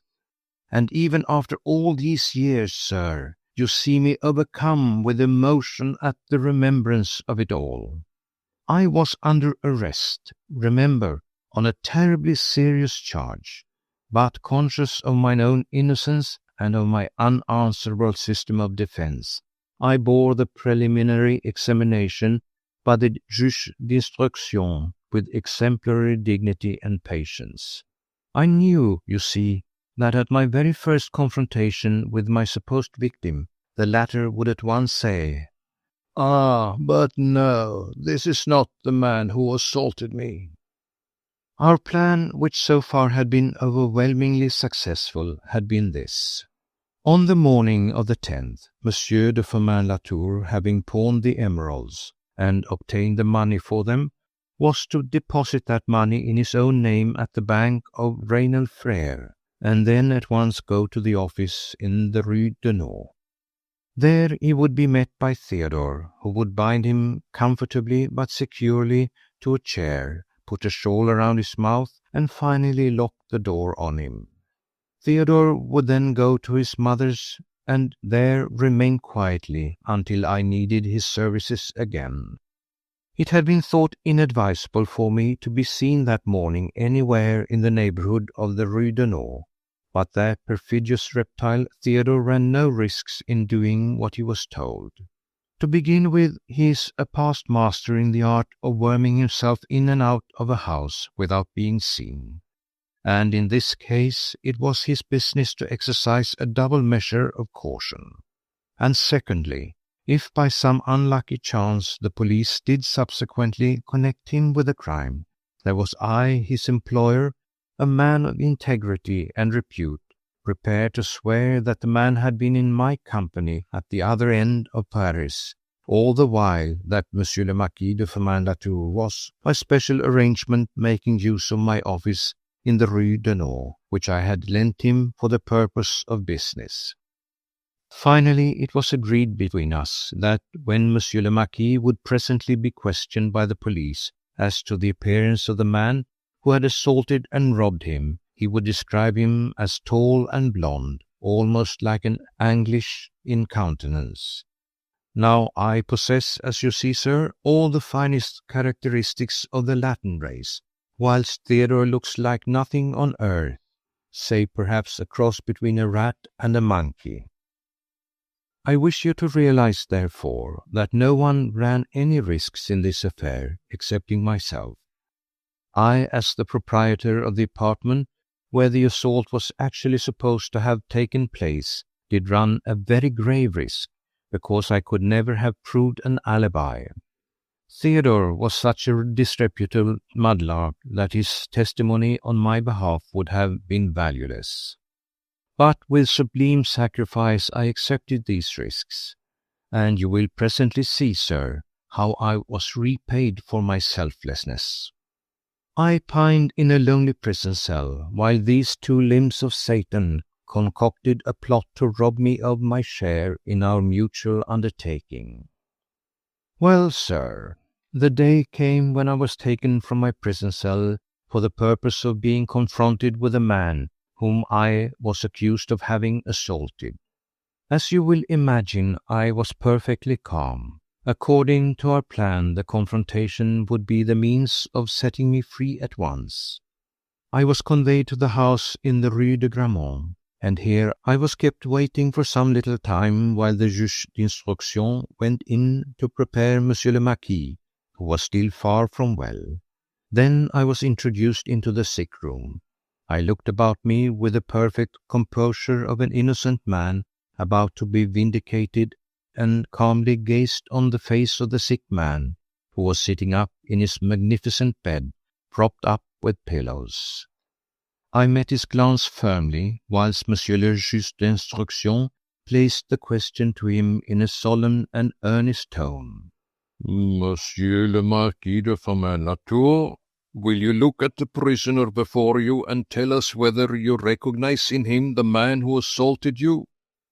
And that perfidious Marquis, sir, raised his eyes and looked me squarely, yes, squarely in the face, and said with incredible assurance, Yes, Monsieur le Juge, that is the man. I recognize him. To me it seemed then as if a thunderbolt had crashed through the ceiling and exploded at my feet. I was like one stunned and dazed. The black ingratitude, the abominable treachery, completely deprived me of speech. I felt choked as if some poisonous effluvia, the poison, sir, of that man's infamy, had got into my throat. The state of inertia lasted, I believe, less than a second. The next I had uttered a hoarse cry of noble indignation. "You vampire! You!" I exclaimed. "You viper! You!" I would have thrown myself on him and strangled him with glee, but that minions of the law had me by the arms and dragged me away out of the hateful presence of that traitor, despite my objurgations and my protestations of innocence. Imagine my feelings when I found myself once more in a prison cell, my heart filled with unspeakable bitterness against that perfidious Judas. Can you wonder that it took me some time before I could collect my thoughts sufficiently to review my situation, which no doubt to the villain himself who had just played me this abominable trick must have seemed desperate indeed? Ah, I could see it all, of course. He wanted to see me sent to New Caledonia, whilst he enjoyed the fruits of his unpardonable backsliding. In order to retain the miserable 100,000 francs which he had promised me, he did not hesitate to plunge up to the neck in this heinous conspiracy. Yes, conspiracy. For the very next day, when I was once more hailed before the juge d'instruction, another confrontation awaited me, this time with that scurvy rouge Theodore. He had been summoned by Monsieur le Marquis to turn against the hand that fed him.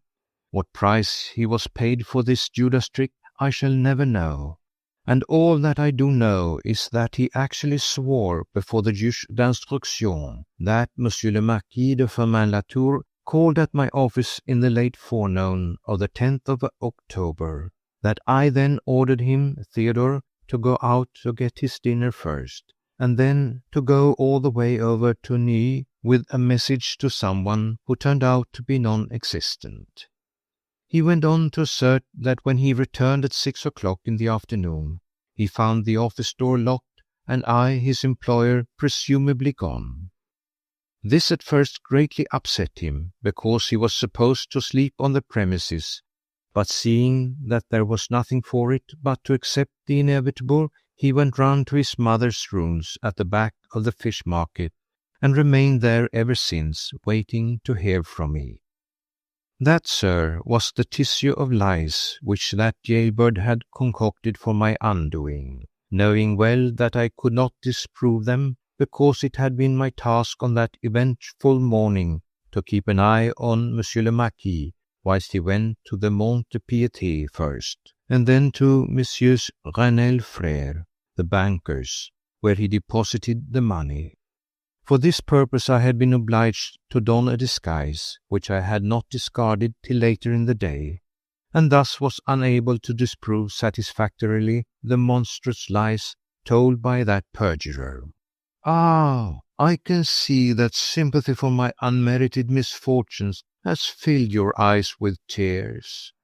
No doubt in your heart you feel that my situation at that hour was indeed desperate, and that I, Hector Ratichon, the confidant of kings, the benefactor of the oppressed, did spend the next few years of my life in a penal settlement where those arch malefactors themselves should have been. But no, sir. Fate may be a fickle jade, rouge may appear triumphant, but not for long, sir, not for long. It is brains that conquer in the end, brains backed by righteousness and by justice. Whether I had actually foreseen the treachery of those two rattlesnakes, or whether my habitual caution and acumen alone prompted me to take those measures of precaution of which I am about to tell you, I cannot truthfully remember. Certain it is that I did take those precautions, which ultimately proved to be the means of compensating me for most that I had suffered. It had been a part of the original plan that on the day immediately following the 10th of October, I, in my own capacity as Hector Ratichon, who had been absent from my office for 24 hours, would arrive there in the morning, find the place locked, force an entrance into the apartment, and there find Monsieur le Marquis in his pitiable plight, after which I would of course immediately notify the police of the mysterious occurrence. That had been the role which I had intended to play. Monsieur le Marquis approved of it, and had professed himself quite willing to endure a 24 hours martyrdom for the sake of 500,000 francs.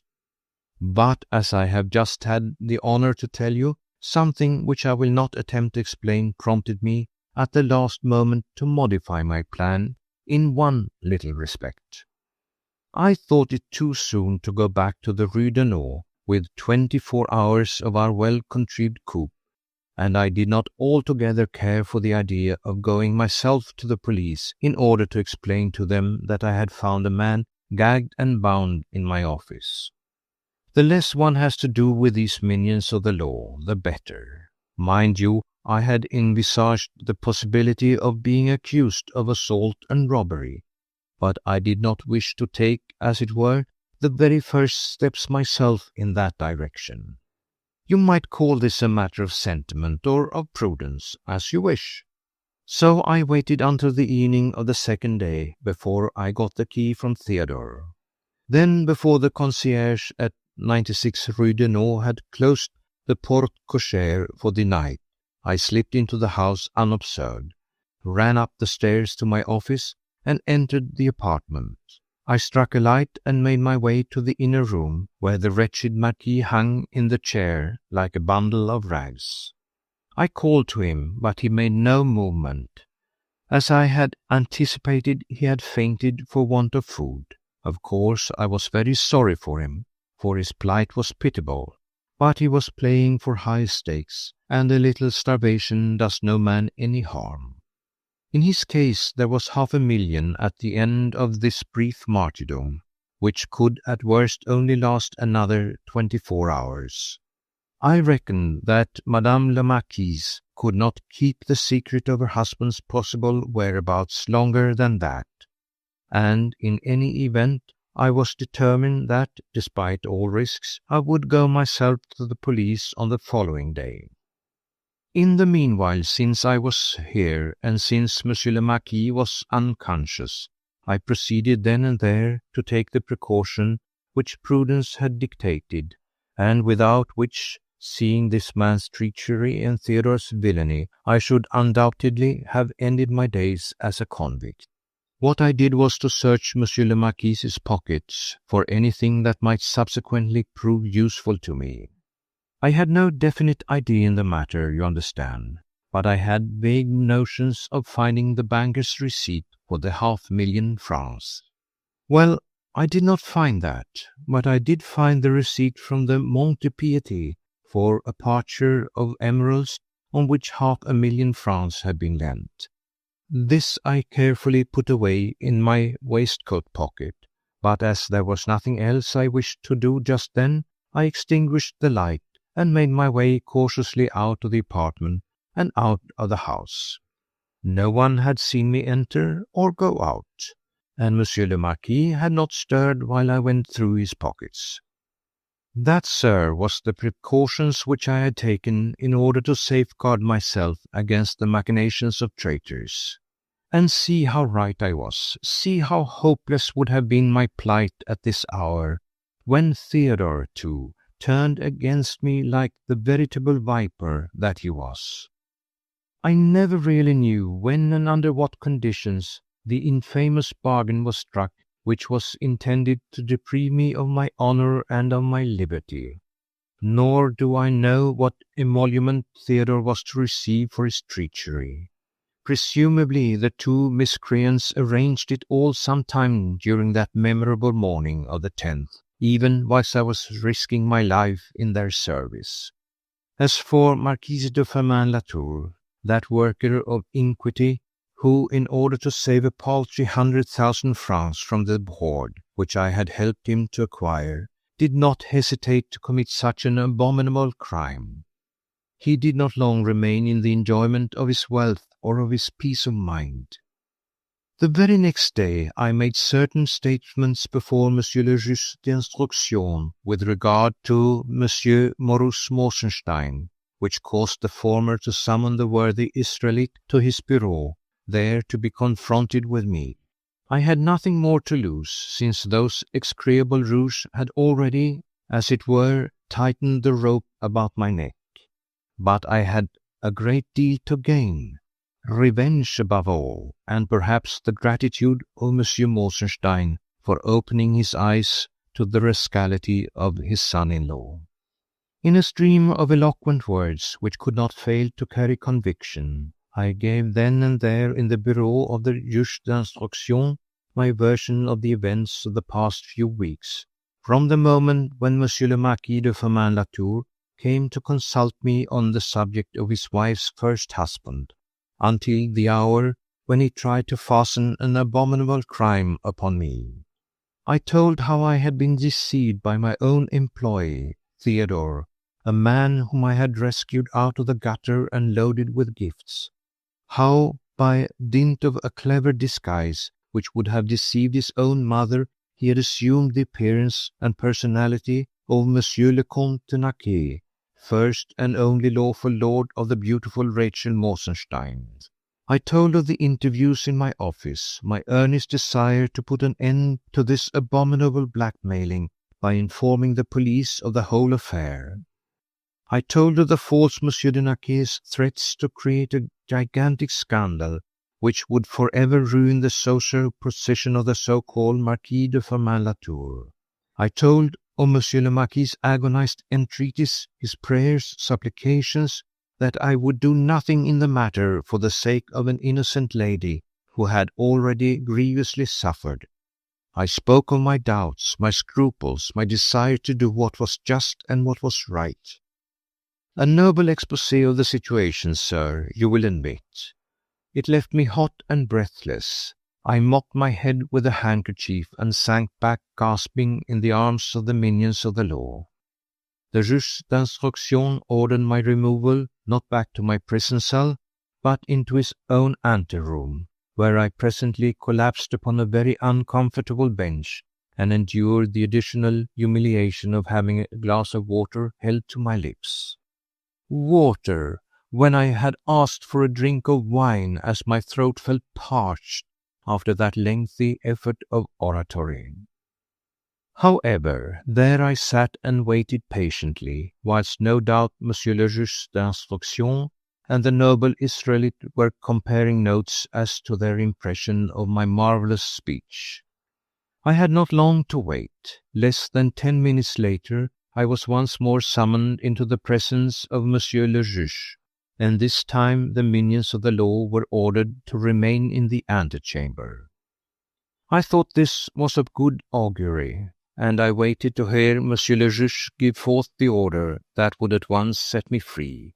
But it was Monsieur Mosenstein who first addressed me, and in very true surprise rendered me momentarily dumb when he did it thus.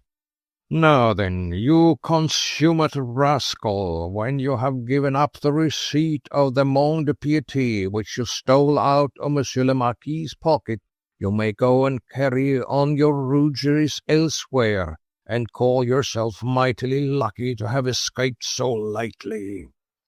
I assure you, sir, that a feather would have knocked me down. The coarse insult, the wanton injustice had deprived me of the use of my limbs and of my speech. Then the juge d'instruction proceeded dryly. "Now then, Ratichon, you've heard what Monsieur Maurice Mosenstein has been good enough to say to you. He did it with my approval and consent. I am prepared to give an ordonnance de non-lieu in your favour, which will have the effect of at once setting you free, if you will restore to this gentleman here the mont de piété receipt which you appear to have stolen." "Sir," I said with consummate dignity in the face of his reiterated taunt, "I have stolen nothing." Monsieur le Juge's hand was already on the bell-pull. "Then," he said coolly, "I can ring for the gendarmes to take you back to the cells, and you will stand your trial for blackmail, theft, assault, and robbery."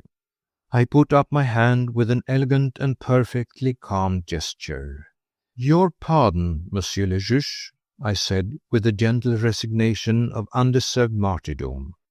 "I was about to say that when I revisited my rooms in the Rue de Nau, after a 3 days' absence, and found the police in possession, I picked up on the floor of my private room a white paper, which on subsequent examination proved to be a receipt from the mont de piété for some valuable gems, and made out in the name of Monsieur le Marquis de Firmin-Latour." "What have you done with it, you abominable knave?" the irascible old usurer rejoined roughly, and I regret to say that he grasped his malacca cane with ominous violence. But I was not to be thus easily intimidated. "Ah, voilà, Monsieur le Juge," I said with a shrug of the shoulders. "I have mislaid it. I do not know where it is." "If you do not find it," Mosenstein went on savagely, "you will find yourself on a convict ship before long." "In which case, no doubt," I retorted with suave urbanity, "the police will search my rooms where I lodge, and they will find the receipt from the mont de piété, which I had mislaid. And then the gossip will be all over Paris that Madame la Marquise de Firmin-Latour had to pawn her jewels in order to satisfy the exigencies of her first and only lawful husband, who has since mysteriously disappeared, and some people will vow that he never came back from the antipodes, whilst others, by far the most numerous, will shrug their shoulders and sigh. One never knows, which will be exceedingly unpleasant for Madame la Marquise." Both Monsieur Maurice Mosenstein and the Juge d'Instruction said a great deal more that afternoon. I may say that their attitude towards me and the language that they used were positively scandalous. But I had become now the master of the situation, and I could afford to ignore their insults. In the end, everything was settled quite amicably. I agreed to dispose of the receipt from the mont de piété to Monsieur Maurice Mosenstein for the sum of 200 francs, and for another 100 I would indicate to him the banking house where his precious son-in-law had deposited the 500,000 francs obtained for the emeralds. This latter information I would indeed have offered him gratuitously, had he but known with what immense pleasure I thus put a spoke in that knavish Marquis's wheel of fortune.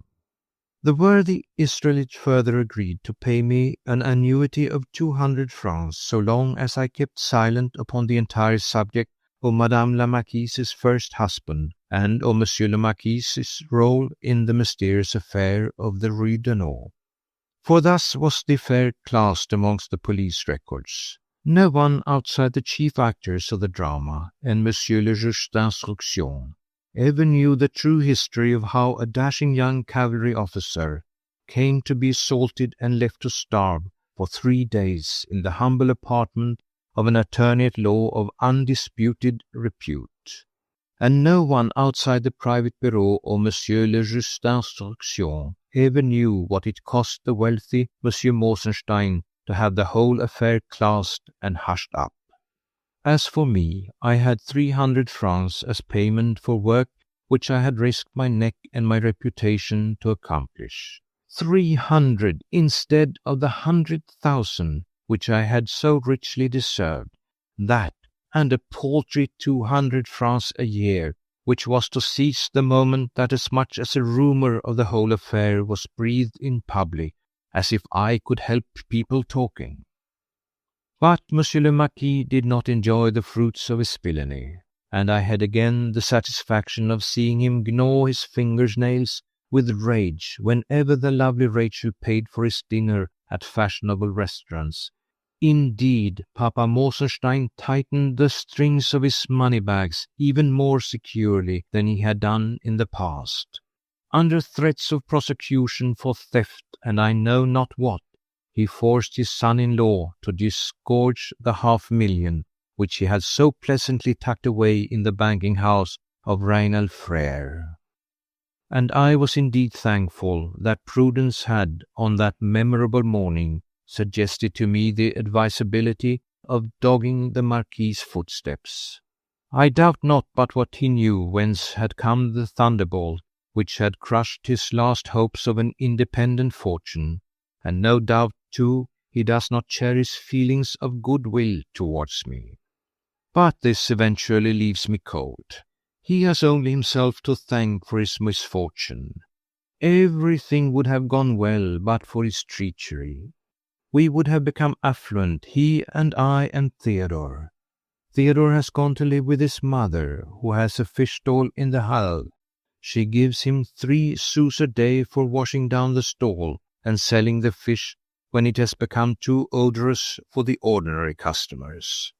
And he might have had 500 francs for himself and remain my confidential clerk. Chapter 4. Carissimo. You must not think for a moment, my dear sir, that I was ever actually deceived in Theodore. Was it likely that I, who am by temperament and habit accustomed to read human visages like a book, was it likely, I say, that I would fail to see the craftiness in those pale, shifty eyes, deceit in the weak, slobbering mouth, intemperance in the whole aspect of the shrunken, slouchy figure which I had, for my subsequent sorrow, so generously rescued from starvation? Generous? I was more than generous to him. They say that the poor are the friends of the poor, and I told you how poor we were in those days. Ah, but poor, my dear sir, you have no conception. Meat in Paris in the autumn of 1816 was 24 francs the kilo, and milk 1 franc the quarter litre. Not to mention eggs and butter, which were delicacies far beyond the reach of cultured, well-born people like myself. And yet, throughout that trying year, I fed Theodore. Yes, I fed him. He used to share onion pie with me whenever I partook of it, and he had haricot soup every day, into which I allowed him to boil the skins of all the sausages and the luscious bones of all the cutlets of which I happened to partake. Then think what he cost me in drink. Never could I leave a half or quarter bottle of wine, but he would finish it. His impudent fingers made light of every lock and key. I dared not allow as much as a sou to rest in the pocket of my coat, but he would ferret it out the moment I hung the coat up in the outer room, and my back was turned for a few seconds.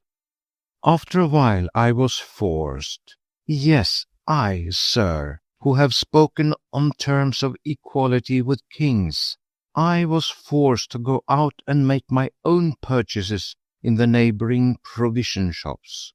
And why? Because if I sent Theodore and gave him a few sous wherewith to make these purchases, he would spend the money at the nearest cabaret in getting drunk of absinthe. He robbed me, sir, shamefully, despite the fact that he had 10% commission on all the profits of the firm. I gave him 20 francs out of the money which I had earned at the sweat of my brow in the service of Estelle Bachelier. 20 francs, sir, reckoning 200 francs as business profit on the affair, a generous provision, you will admit. And yet he taunted me with having received 1,000. This was mere guesswork, of course, and I took no notice of his taunts. Did the brains that conceived the business deserve no payment? Was my labour to be counted as dross? The humiliation, the blows which I had to endure while he sat in hoggish content, eating and sleeping without thought for the morrow. After which he calmly pocketed the 20 francs to earn, which he had not raised one finger, and then demanded more. No, no, my dear sir, you will believe me or not, that man could not go straight. Times out of count he would try and deceive me, despite the fact that once or twice he very nearly came hopelessly to grief in the attempt. Now, just to give you an instance. About this time Paris was in the grip of a gang of dog thieves, as unscrupulous and heartless as they were daring. Can you wonder at it? With that awful penury about and a number of expensive tutus running about the streets under the very noses of the indigent proletariat.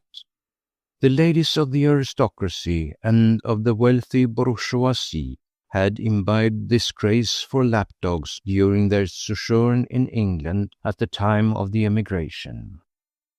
And being women of the Latin race and of undisciplined temperament, they were just then carrying their craze to excess. As I was saying, this indulgence led to wholesome thieving. Tutus were abstracted from their adoring mistresses with marvellous adroitness, whereupon 2 or 3 days would elapse, while the adoring mistress wept buckets full of tears and set the police of Monsieur Fouché du Totrante by the ears in search of her pet. The next act in the tragicomedy would be an anonymous demand for money, varying in amount in accordance with the known or supposed wealth of the lady, and an equally anonymous threat of dire vengeance upon the tutu if the police were put upon the track of the thieves. You will ask me, no doubt, what all this had to do with Theodore. Well, I will tell you. You must know that of late he had become extraordinarily haughty and independent. I could not keep him to his work. His duties were to sweep the office. He did not do it.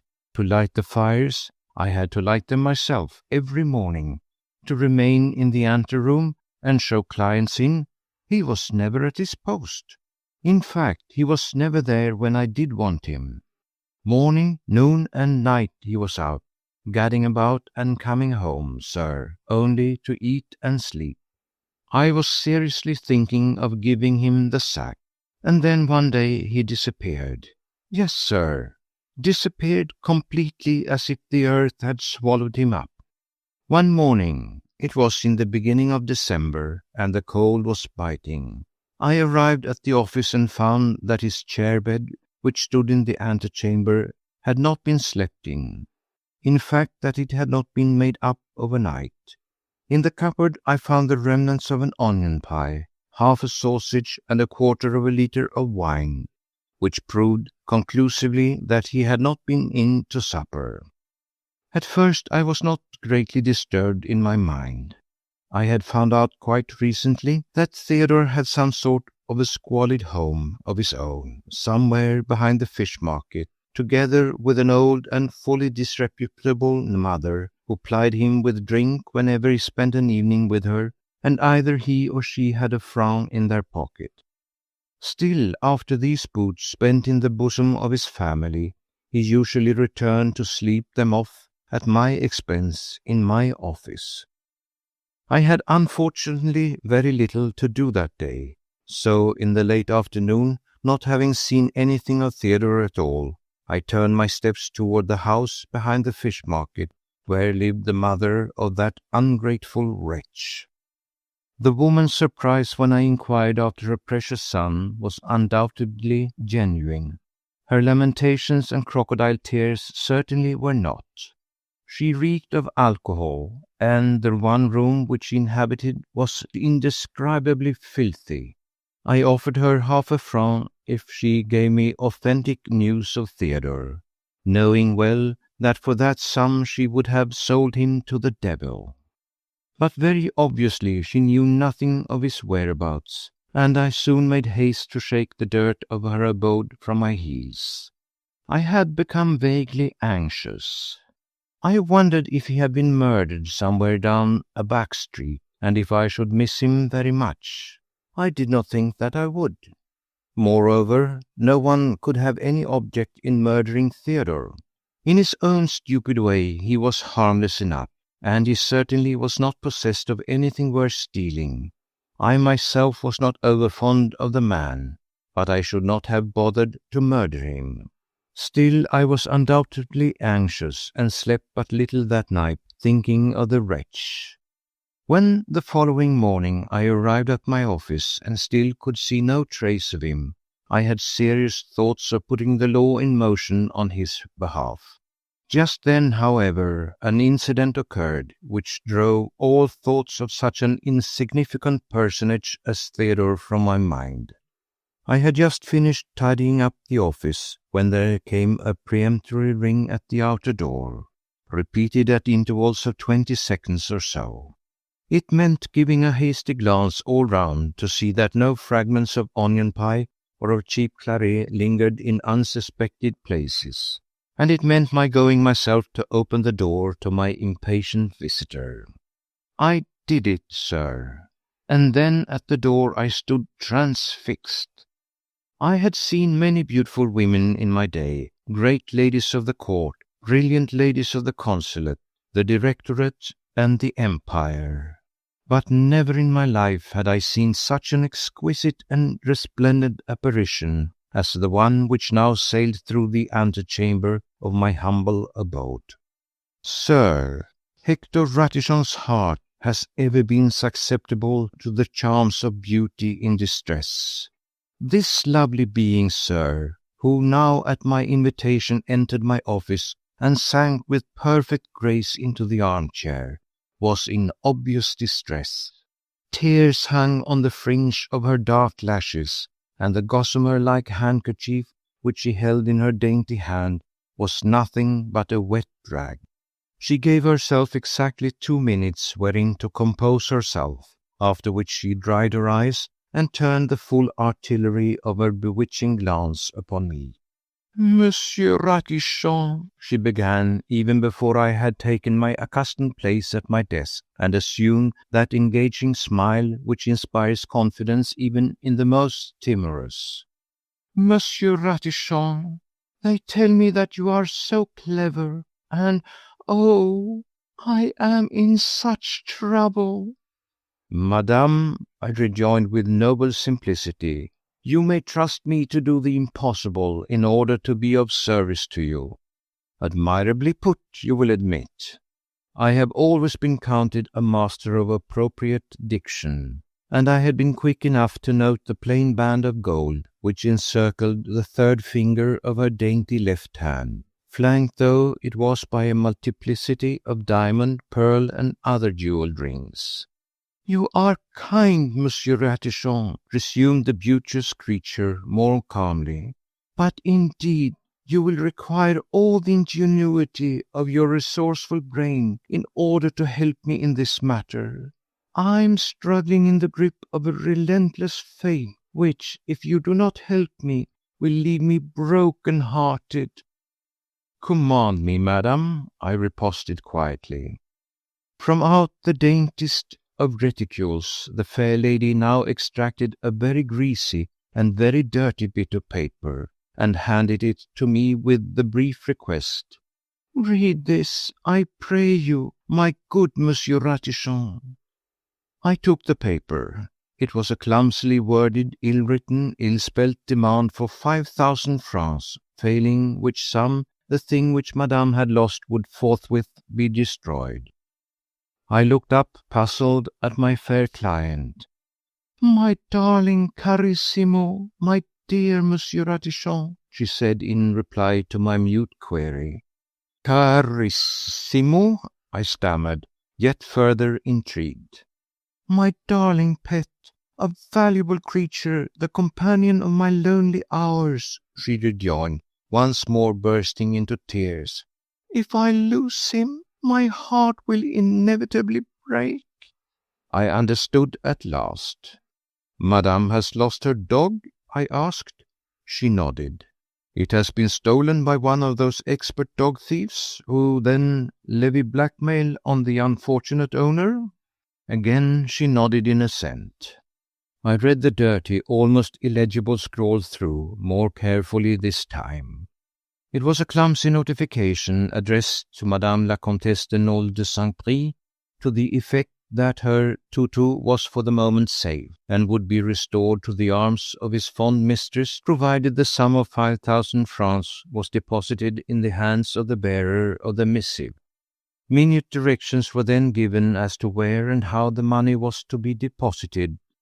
Madame la Comtesse de Nolé was, on the third day from this, at 6 o'clock in the evening precisely, to go in person and alone to the angle of the Rue Guénégaud and the Rue Massarin, at the rear of the Institute. There 2 men would meet her, one of whom would have Carissimo in his arms, to the other she must hand over the money, whereupon the pet would at once be handed back to her. But if she failed to keep this appointment, or if in the meanwhile she made the slightest attempt to trace the writer of the missive, or to lay a trap for his capture by the police, Carissimo would at once meet with a summary death. These were the usual tactics of experienced dog thieves, only that in this case the demand was certainly exorbitant. 5,000 francs, but even so. I cast a rapid and comprehensive glance on the brilliant apparition before me. The jeweled rings, the diamonds in the shell-like ears, the priceless fur coat, and with an expressive shrug of the shoulders, I handed the dirty scrap of paper back to its fair recipient. "Alas, madame," I said, taking care that she should not guess how much it cost me to give her such advice, "I am afraid that in such cases there is nothing to be done. If you wish to save your pet, you will have to pay." "Ah, but monsieur," she exclaimed tearfully, "you don't understand. Carissimo is all the world to me, and this is not the first time, nor yet the second, that he has been stolen from me.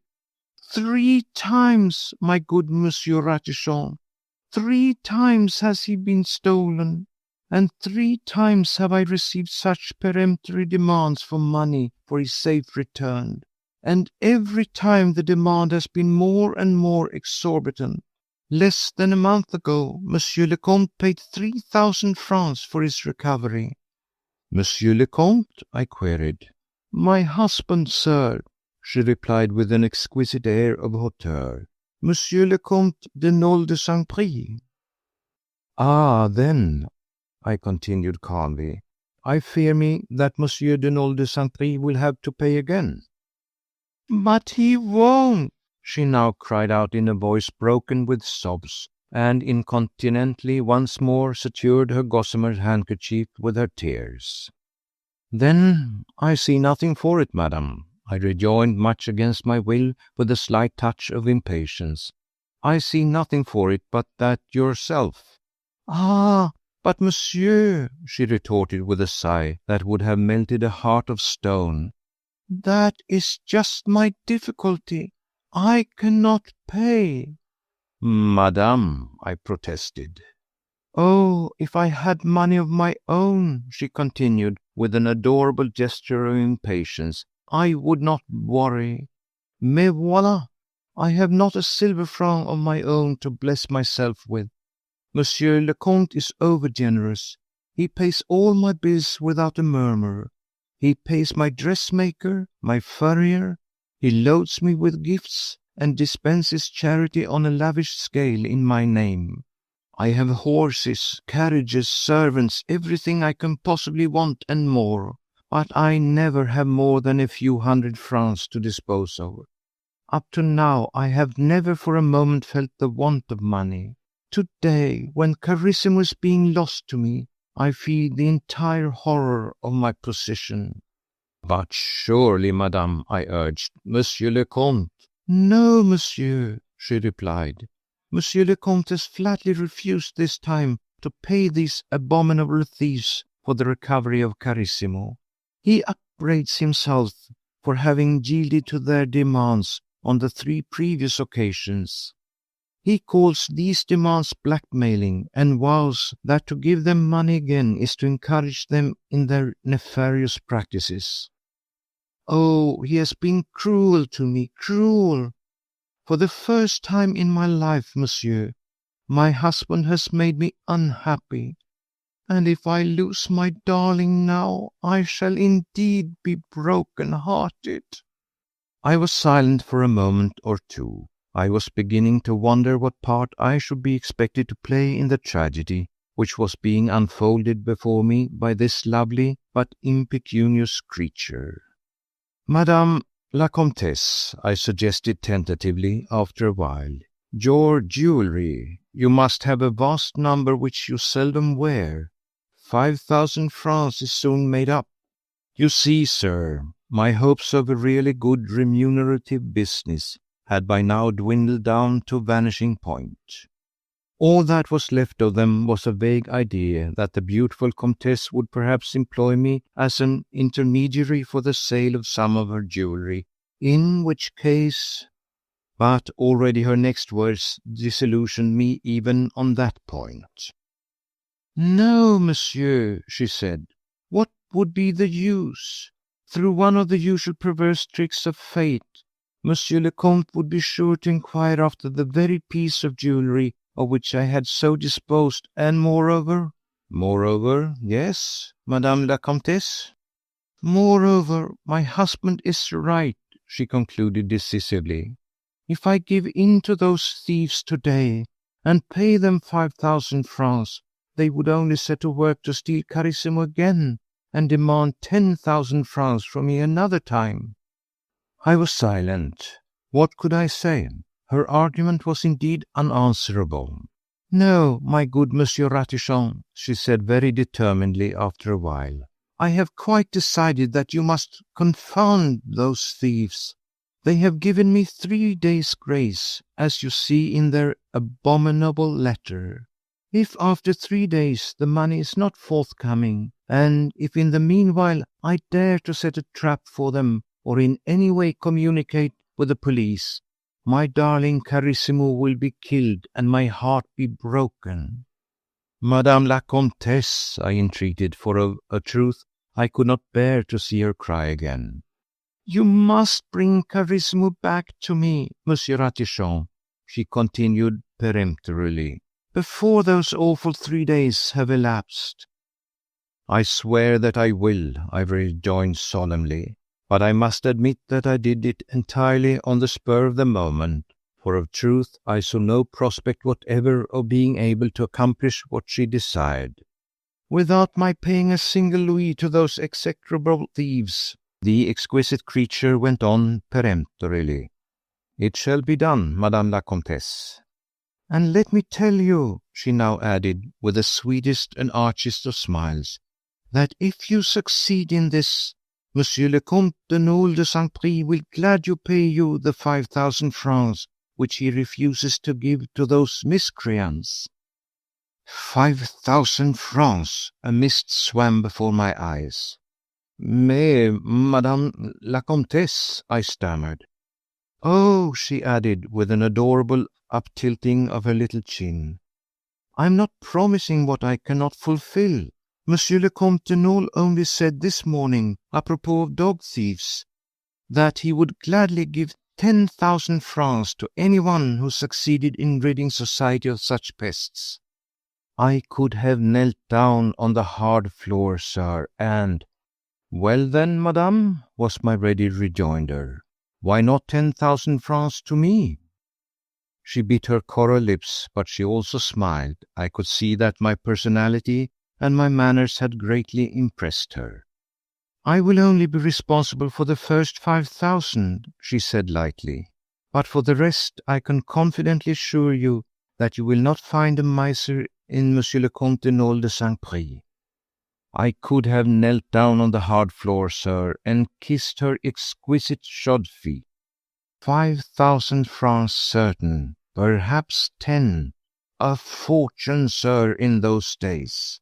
One that would keep me in comfort, nay, affluence, until something else turned up. I was swimming in the empyrean, and only came rudely to earth when I recollected that I should have to give Theodore something for his share of the business. Ah, fortunately that for the moment he was comfortably out of the way. Thoughts that perhaps he had been murdered after all once more coursed through my brain, not unpleasantly, I'll admit. I would not have raised a finger to hurt the fellow, even though he had treated me with the basest ingratitude and treachery. But if someone else took the trouble to remove him, why indeed should I quarrel with fate? Back I came swiftly to the happy present. The lovely creature was showing me a beautiful painted miniature of Carissimo, a King Charles spaniel of no common type. This she suggested that I should keep by me for the present for purposes of identification. After this, we had to go into the details of the circumstances under which she had lost her pet. She had been for a walk with him, it seems, along the Quai Voltaire, and was returning home by the side of the river, when suddenly a number of workmen in blouses and peaked caps came trooping out of a side street and obstructed her progress. She had Carissimo on the lead, and she at once admitted to me that, at first, she never thought of connecting this pushing and jostling rabble with any possible theft. She held her ground for a while, facing the crowd. For a few moments she was right in the midst of it, and just then she felt the dog straining at the lead. She turned round at once, with the intention of picking him up, when to her horror she saw that there was only a bundle of something weighty at the end of the lead, and that the dog had disappeared. The whole incident occurred, the lovely creature declared, within the space of 30 seconds. The next instant the crowd had scattered in several directions, the men running and laughing as they went. Madame la Comtesse was left standing alone on the quay. Not a passer-by in sight, and the only gendarme visible a long way down the quay had his back turned toward her. Nevertheless she ran and hied him, and presently he turned, and realizing that something was amiss, he too ran to meet her. He listened to her story, swore lustily, but shrugged his shoulders in token that the tale did not surprise him, and that but little could be done. Nevertheless, he at once summoned those of his colleagues who were on duty in the neighborhood, and one of them went off immediately to notify the theft at the nearest commissariat of police. After which they all proceeded to a comprehensive scouring of the many tortuous side streets of the quartier. But, needless to say, there was no sign of Carissimo or his abductors. That night my lovely client went home distracted. The following evening, when broken-hearted, she wandered down the quay, living over again the agonizing moments during which she lost her pet, a workman in a blau blouse with a peaked cap pulled well over his eyes, lurched up against her and thrust into her hand the missive which he had just shown me. He then disappeared into the night, and she had only the vaguest possible recollection of his appearance. That, sir, was the substance of the story which the lovely creature told me in a voice oft choked with tears. I questioned her very closely and in my most impressive professional manner as to the identity of any one man among the crowd who might have attracted her attention. But all that she could tell me was that she had a vague impression of a wizened hunchback with evil face, shaggy red beard and hair, and a black patch covering the left eye. Not much data to go on, you will, I think, admit, and I can assure you, sir, that had I not possessed that unbounded belief in myself, which is the true hallmark of genius, I would at the outset have felt profoundly discouraged. As it was, I found just the right words of consolation and of hope wherewith to bow my brilliant client out of my humble apartments, and then to settle down to deep and considered meditation. Nothing, sir, is so conducive to thought as a long, brisk walk through the crowded streets of Paris. So I brushed my coat, put on my hat at a becoming angle, and started on my way. I walked as far as Suresnes, and I thought. After that, feeling fatigued, I sat on the terrace of the Café Bourbon, overlooking the river. There I sipped my coffee and thought. I walked back into Paris in the evening, and still thought, and thought, and thought. After that I had some dinner, washed down by an agreeable bottle of wine. Did I mention that the lovely creature had given me 100 francs on account? Then I went for a stroll along the Quai Voltaire, and I may safely say that there is not a single side and tortuous street in its vicinity that I did not explore from end to end during the course of that never-to-be-forgotten evening. But still my mind remained in a chaotic condition. I had not succeeded in forming any plan. What a quandary, sir! Oh, what a quandary!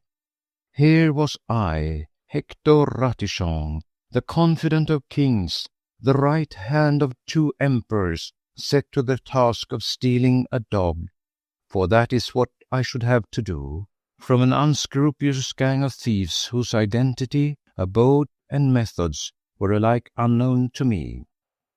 Truly, sir, you will own that this was a Herculean task. Vaguely my thoughts reverted to Theodore. He might have been of good counsel, for he knew more about thieves than I did, but the ungrateful wretch was out of the way on the one occasion when he might have been of use to me, who had done so much for him. Indeed, my reason told me that I need not trouble my head about Theodore. He had vanished. That he would come back presently was of course an indubitable fact. People like Theodore never vanish completely. He would come back and demand I know not what, his share, perhaps, in a business which was so promising, even if it was still so vague. 5,000 francs, a round sum. If I gave Theodore 500, the sum would at once appear meagre, unimportant. 4,500 francs, it did not even sound well to my mind. So I took care that Theodore vanished from my mental vision as completely as he had done for the last 2 days from my ken. And as there was nothing more that could be done that evening, I turned my weary footsteps toward my lodgings at Passy. All that night, sir, I lay wakeful and tossing in my bed, alternately fuming and rejecting plans for the attainment of that golden goal, the recovery of Madame de Nole's pet dog. And the whole of the next day I spent in vain quest. I visited every haunt of ill fame known to me within the city. I walked about with a pistol in my belt, a hunk of bread and cheese in my pocket, and slowly growing despair in my heart. In the evening, Madame la Comtesse de Nolé called for news of Carissimo, and I could give her none.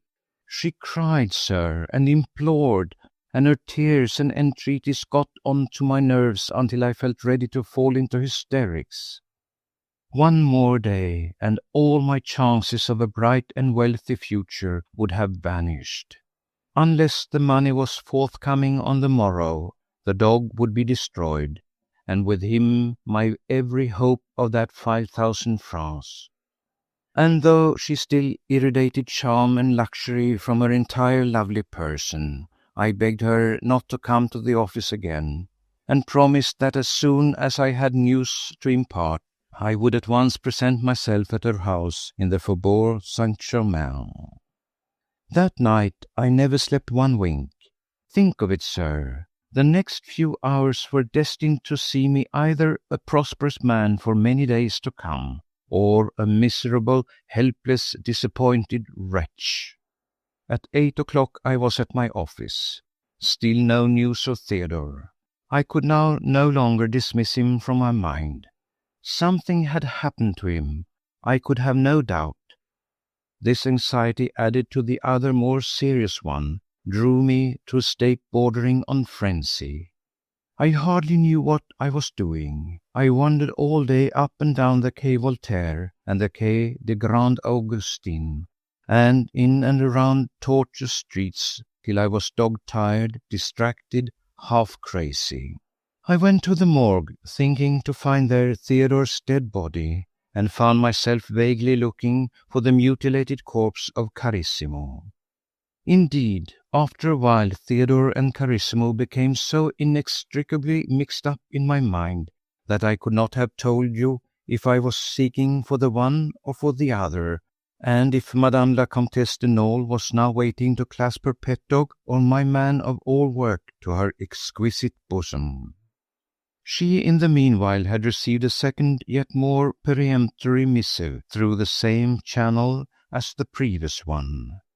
A grimy deformed man with ginger-coloured hair and wearing a black patch over one eye had been seen by one of the servants lolling down the street where Madame lived, and subsequently the concierge discovered that an exceedingly dirty scrap of paper had been thrust under the door of his lodge.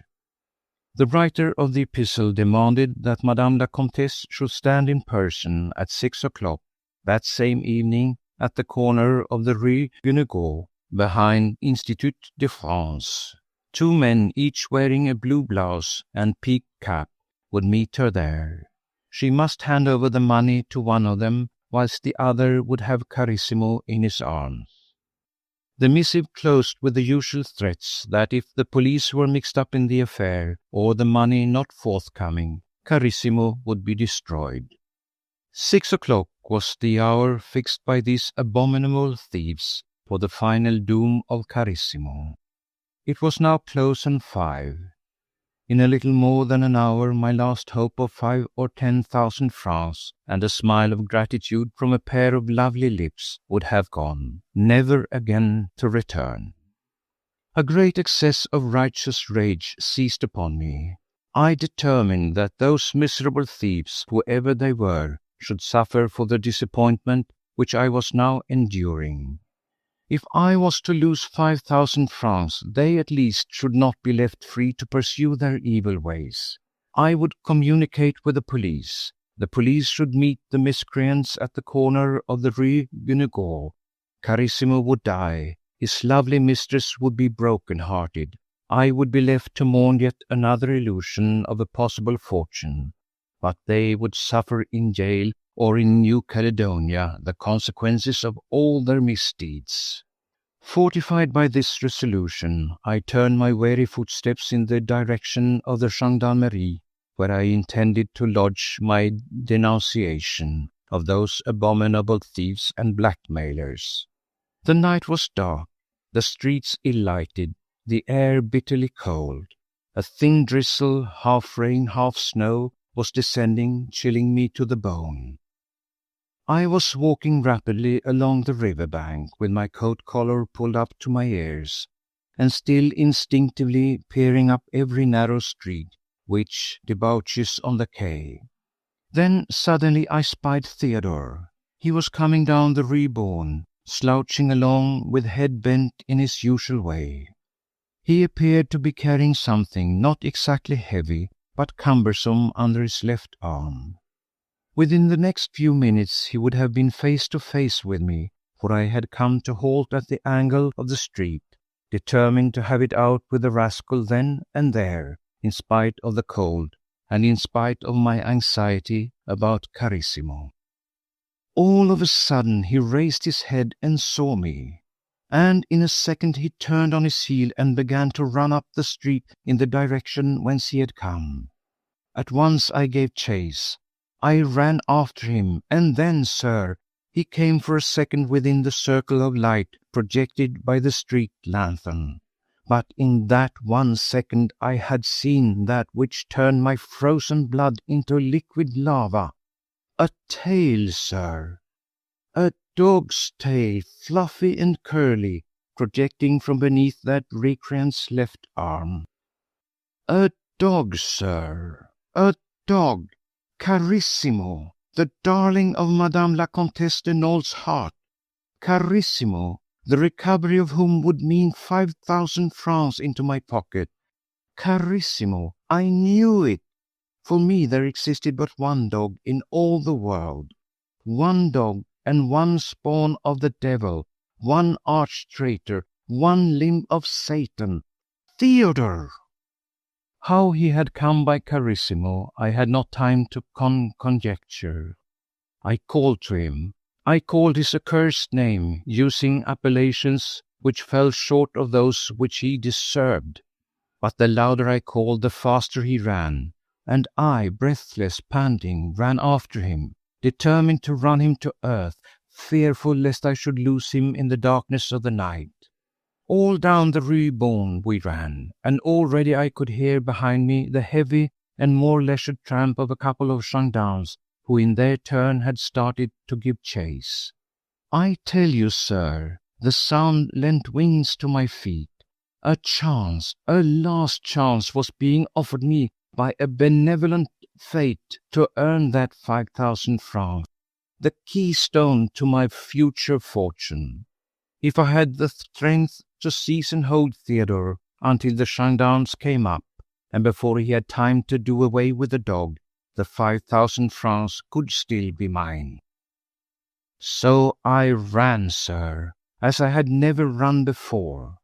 The beads of perspiration poured down from my forehead. The breath came stertorous and hot from my heaving breast. Then suddenly Theodore disappeared. Disappeared, sir, as if the earth had swallowed him up. A second ago I had seen him dimly, yet distinctly through the veil of snow and rain ahead of me, running with that unmistakable shuffling gait of his, hugging the dog closely under his arm. I had seen him. Another effort and I might have touched him. Now the long and deserted street lay dark and mysterious before me, and behind me I could hear the measured tramp of the gendarmes and their peremptory call of "Halt in the name of the king!" But not in vain, sir, am I called Hector Ratichon. Not in vain have kings and emperors reposed confidence in my valor and my presence of mind. In less time than it takes to relate, I had already marked with my eye the very spot down the street where I had last seen Theodore. I hurried forward and saw at once that my surmise had been correct. At that very spot, sir, was a low doorway which gave on a dark and dank passage. The door itself was open. I did not hesitate. My life stood in the balance, but I did not falter. I might be affronting within the next second or two a gang of desperate thieves, but I did not quake. I turned into that doorway, sir. The next moment I felt a stunning blow between my eyes. I just remember calling out with all strength of my lungs, "Police! Gendarme! À moi!" Then nothing more. I woke with the consciousness of violent wordy warfare carried on around me.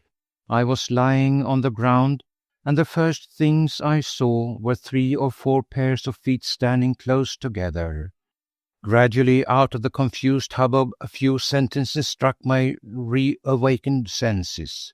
"The man is drunk. I won't have him inside the house. I tell you, this is a respectable house."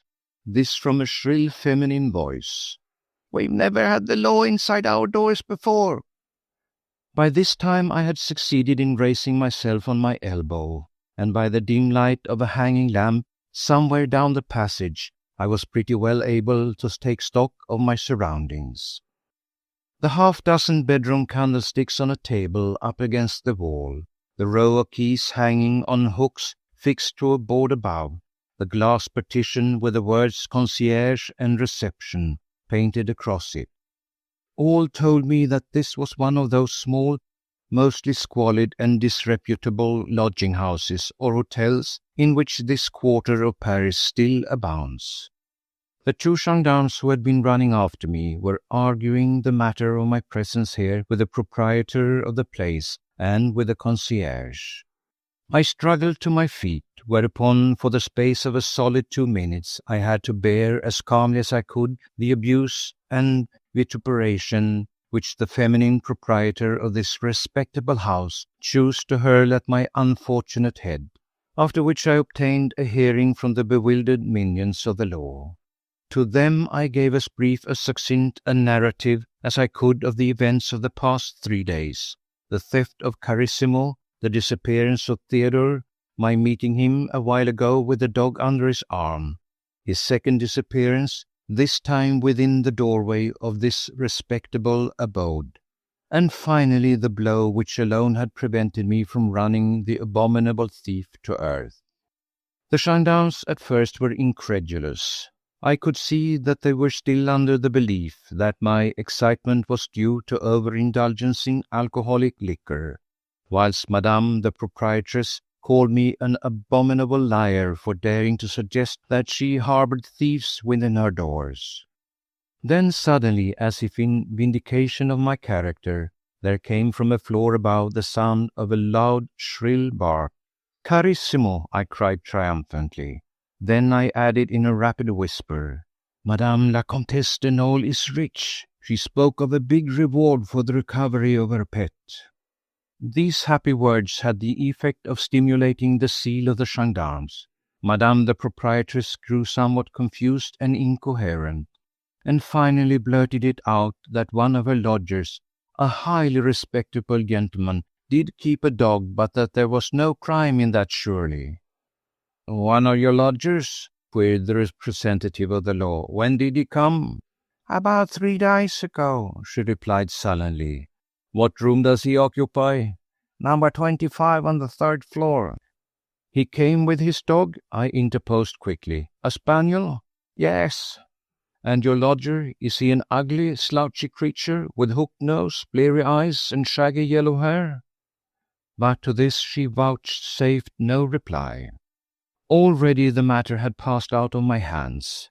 One of the gendarmes prepared to go upstairs and bade me follow him, whilst he ordered his comrade to remain below and on no account to allow anyone to enter or leave the house.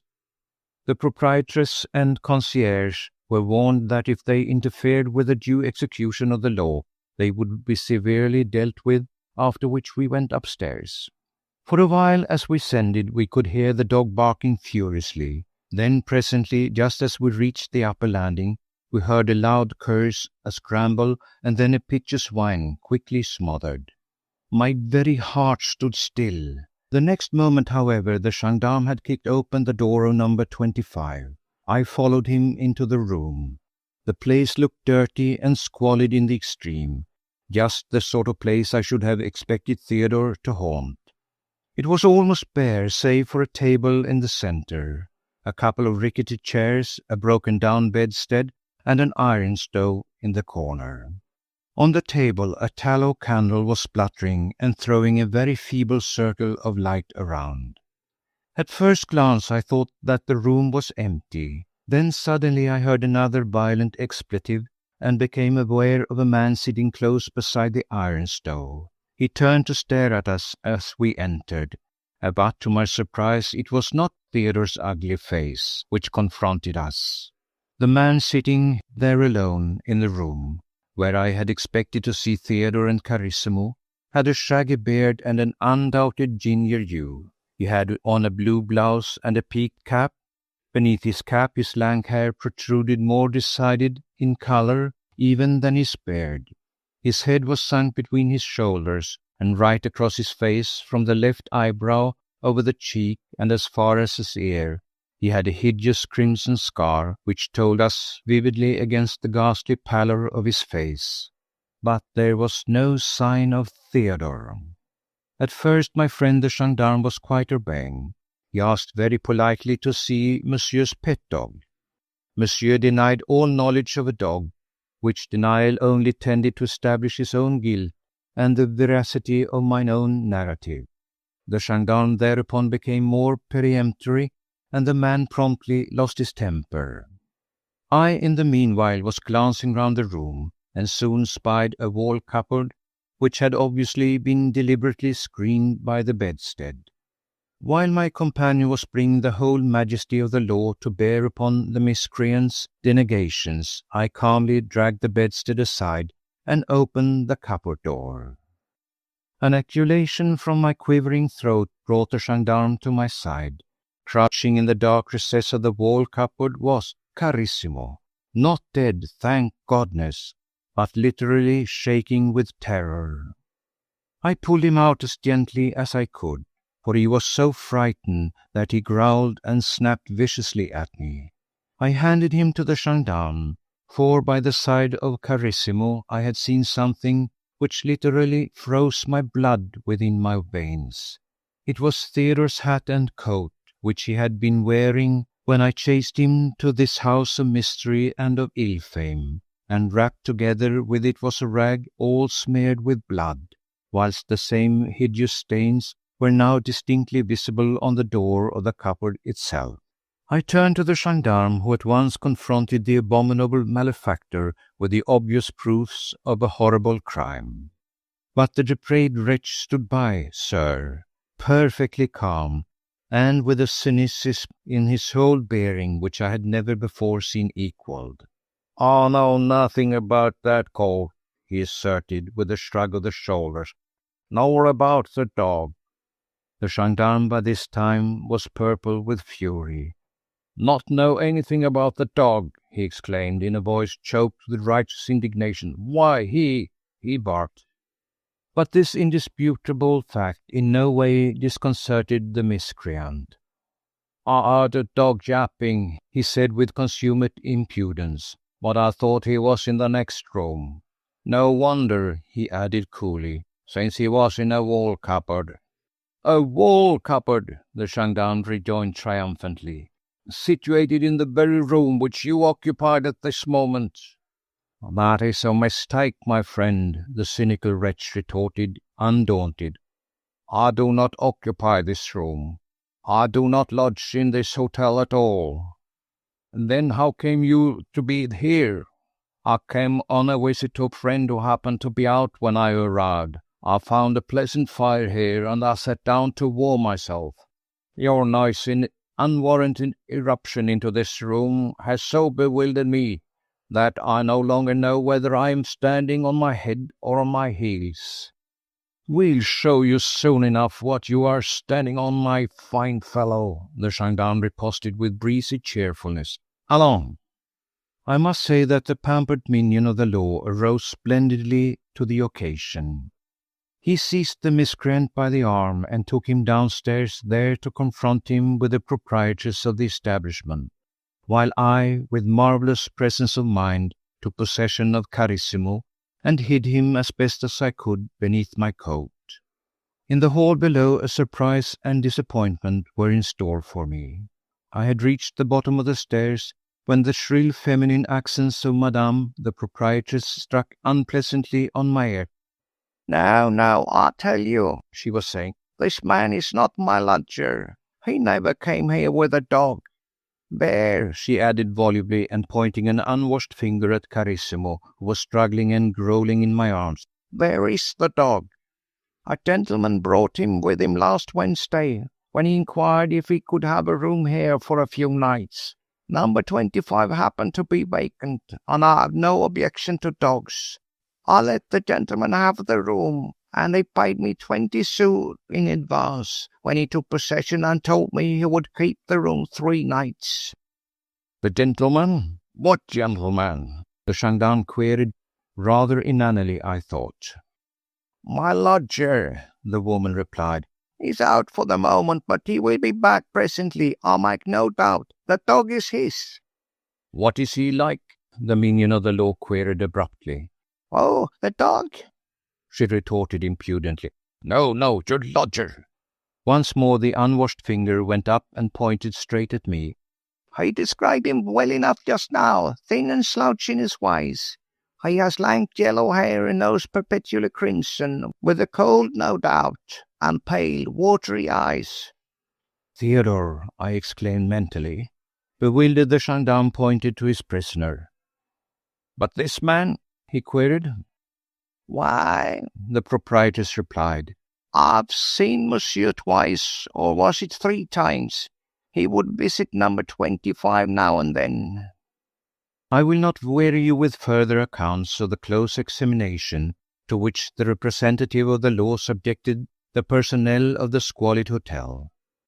The concierge and the man of all work did indeed confirm what the proprietress said, and whilst my friend the gendarme, puzzled and floundering, was scratching his head in complete bewilderment, I thought that the opportunity had come for me to slip quietly out by the still open door, and make my way as fast as I could to the sumptuous abode in the Faubourg Saint-Germain, where the gratitude of Madame de Nolé, together with 5,000 francs, were even now awaiting me. After Madame the proprietress had identified Carissimo, I had once more carefully concealed him under my coat. I was ready to seize my opportunity, after which I would be free to deal with the matter of Theodore's amazing disappearance. Unfortunately, just at this moment, the little brute gave a yap, and the minion of the law at once interposed and took possession of him. The dog belongs to the police now, sir, he said sternly. The fatuous Jovenel wanted his share of the reward, you see. Having been forced thus to give up Carissimo, and with him all my hopes of a really substantial fortune, I was determined to make the red-polled miscreant suffer for my disappointment, and the minions of the law sweet in the exercise of their duty.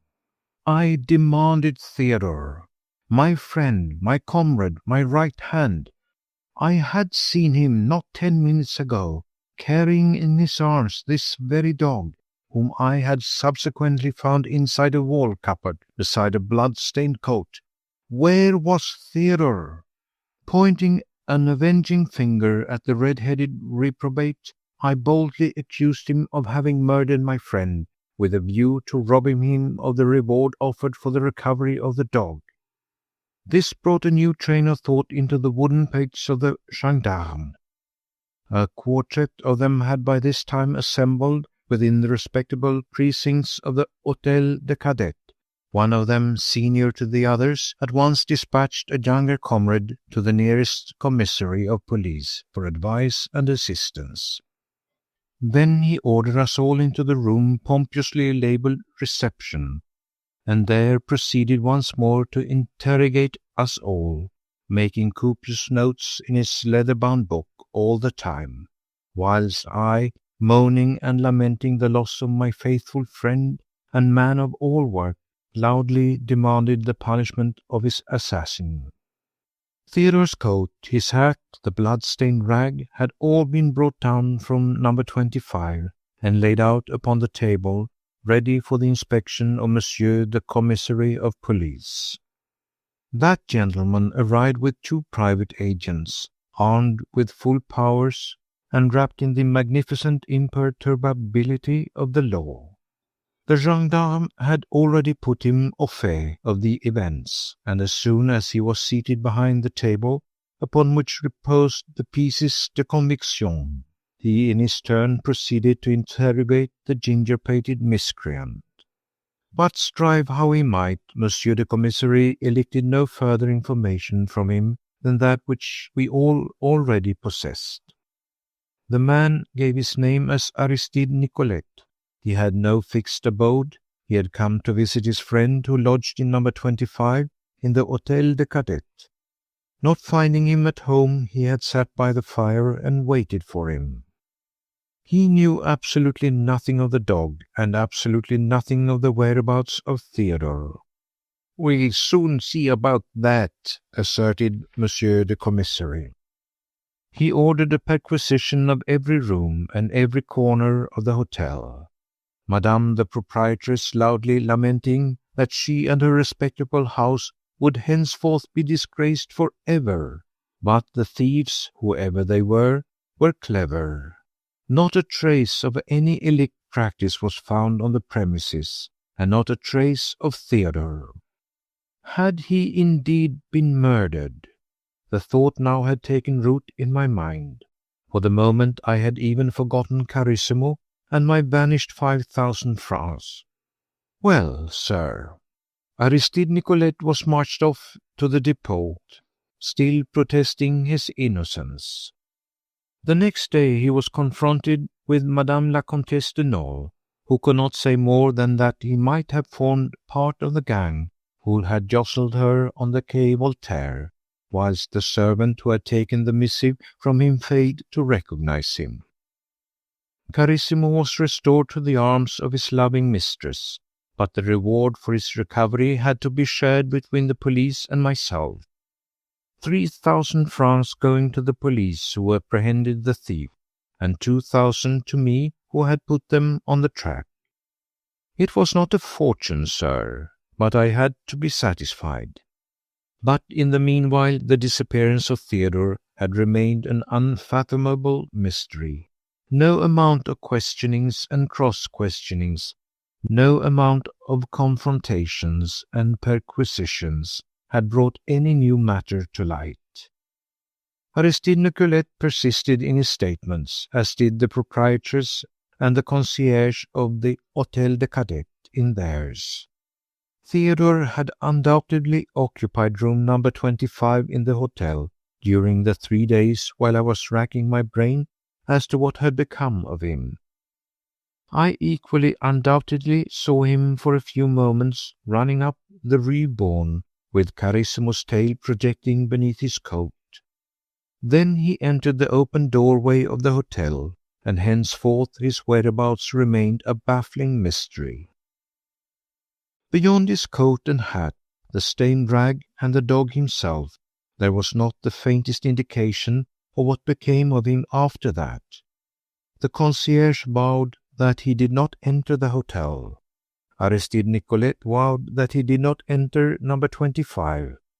But then the dog was in the cupboard, and so were the hat and coat, and even the police were bound to admit that in the short space of time between my last glimpse of Theodore and the gendarme's entry into room 25, it would be impossible for the most experienced criminal on earth to murder a man, conceal every trace of the crime, and so dispose of the body as to baffle the most minute inquiry and the most exhaustive search.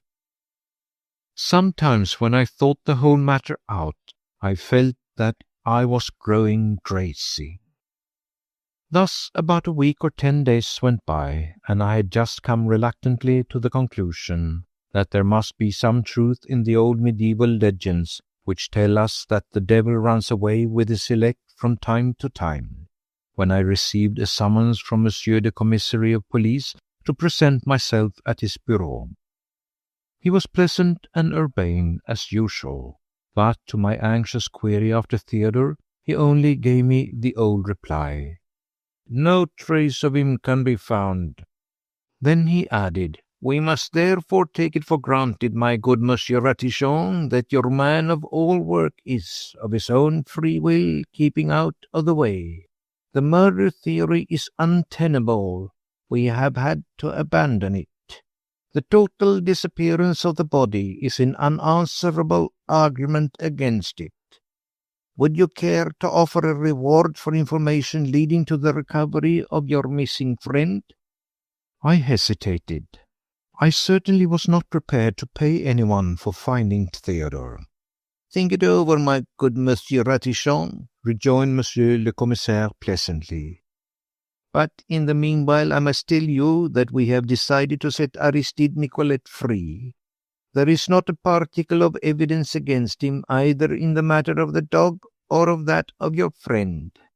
Madame de Nol's servants cannot swear to his identity, whilst you have sworn that you last saw the dog in your man's arms. That being so, I feel that we have no right to detain an innocent man."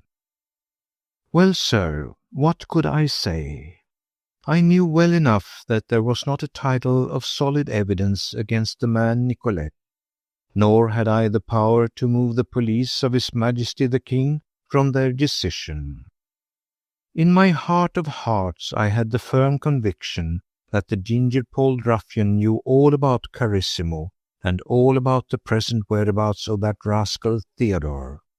But what could I say, sir? What could I do? I went home that night to my lodgings at Passy, more perplexed than ever I had been in my life before. The next morning I arrived at my office soon after 9. The problem had presented itself to me during the night of finding a new man of all work who would serve me on the same terms as that ungrateful wretch Theodore. I mounted the stairs with a heavy step and opened the outer door of my apartment with my private key. And then, sir, I assure you that for one brief moment I felt that my knees were giving way under me, and that I should presently measure my full length on the floor. There, sitting at the table in my private room, was Theodore. He had donned one of the many suits of clothes which I always kept at the office for purposes of my business, and he was calmly consuming a luscious sausage, which was to have been part of my dinner today, and finishing a half-bottle of my best Bordeaux.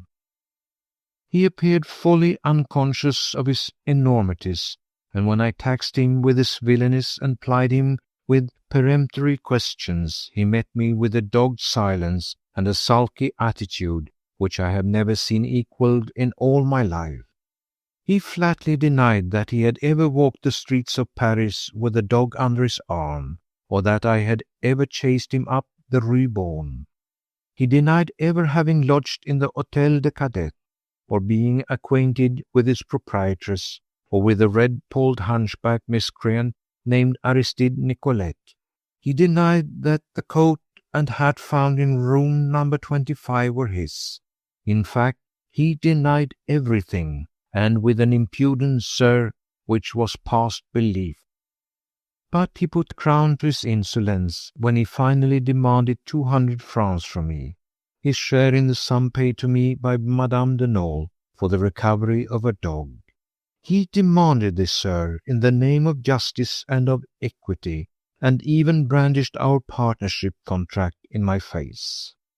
I was so irate at his audacity, so disgusted, that presently I felt that I could not bear the sight of him any longer. I turned my back on him and walked out of my own private room, leaving him there still munching my sausage and drinking my Bordeaux. I was going through the antechamber with a view to going out into the street for a little fresh air, when something in the aspect of the chair bedstead on which that abominable brute Theodore had apparently spent the night attracted my attention.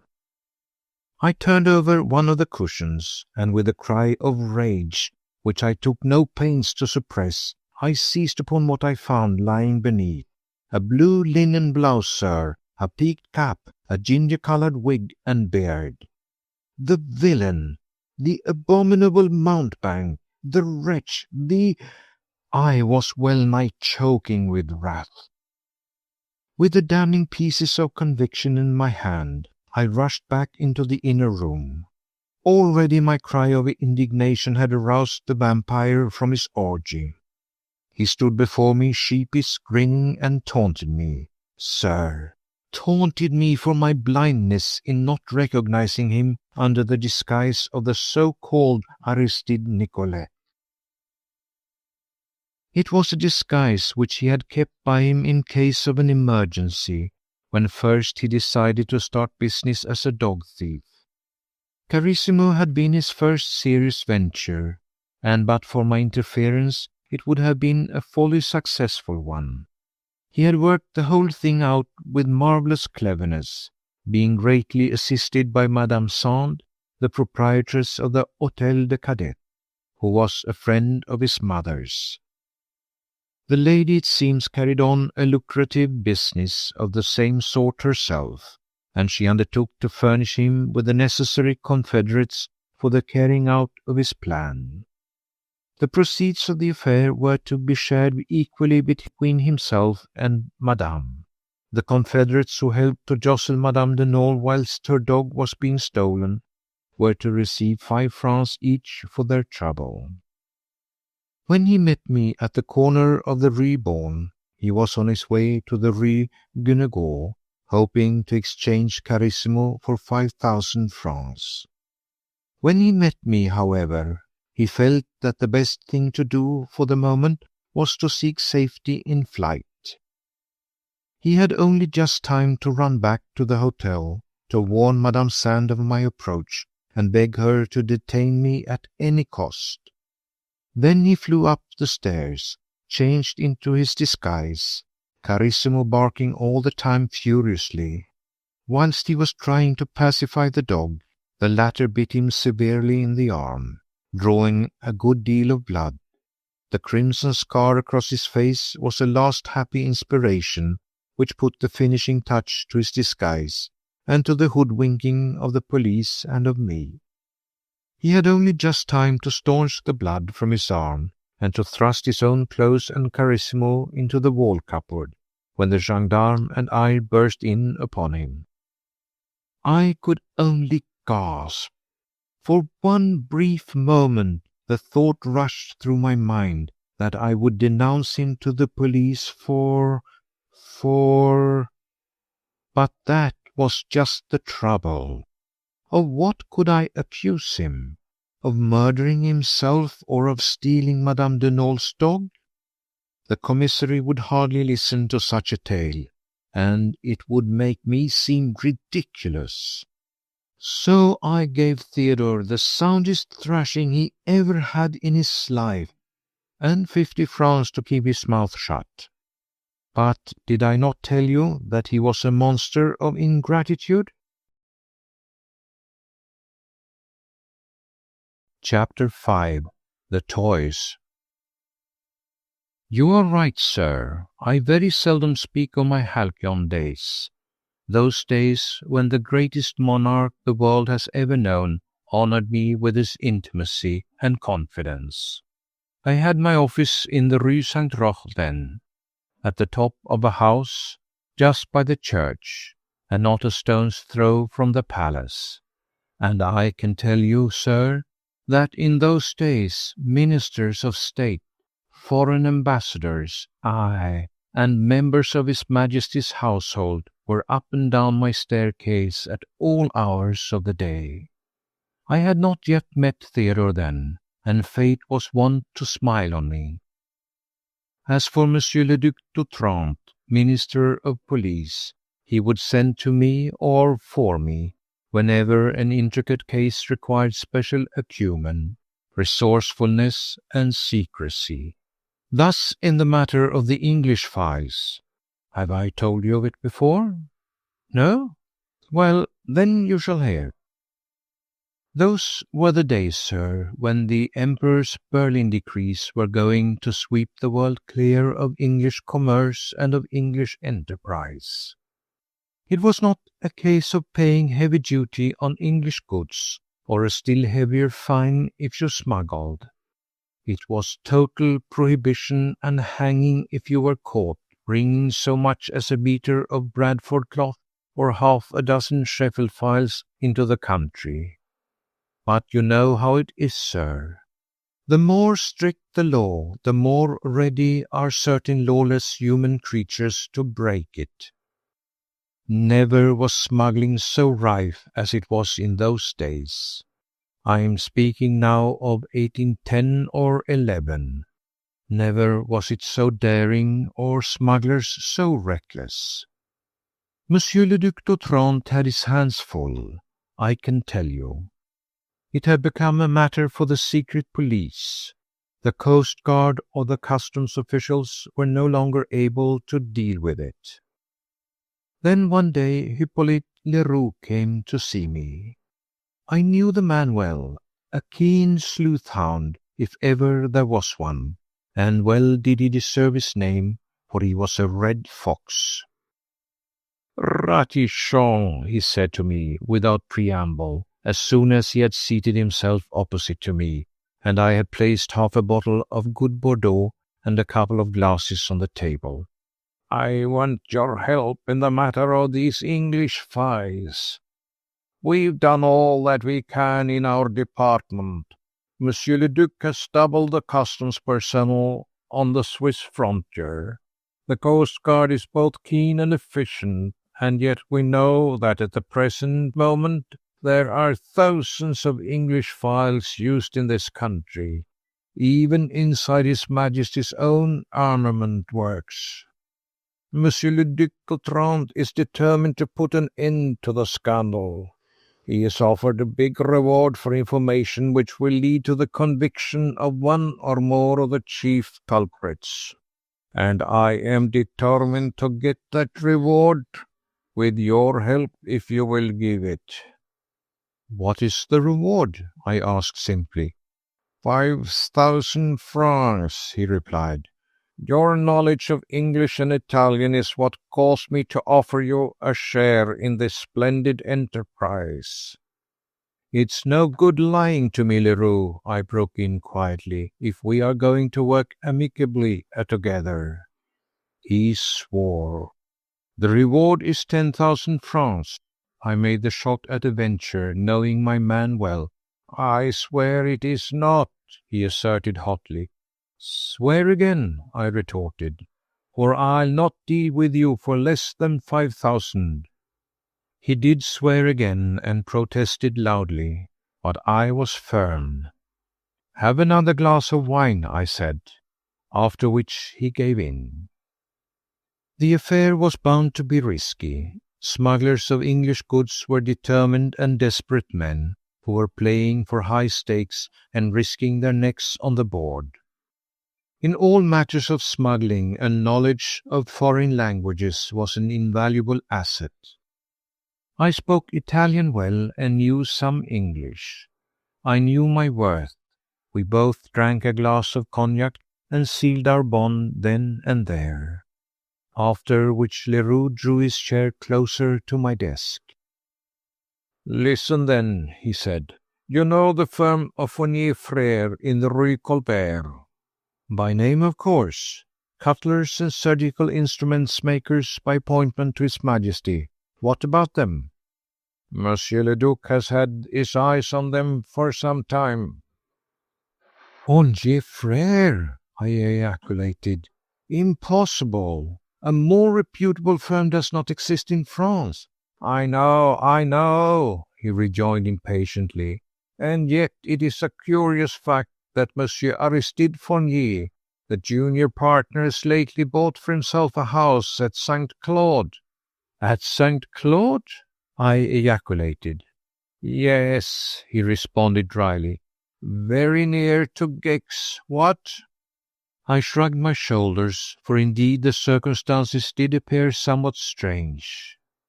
"Do you know Gex, my dear sir? Ah, it is a curious and romantic spot. It has possibilities both natural and political, which appear to have been expressly devised for the benefit of the smuggling fraternity.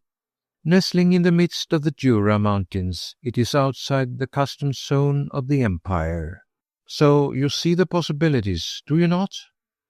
Gex soon became the picturesque warehouse of every conceivable kind of contraband goods. On one side of it there was the Swiss frontier, and the Swiss government was always willing to close one eye in the matter of customs, provided its palm was sufficiently greased by the light-fingered gentry. No difficulty, therefore, as you see, in getting contraband goods, even English ones, as far as Gex.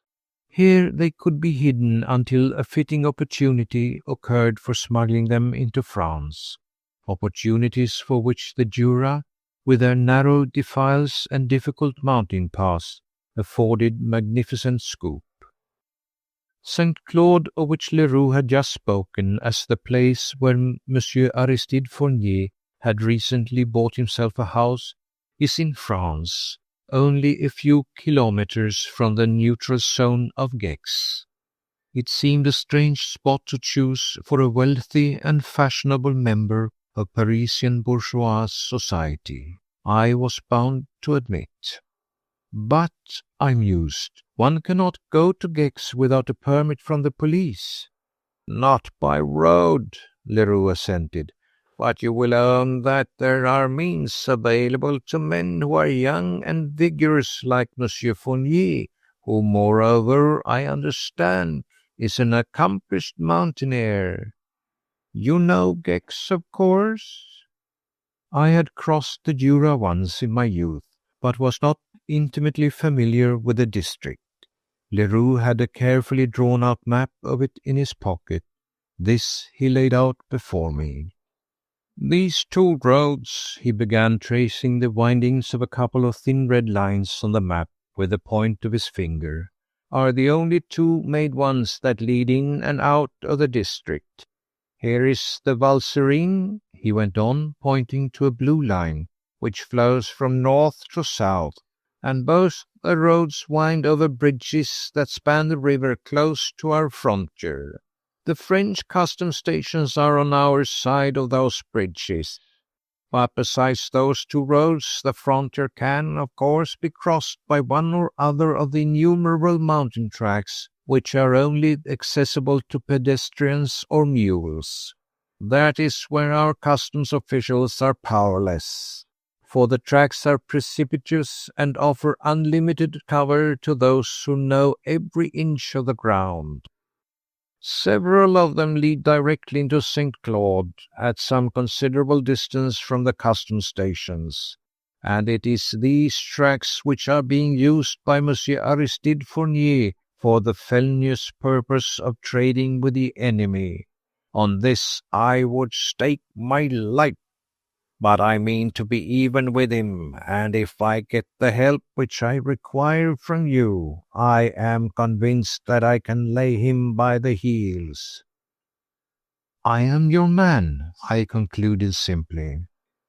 Very well, he resumed. Are you prepared to journey with me to Gex?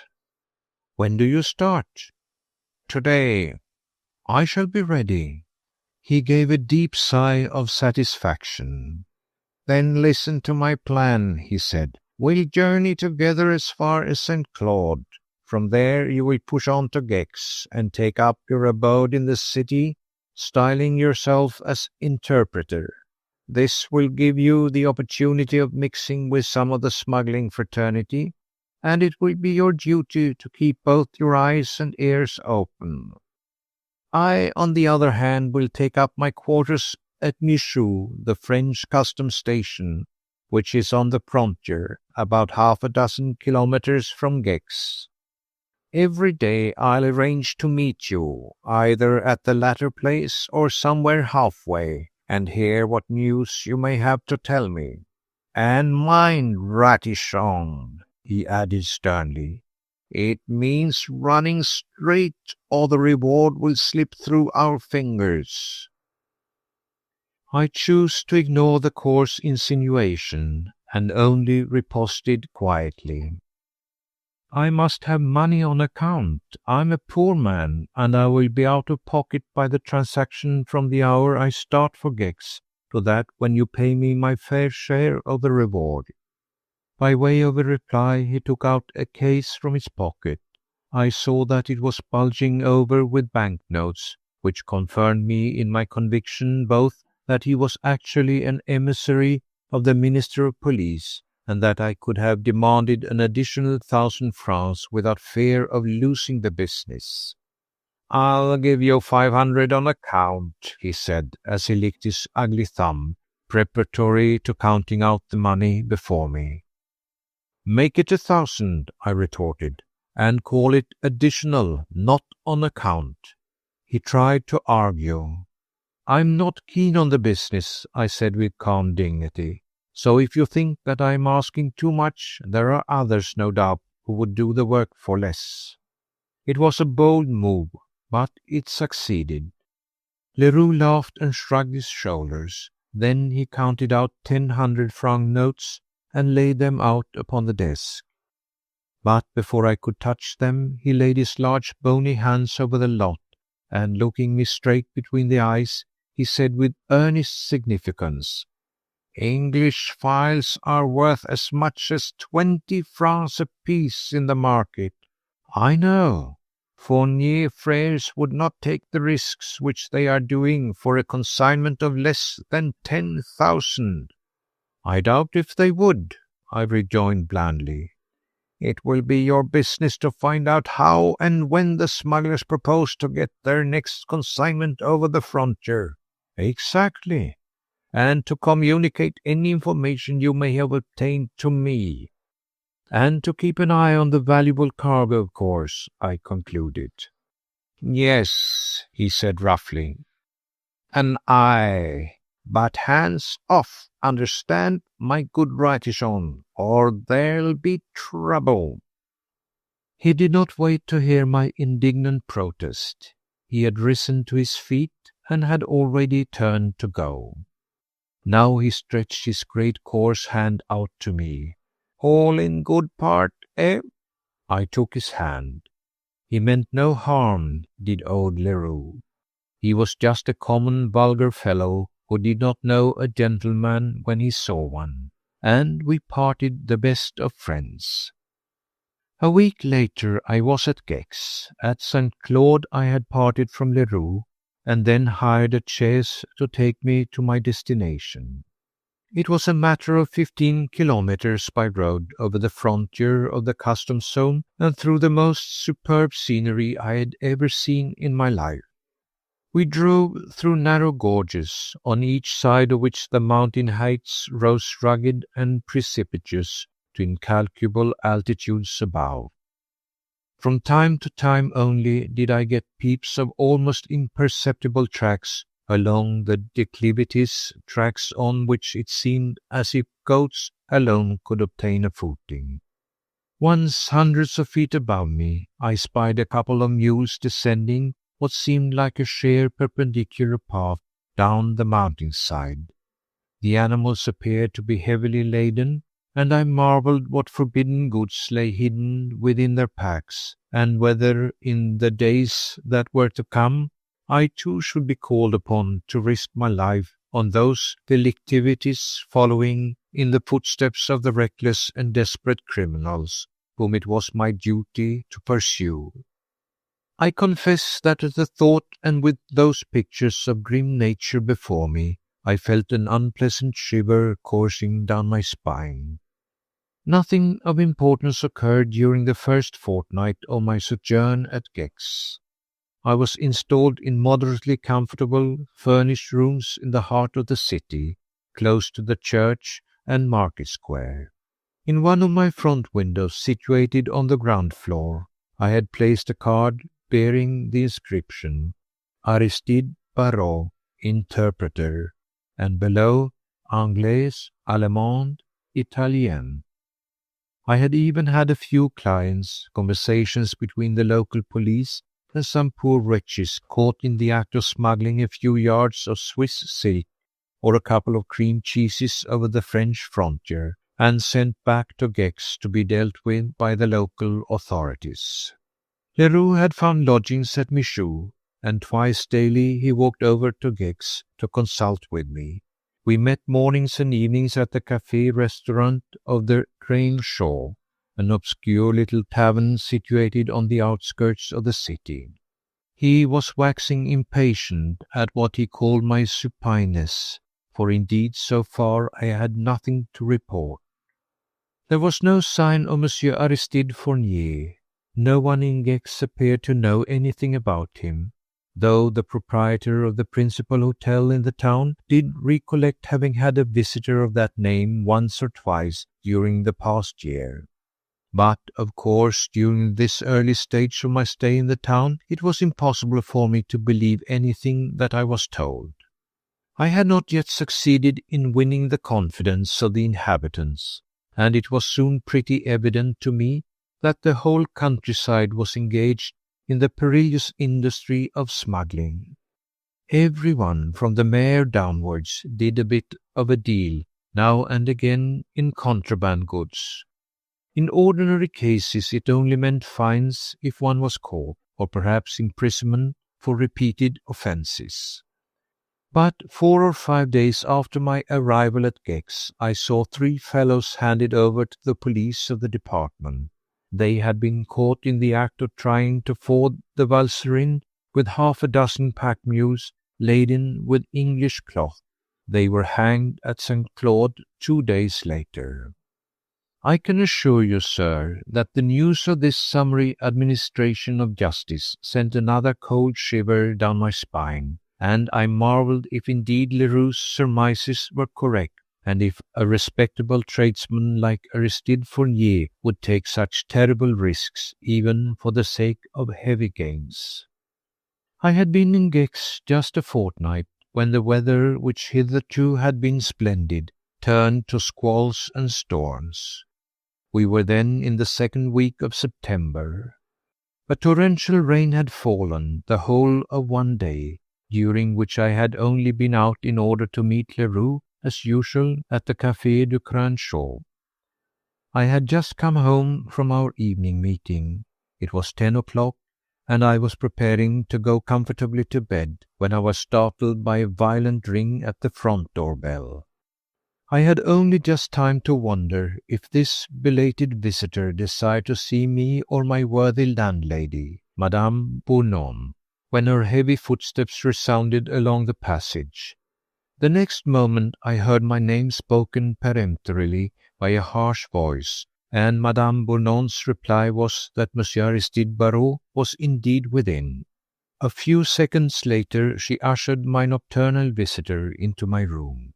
He was wrapped in a dark mantle from head to foot, and he wore a wide-brimmed hat pulled right over his eyes. He did not remove either as he addressed me without further preamble. "You are an interpreter, sir?"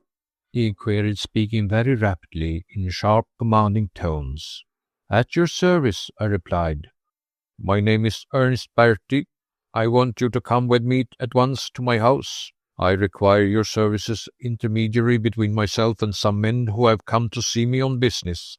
These men whom I wish you to see are Russians," he added, I fancied as an afterthought, "but they speak English fluently." I suppose that I looked just as I felt, somewhat dubious owing to the lateness of the hour and the darkness of the night, not to speak of the abominable weather, for he continued with marked impatience. "It is imperative that you should come at once, though my house is at some little distance from here. I have a chaise outside which will also bring you back, and," he added significantly, "I will pay you whatever you demand." "It is very late," I demurred. "The weather—" "Your fee, man," he broke in roughly, "and let's get on." 500 francs, I said at a venture. "Come," was his curt reply. "I will give you the money as we drive along."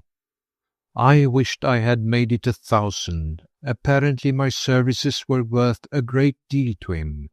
However, I picked up my mantle and my hat, and within a few seconds was ready to go. I shouted up to Madame Bournon that I would not be home for a couple of hours, but that as I had my key, I need not disturb her when I returned. Once outside the door, I almost regretted my ready acquiescence in this nocturnal adventure. The rain was beating down unmercifully, and at first I saw no sign of a vehicle. But in an answer to my visitor's sharp command, I followed him down the street as far as the market square, at the corner of which I spied the dim outline of a carriage and a couple of horses. Without wasting too many words, Monsieur Ernest Bertie bundled me into the carriage, and very soon we were on the way. The night was impenetrably dark, and the chairs more than ordinarily rickety. I had but little opportunity to ascertain which way we were going. A small lanthorn fixed opposite to me in the interior of the carriage, and flickering incessantly before my eyes, made it still more impossible for me to see anything outside the narrow window. My companion sat beside me, silent and absorbed. After a while I ventured to ask him which way we were driving. "Through the town," he replied curtly. "My house is just outside Devon." Now Devon is, as I knew, quite close to the Swiss frontier. It is a matter of 7 or 8 kilometers, an hour's drive at the very least, in this supremely uncomfortable vehicle. I tried to induce further conversation, but made no headway against my companion's taciturnity. However, I had little cause for complaint in another direction. After the first quarter of an hour, and when we had left the cobblestones of the city behind us, he drew a bundle of notes from his pocket, and by flickering light of the lanthorn he counted out 10 50-franc notes and handed them without another word to me.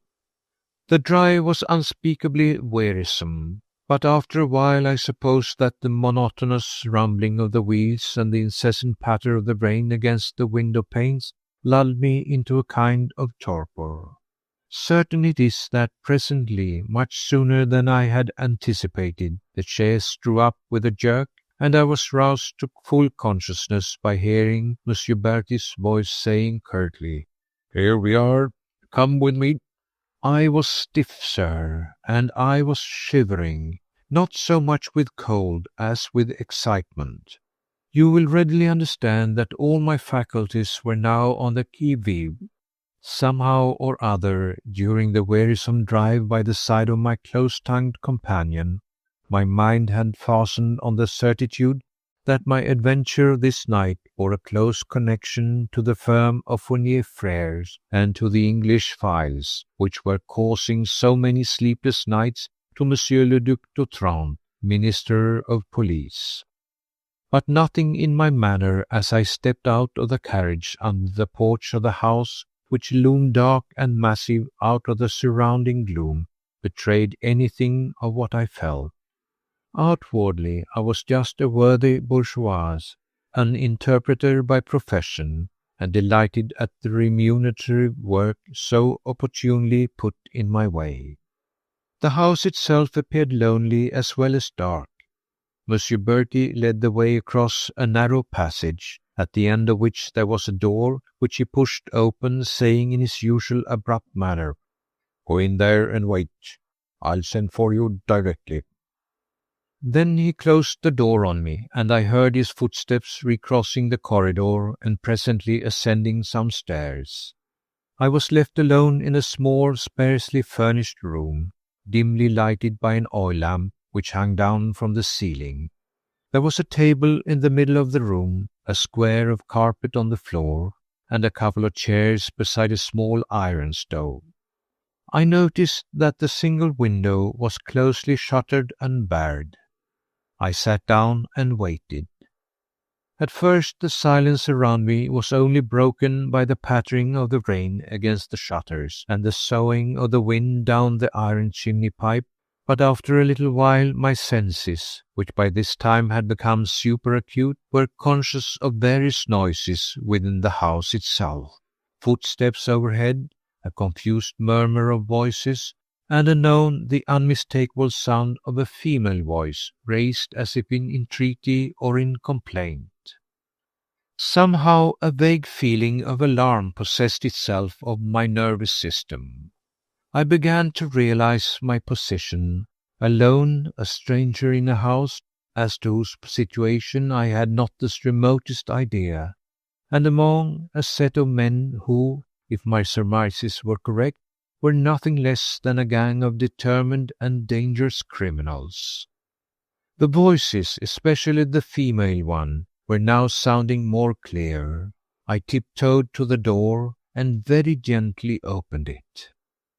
There was indeed no mistaking the tone of desperate pleading which came from some room above and through a woman's lips. I even caught the words, "Oh, don't! Oh, don't! Not again!" repeated at intervals with pitiable insistence. Mastering my not unnatural anxiety, I opened the door a little farther and slipped out into the passage. All my instincts of chivalry towards beauty in distress aroused by those piteous cries. Forgetful of every possible danger and of all prudence, I had already darted down the corridor, determined to do my duty as a gentleman as soon as I had ascertained whence had come those cries of anguish, when I heard the frou-frou of skirts and a rapid patter of small feet down the stairs. The next moment a radiant vision, all white muslin, fair curls, and the scent of violets descended on me from above. A soft hand closed over mine and drew me, unresisting, back into the room from whence I had just come. Bewildered, I gazed on the winsome apparition before me, and beheld a young girl, slender as a lily, dressed in a soft clinging gown, which made her appear more slender still, her fair hair arranged in a tangle of unruly curls round the dainty oval of her face. She was exquisite, sir, and the slenderness of her, you cannot imagine it. She looked like a young sapling bending to the gale. But what cut me to the heart was the look of terror and of misery in her face. She clasped her hands together, and the tears gathered in her eyes. "Go, sir, go at once," she murmured under her breath, speaking very rapidly.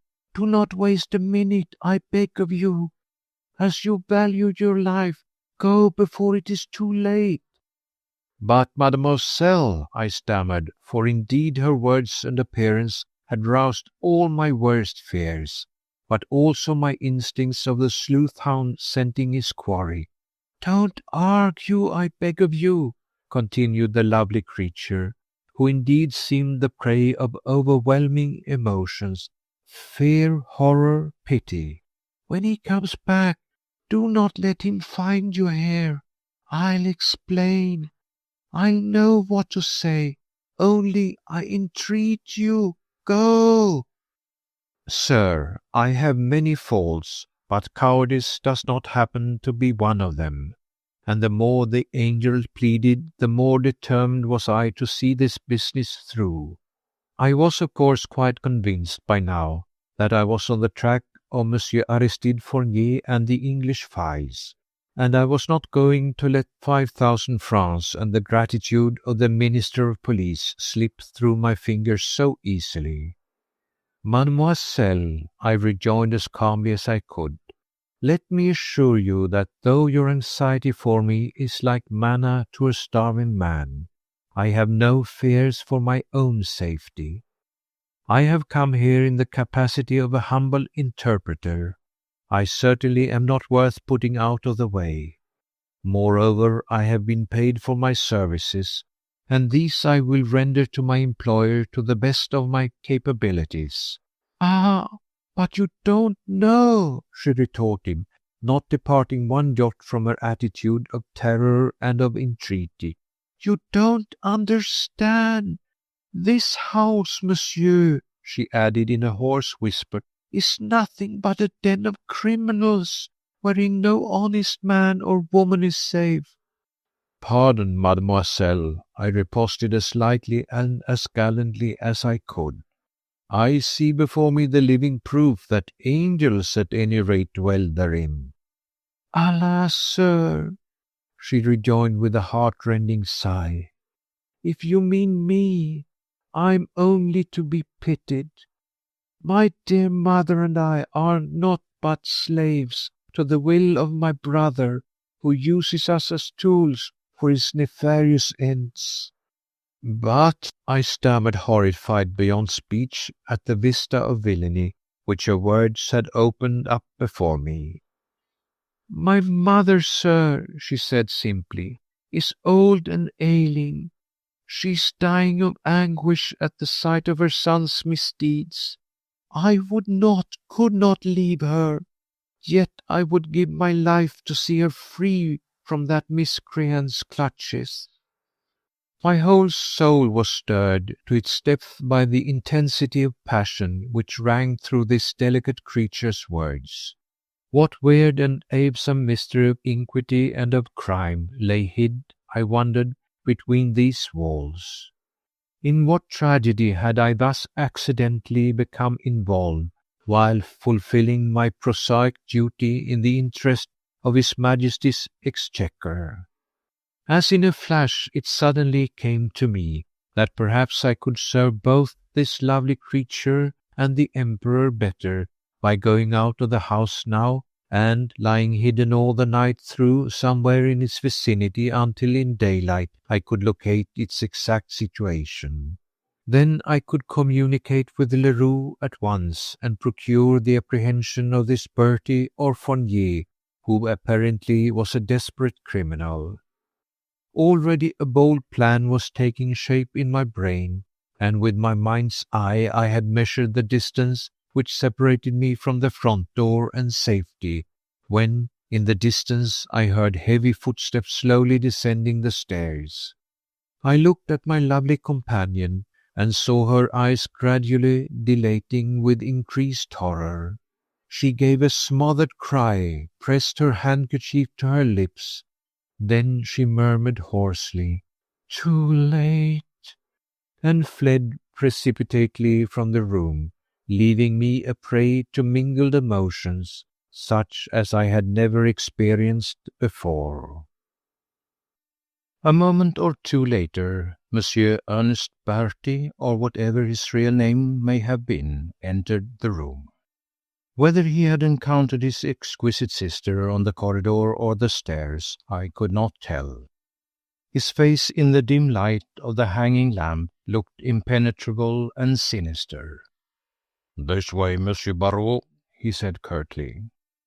Just for one brief moment the thought occurred to me to throw myself upon him with my whole weight, which was considerable, and make a wild dash for the front door.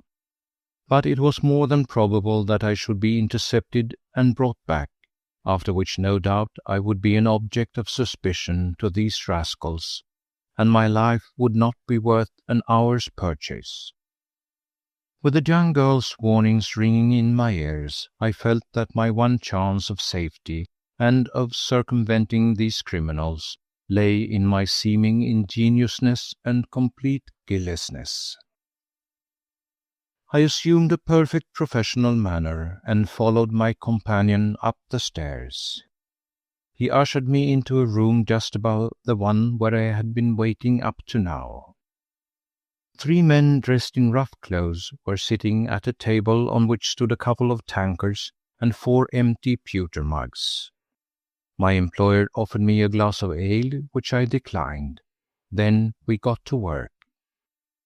At the first words which Monsieur Bertie uttered, I knew that all my surmises had been correct.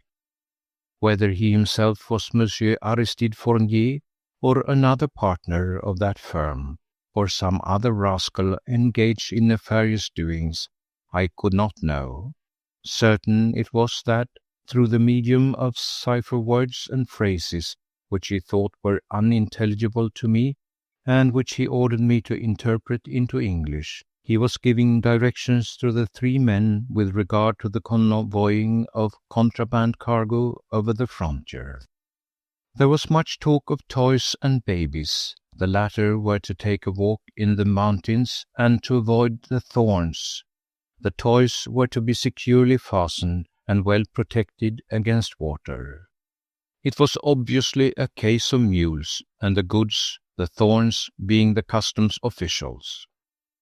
By the time that we had finished, I was absolutely convinced in my mind that the cargo was one of English files or razors, for it was evidently extraordinarily valuable and not at all bulky, seeing that 2 babies were to carry all the toys for a considerable distance. The men, too, were obviously English. I tried the few words of Russian that I knew on them, and their faces remained perfectly blank. Yes, indeed, I was on the track of Monsieur Aristide Fournier, and of one of the most important hauls of enemy goods which had ever been made in France. Not only that I had also before me one of the most brutish criminals it had ever been my misfortune to come across. A bully, a fiend of cruelty. In very truth, my fertile brain was seething with plans for eventually laying that abominable ruffian by the heels. Hanging would be a merciful punishment for such a miscreant. Yes, indeed, 5,000 francs, a goodly sum in those days, sir, was practically assured me. But over and above mere lucre, there was the certainty that in a few days' time I should see the light of gratitude shining out of a pair of lustrous blue eyes, and a winning smile chasing away the look of fear and of sorrow from the sweetest face I had seen for many a day.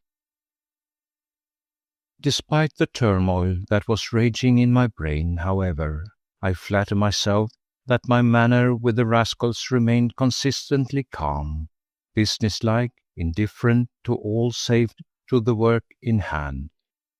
The soi-disant Ernest Bertie spoke invariably in French, either dictating his orders or seeking information, and I made verbal translation into English of all that he said. The séance lasted close upon an hour, and presently I gathered that the affair was terminated, and that I could consider myself dismissed. I was about to take my leave, having apparently completed my work, when Monsieur Ernest Bertie called me back with a curt command. "One moment, Monsieur Barrot," he said. "At Monsieur's service," I responded blandly. "As you see," he continued, "these fellows do not know a word of French. All along the way which they will have to traverse they will meet friendly outposts, who will report to them on the condition of the roads and warn them of any danger that might be ahead. Their ignorance of our language may be a source of infinite peril to them. They need an interpreter to accompany them over the mountains." He paused a moment or two, then added abruptly, "Would you care to go? The matter is important," he went on quietly, "and I am willing to pay you.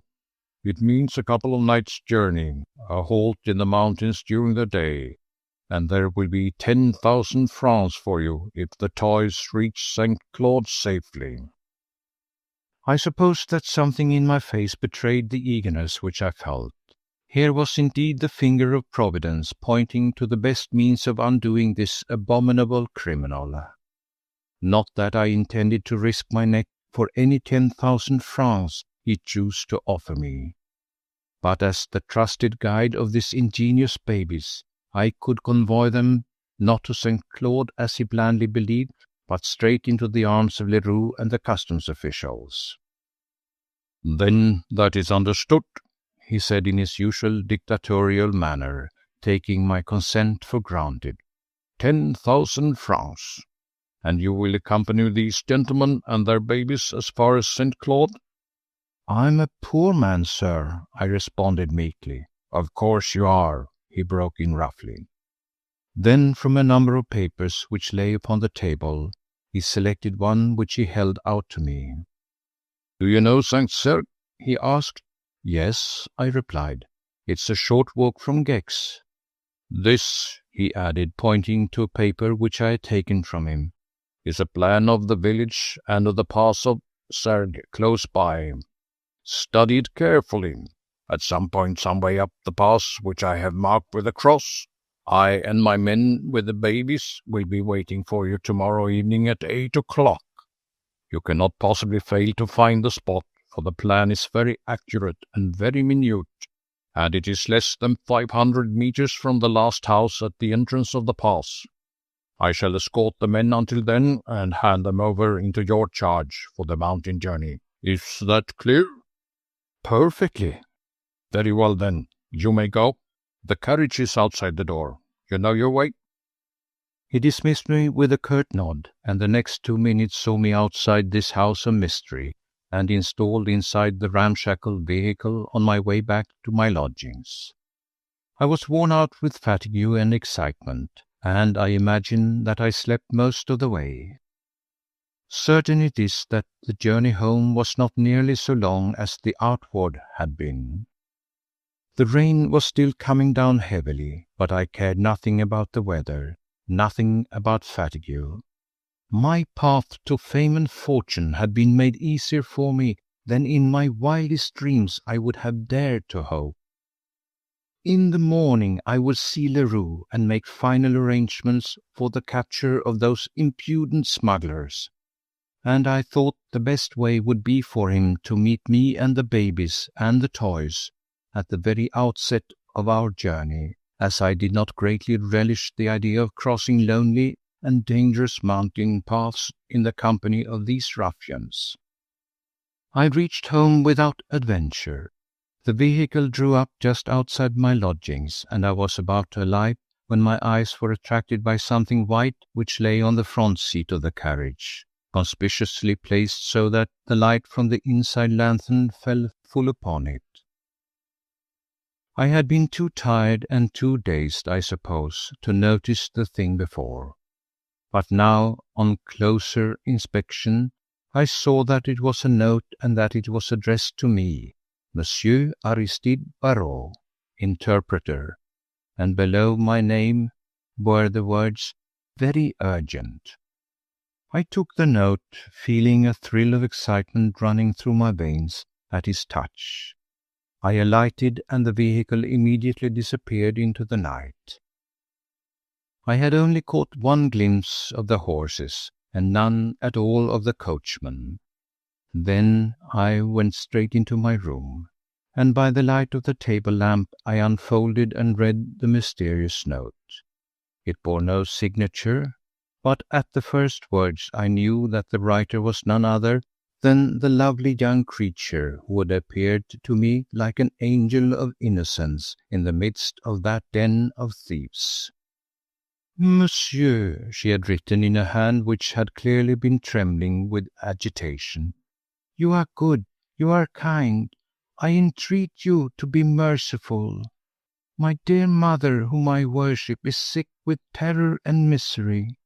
She will die if she remains any longer under the sway of that inhuman monster who, alas, is my own brother.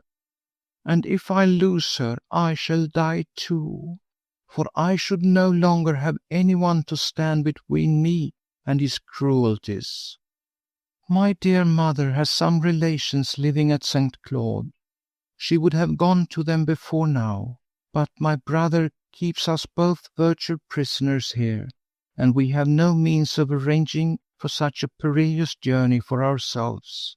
Now, by the most extraordinary stroke of good fortune, my brother will be absent all day tomorrow and the following night. My dear mother and I feel that God Himself is showing us the way to our release. Can you help us, dear Monsieur Barrot? Mother and I will be at Gex tomorrow at 1 hour after sundown.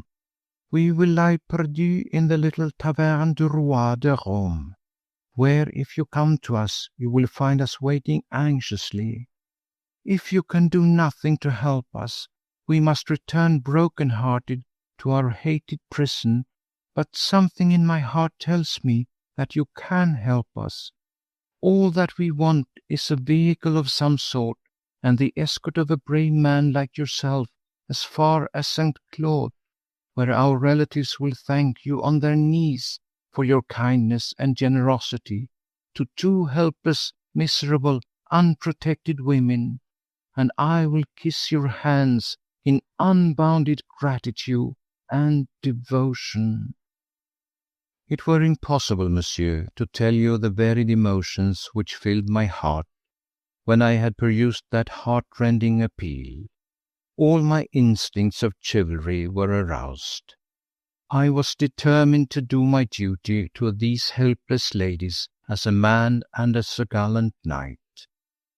Even before I finally went to bed, I had settled in my mind what I meant to do.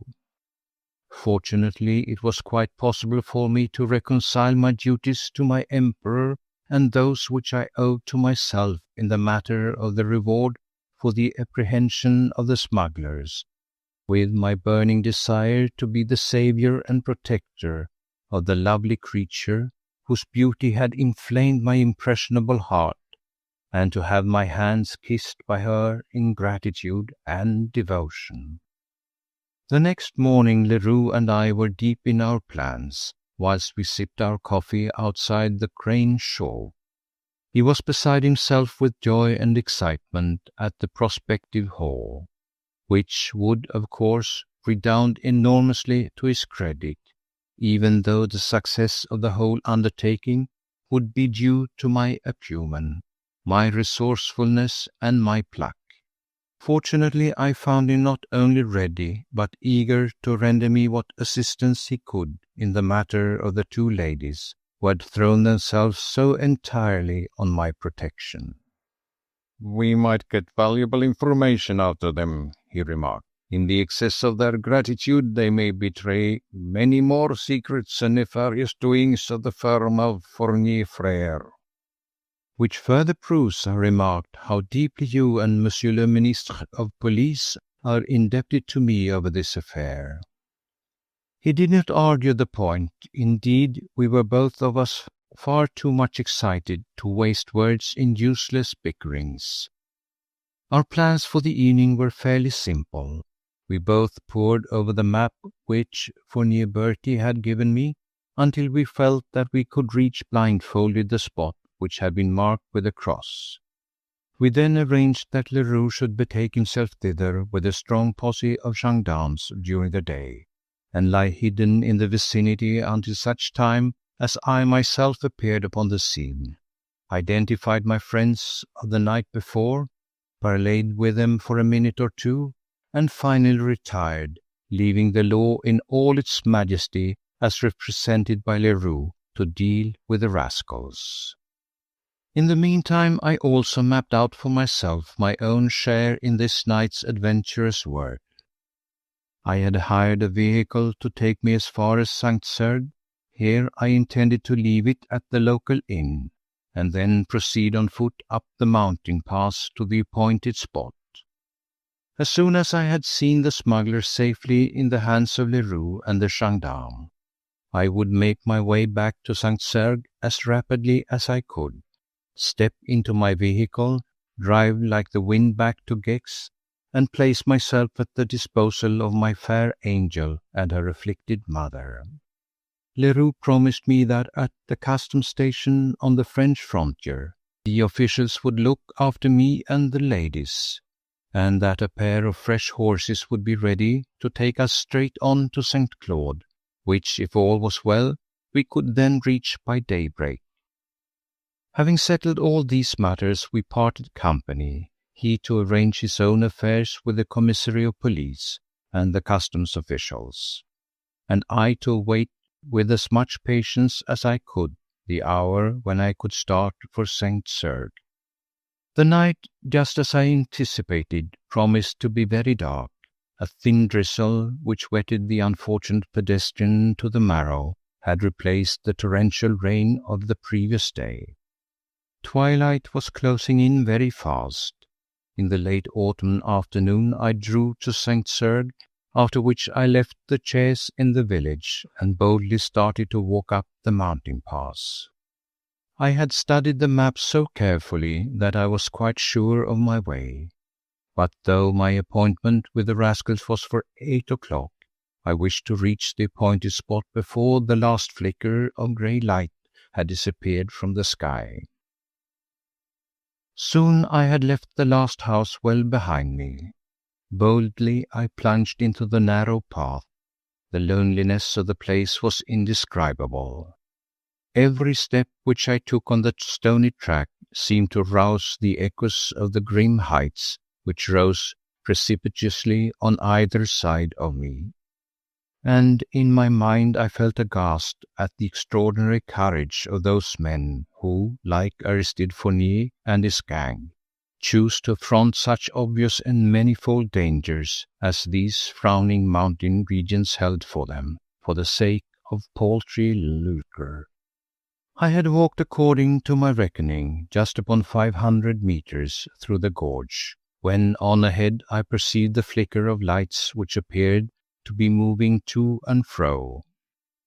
The silence and loneliness no longer seemed to be absolute. A few meters from where I was, men were living and breathing, plotting and planning, unconscious of the net which the unerring hand of a skilful fowler had drawn round them and their misdeeds. The next moment I was challenged by a peremptory halt. Recognition followed. Monsieur Ernest Bertie, or Aristide Fournier, whichever he was, acknowledged with a few words my punctuality. Whilst through the gloom I took a rapid stock of his little party, I saw the vague outline of 3 men and a couple of mules, which appeared to be heavily laden.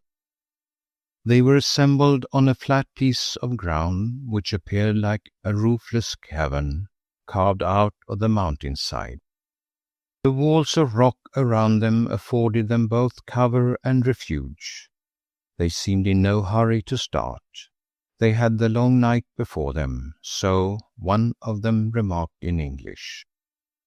However, presently Monsieur Fournier Bertie gave the signal for the start to be made, he himself preparing to take leave of his men. Just at that moment my ears caught the welcome sound of the tramping of feet, and before any of the rascals there could realize what was happening, their way was barred by Leroux and his gendarme, who loudly gave the order, "Hands up in the name of the Emperor!"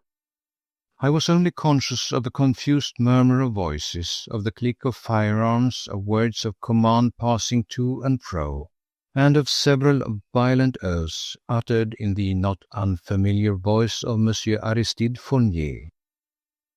But already I had spied Leroux. I only exchanged a few words with him, for indeed my share of the evening's work was done as far as he was concerned, and I made haste to retrace my steps through the darkness and the rain, along the lonely mountain path, towards the goal where chivalry and manly ardour beckoned to me from afar.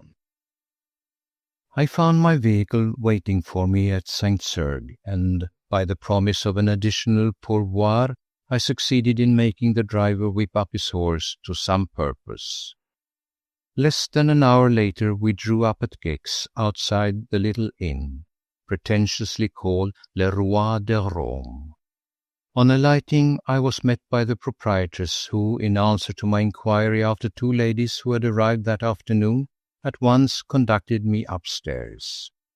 Already my mind was busy conjuring up visions of the fair lady of yestereve. The landlady threw open a door and ushered me into a small room, which reeked of stale food and damp clothes. I stepped in and found myself face to face with a large and exceedingly ugly old woman, who rose with difficulty from the sofa as I entered. "Monsieur Aristide Barrot," she said as soon as the landlady had closed the door behind me. At your service, madam," I stammered, but I was indeed almost aghast. Never in my life had I seen anything so grotesque as this woman. To begin with, she was more than ordinarily stout and unwieldy. Indeed, she appeared like a veritable mountain of flesh. But what was so disturbing to my mind was that she was nothing but a hideous caricature of her lovely daughter, whose dainty features she grotesquely recalled. Her face was seamed and wrinkled. Her white hair was plastered down above her yellow forehead. She wore an old-fashioned bonnet tied under her chin, and her huge bulk was draped in a large patterned cashmere shawl. "You expected to see my dear daughter beside me, my good Monsieur Barrot," she said, after a while speaking with remarkable gentleness and dignity. "I confess, madam," I murmured. "Ah, the darling has sacrificed herself for my sake. We found today that though my son was out of the way, he had set his abominable servants to watch over us. Soon we realized that we could not both get away. It meant one of us staying behind to act the part of unconcern and to throw dust in the eyes of our jailers.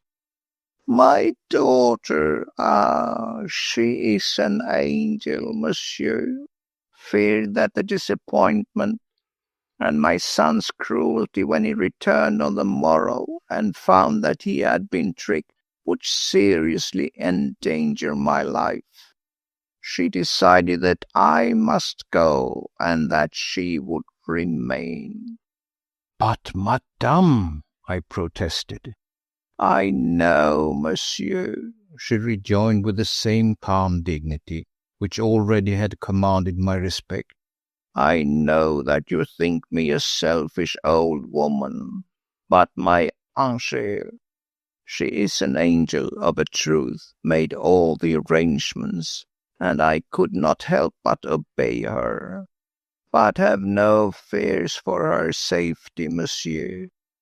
My son would not dare lay hands on her as often as he has done on me. Angèle will be brave, and our relations at St. Claude will, directly we arrive, make arrangements to go and fetch her and bring her back to me. My brother is an influential man. He would never have allowed my son to martyrize me and Angèle, had he known what we have had to endure.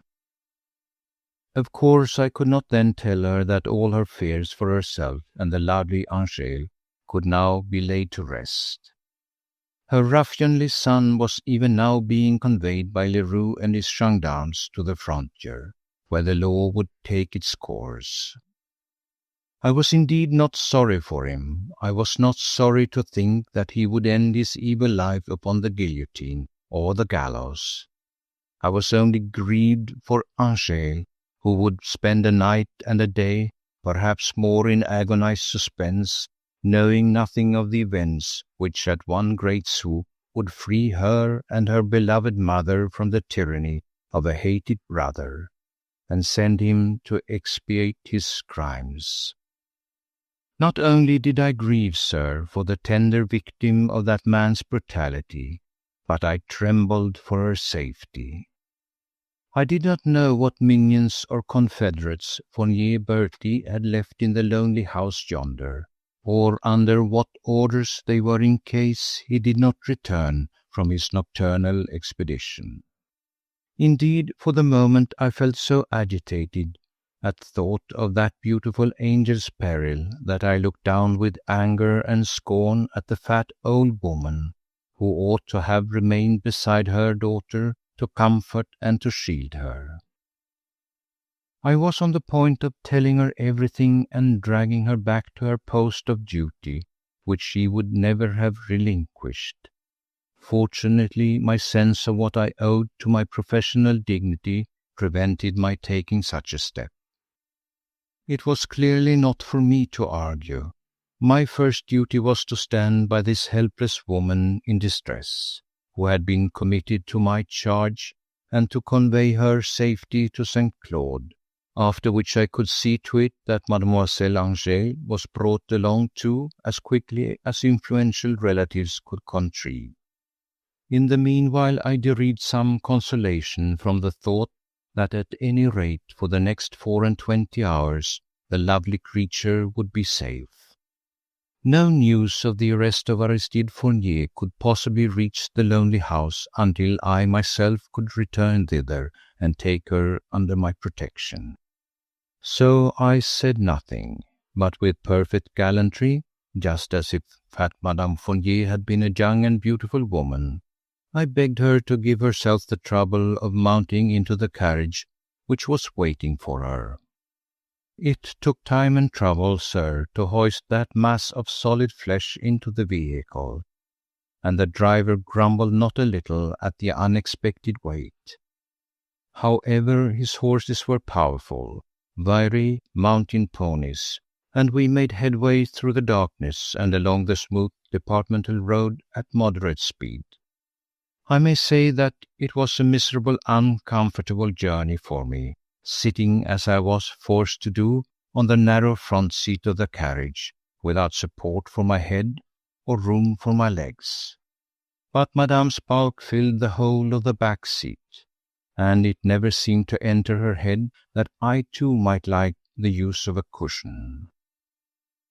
However, even the worst moments and the weariest journeys must come to an end, and we reached the frontier in the small hours of the morning. Here we found the customs officials ready to render us any service we might require. Leroux had not failed to order the fresh relay of horses, and whilst these were being put to, the police officers of the station gave Madame and myself some excellent coffee. Beyond the formal, Madame has nothing to declare for His Majesty's customs, and my companions equally formal. Nothing, monsieur, except my personal belongings. They did not ply us with questions, and after half an hour's halt we again proceeded on our way. We reached St. Claude at daybreak, and following Madame's directions, the driver pulled up in front of a large house in the Avenue du Jura. Again there was the same difficulty in hoisting the unwieldy lady out of the vehicle. But this time, in response to my vigorous pull at the outside bell, the concierge and another man came out of the house, and very respectfully they approached Madame and conveyed her into the house. While they did so, she apparently gave them some directions about myself, for anon the concierge returned, and with extreme politeness told me that Madame Fournier greatly hoped that I would stay in St. Claude a day or two, as she had the desire to see me again very soon. She also honoured me with an invitation to dine with her that same evening at 7 o'clock. This was the first time I noticed that the name Fournier was actually used in connection with any of the people with whom I had become so dramatically involved. Not that I had ever doubted the identity of the ruffianly Ernest Bertie. Still, it was very satisfactory to have my surmises confirmed. I concluded that the fine house in the Avenue du Jura belonged to Madame Fournier's brother, and I vaguely wondered who he was. The invitation to dinner had certainly been given in her name, and the servants had received her with a show of respect which suggested that she was more than a guest in her brother's house. Be that as it may, I betook myself for the nonce to the Hotel des Moines in the centre of the town, and killed time for the rest of the day as best as I could. For one thing, I needed a rest after the emotions and the fatigue of the past 48 hours. Remember, sir, I had not slept for 2 nights, and had spent the last 8 hours on the narrow front seat of a jolting chaise. So I had a good rest in the afternoon, and at 7 o'clock I presented myself once more at the house in the Avenue du Jura. My intention was to retire early to bed after spending an agreeable evening with the family, who would no doubt overwhelm me with their gratitude, and at daybreak I would drive back to Gex after I had heard all the latest news from Leroux. I confess that it was with a pardonable feeling of agitation that I tugged at the wrought iron bell pull on the perron of the magnificent mansion in the Avenue du Jura. To begin with, I felt somewhat rueful at having to appear before ladies at this hour in my travelling clothes, and then you will admit, sir, that it was a somewhat awkward predicament for a man of highly sensitive temperament to meet on terms of equality a refined if stout lady whose son he had just helped to send to the gallows. Fortunately, there was no likelihood of Madame Fournier being as yet aware of this unpleasant fact. Even if she did know at this hour that her son's illicit adventure had come to grief, she could not possibly in her mind connect me with his ill fortune. So I allowed the sumptuous valet to take my hat and coat, and I followed him with as calm a demeanour as I could assume up the richly carpeted stairs. Obviously, the relatives of Madame Fournier were more than well-to-do. Everything in the house showed evidence of luxury, not to say wealth. I was ushered into an elegant saloon, wherein every corner showed traces of dainty feminine hands. There were embroidered silk cushions upon the sofa, lace covers upon the tables, whilst a work-basket filled with a riot of many-coloured silks stood invitingly open. And through the apartment, sir, a scent of violets lingered and caressed my nostrils, reminding me of a beauteous creature in distress, whom it had been my good fortune to succour. I had waited less than 5 minutes when I heard a swift elastic step approaching through the next room, and a second or so later, before I had time to take up an appropriate posture, the door was thrown open, and the exquisite vision of my waking dreams, the beautiful Angèle, stood smiling before me. "Mademoiselle," I stammered somewhat clumsily, for of a truth I was hardly able to recover my breath, and surprise had well nigh robbed me of speech. "How comes it that you are here?" She only smiled in reply, the most adorable smile I had ever seen on any human face. So full of joy, of mischief, aye, of triumph was it. I asked after Madame. Again she smiled, and said Madame was in her room, resting from the fatigues of her journey. I had scarce recovered from my initial surprise when another, more complete still, confronted me. This was the appearance of Monsieur Aristide Fournier, whom I had fondly imagined already expiating his crimes in a frontier prison, but who now entered, also smiling, also extremely pleasant, who greeted me as if we were lifelong friends, and who then, I scarce could believe my eyes, placed his arm affectionately round his sister's waist, whilst she turned her sweet face up to his and gave him a fond, nay, a loving look. A loving look to him who was a brute and a bully, and a miscreant amenable to the gallows. True, this appearance was completely changed. His eyes were bright and kindly. His mouth continued to smile. His manner was urbane in the extreme when he finally introduced himself to me as Aristide Fournier, my dear Monsieur Ratichon, at your service. He knew my name. He knew who I was, whilst I had to pass my hand once or twice over my forehead, and to close and reopen my eyes several times, for, of a truth, it all seemed like a dream. I tried to stammer out a question or two, but I could only gasp, and the lovely Angèle appeared highly amused at my distress. "Let us dine," she said gaily, "after which you may ask as many questions as you like." In very truth, I was in no mood for dinner. Puzzlement and anxiety appeared to grip me by the throat and to choke me. It was all very well for the beautiful creature to laugh and to make merry. She had cruelly deceived me, played upon the chords of my sensitive heart for purposes which no doubt would presently be made clear. But in the meanwhile, since the smuggling of the English files had been successful, as it apparently was, what had become of Leroux and his gendarmes? What tragedy had been enacted in the narrow gorge of Saint-Serve? And what had become of my hopes of that 5,000 francs for the apprehension of the smugglers, promised me by Leroux? Can you wonder that for the moment the very thought of dinner was abhorrent to me? But only for the moment. The next, a sumptuous valet had thrown open the folding doors, and down the vista of the stately apartment I perceived a table richly laden with china and glass and silver, whilst a distinctly savoury odour was wafted to my nostrils.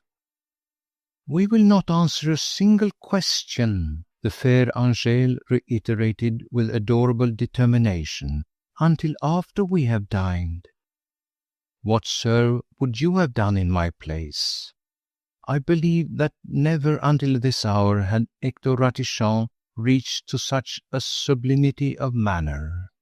I bowed with perfect dignity in token of obedience to the fair creature, sir. Then, without a word, I offered her my arm.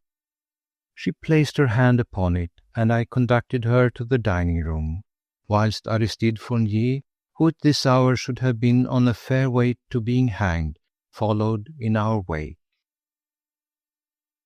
Ah, it seemed indeed a lovely dream, one that lasted through an excellent and copious dinner, and which turned to delightful reality when over a final glass of succulent Madeira, Monsieur Aristide Fournier slowly counted out 100 notes, worth 100 francs each, and presented these to me with a gracious nod. "Your fee, monsieur," he said, "and allow me to say that never have I paid out so large a sum with such a willing hand." "But I have done nothing," I murmured from out of the depths of my bewilderment. Mademoiselle Angèle and Monsieur Fournier looked at one another, and no doubt I presented a very comical spectacle, for both of them burst into an uncontrollable fit of laughter. "Indeed, monsieur," quoth Monsieur Fournier as soon as he could speak coherently, "you have done everything that you set out to do, and done it with perfect chivalry. You conveyed the toys safely over the frontier as far as St. Claude." But how?" I stammered. "How?" Again Mademoiselle Angèle laughed, and through the ripples of her laughter came her merry words. "Maman was very fat, was she not, my good Monsieur Ratichon? Did you not think she was extraordinarily like me?" I caught the glance in her eyes, and they were literally glowing with mischief. Then, all of a sudden, I understood. She had impersonated a fat mother, covered her lovely face with lines, worn a disfiguring wig and an antiquated bonnet, and round her slender figure she had tucked away thousands of packages of English files. I could only gasp. Astonishment, not to say admiration at her pluck, literally took my breath away. "But Monsieur Bertie," I murmured, my mind in a turmoil, my thoughts running riot through my brain. "The Englishmen, the mules, the packs." "Monsieur Bertie, as you see, stands before you now in the person of Monsieur Fournier," she replied. "The Englishmen were 3 faithful servants who threw dust not only in your eyes, my dear Monsieur Ratichon, but in those of the customs officials, while the packs contained harmless personal luggage, which was taken by your friend and his gendarmes to the customs station at Mijou, and there, after much swearing, equally solemnly released with many apologies to Monsieur Fournier, who was allowed to proceed unmolested on his way, and who arrived here safely this afternoon, whilst Maman divested herself of her fat and once more became the slender Madame Aristide Fournier at your service." She bobbed me a dainty curtsy, and I could only try and hide the pain which this last cruel stab had inflicted on my heart. She was not mademoiselle after all, and henceforth it would even be wrong to indulge in dreams of her. But the 10,000 francs crackled pleasantly in my breast pocket, and when I finally took leave of Monsieur Aristide Fournier and his charming wife, I was an exceedingly happy man. But Leroux never forgave me. Of what he suspected me I do not know, or if he suspected me at all. He certainly must have known about fat Maman from the customs officials, who had given us coffee at Mijou. But he never mentioned the subject to me at all, nor has he spoken to me since that memorable night. To one of his colleagues he once said that no words in his vocabulary could possibly be adequate to express his feelings. Chapter 6. Honor Among... Ah, my dear sir, it is easy enough to despise our profession, but believe me that all the finer qualities, those of loyalty and of truth, are essential, not only to us, but to our subordinates, if we are to succeed in making even a small competence out of it. Now let me give you an instance. Here was I, Hector Ratichon, settled in Paris in that eventful year 1816, which saw the new order of things finally swept aside and the old order resume its triumphant sway, which saw us all, including our God-given King Louis XVIII, as poor as the proverbial church mice, and as eager for a bit of comfort and luxury as a hungry dog is for a bone.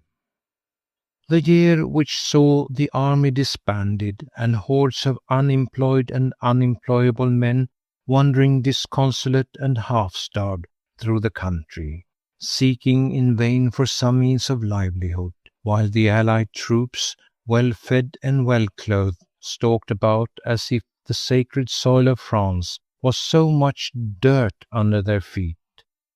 The year, my dear sir, during which more intrigues were hatched and more plots concocted than in any previous century in the whole history of France. We were all trying to make money, since there was so precious little of it about. Those of us who had brains succeeded, and then not always.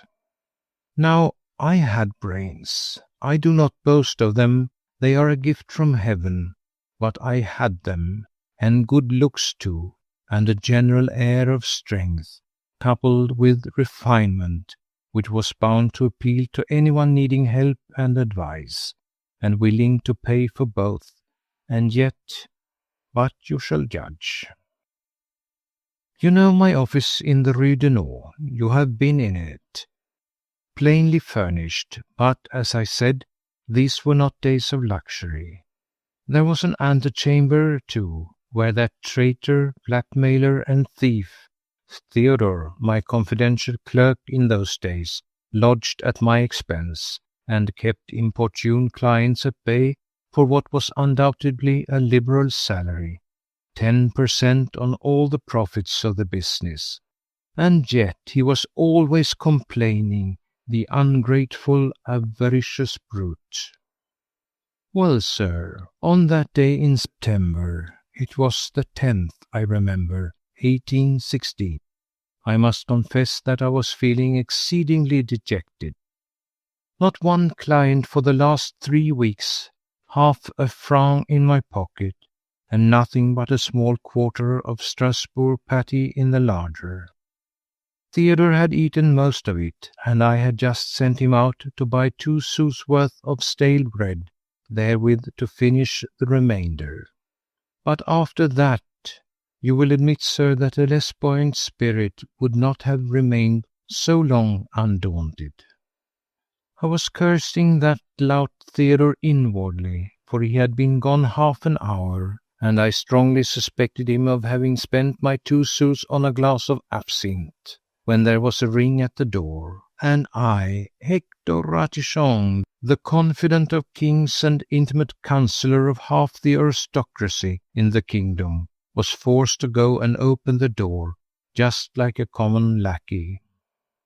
But here the sight which greeted my eyes fully compensated me for the temporary humiliation, for on the threshold stood a gentleman who had wealth written plainly upon his fine clothes, upon the dainty linen and his throat and wrists, upon the quality of his rich satin necktie and the perfect set of his fine cloth pantaloons.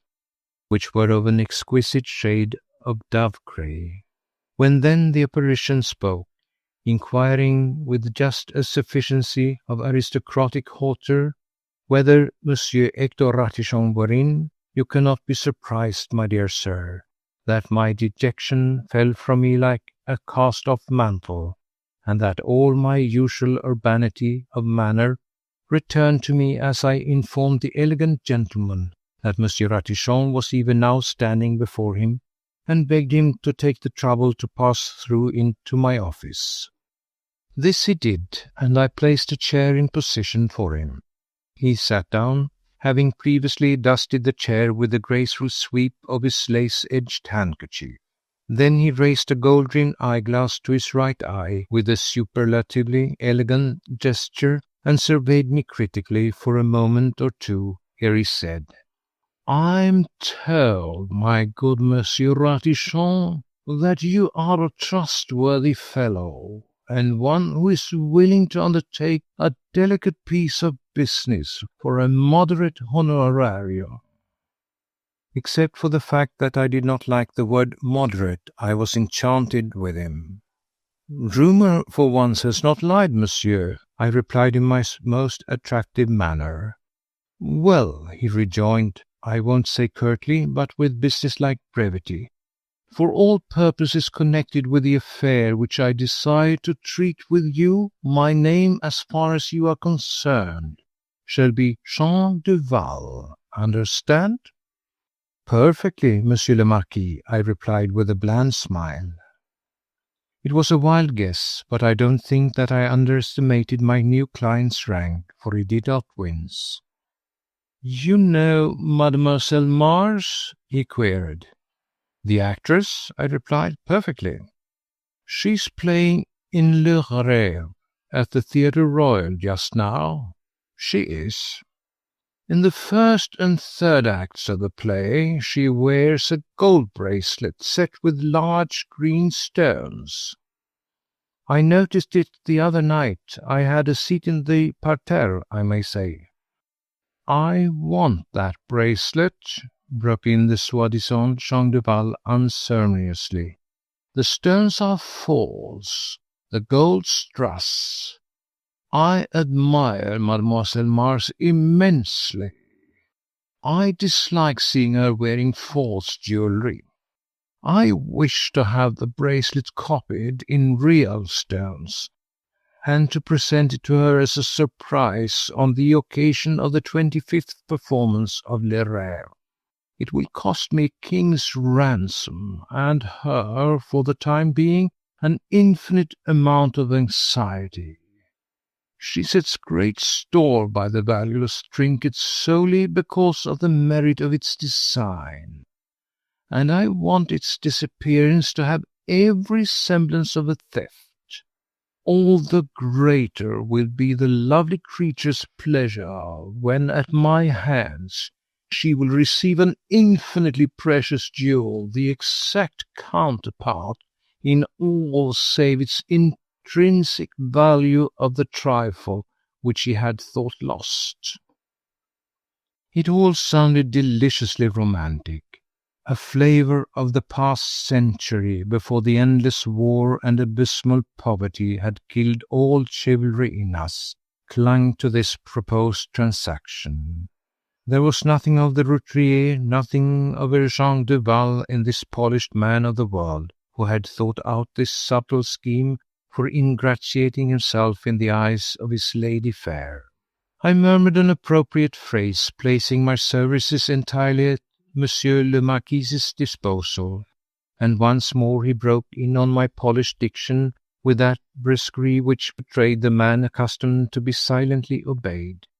"Mademoiselle Mars wears the bracelet," he said, "during the third act of La Rêve. At the end of the act she enters her dressing-room, and her maid helps her to change her dress.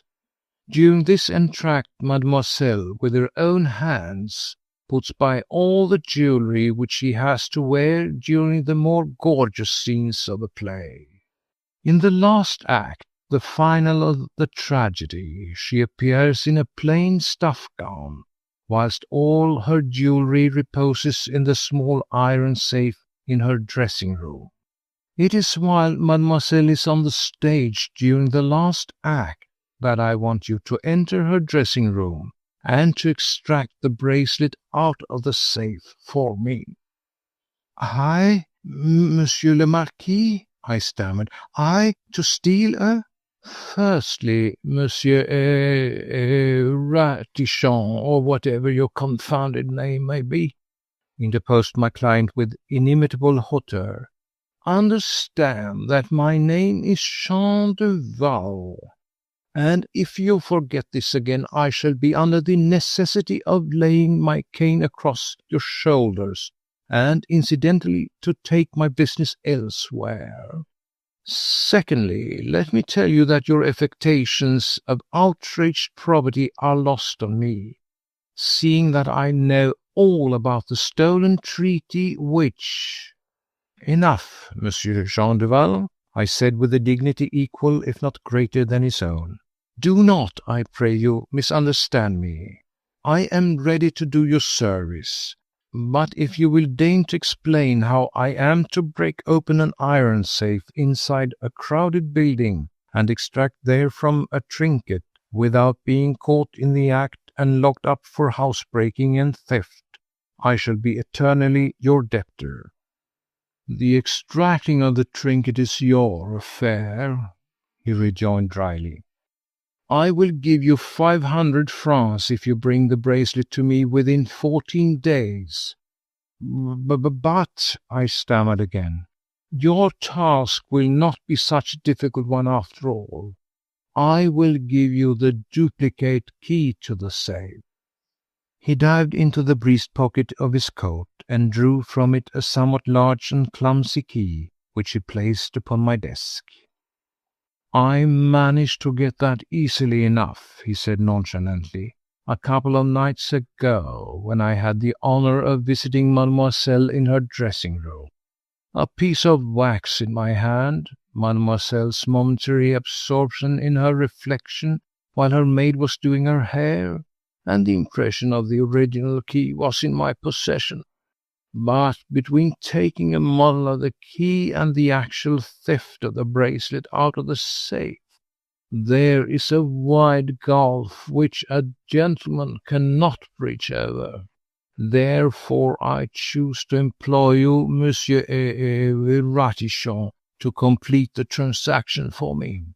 "For 500 francs?" I queried blandly. "It is a fair sum," he argued. "Make it 1,000, I rejoined firmly, "and you shall have the bracelet within 14 days. He paused a moment in order to reflect. His steel-grey eyes, cool and disdainful, were fixed searchingly on my face. I pride myself on the way that I bear that kind of scrutiny, so even now I looked bland and withal purposeful and capable. "Very well," he said after a few moments, and he rose from his chair as he spoke. "It shall be 1,000 francs, Monsieur Ratichon, and I will hand over the money to you in exchange for the bracelet. But it must be done within 14 days, remember." I tried to induce him to give me a small sum on account. I was about to take terrible risks, remember. Housebreaking, larceny, theft, call it what you will. It meant the police correctional and a couple of years in New Orleans for sure. He finally gave me 50 francs and once more threatened to take his business elsewhere. So I had to accept and to look as urbane and dignified as I could. He was out of the office and about to descend the stairs when a thought struck me. "Where and how can I communicate with Monsieur Jean Duval," I asked, "when my work is done?"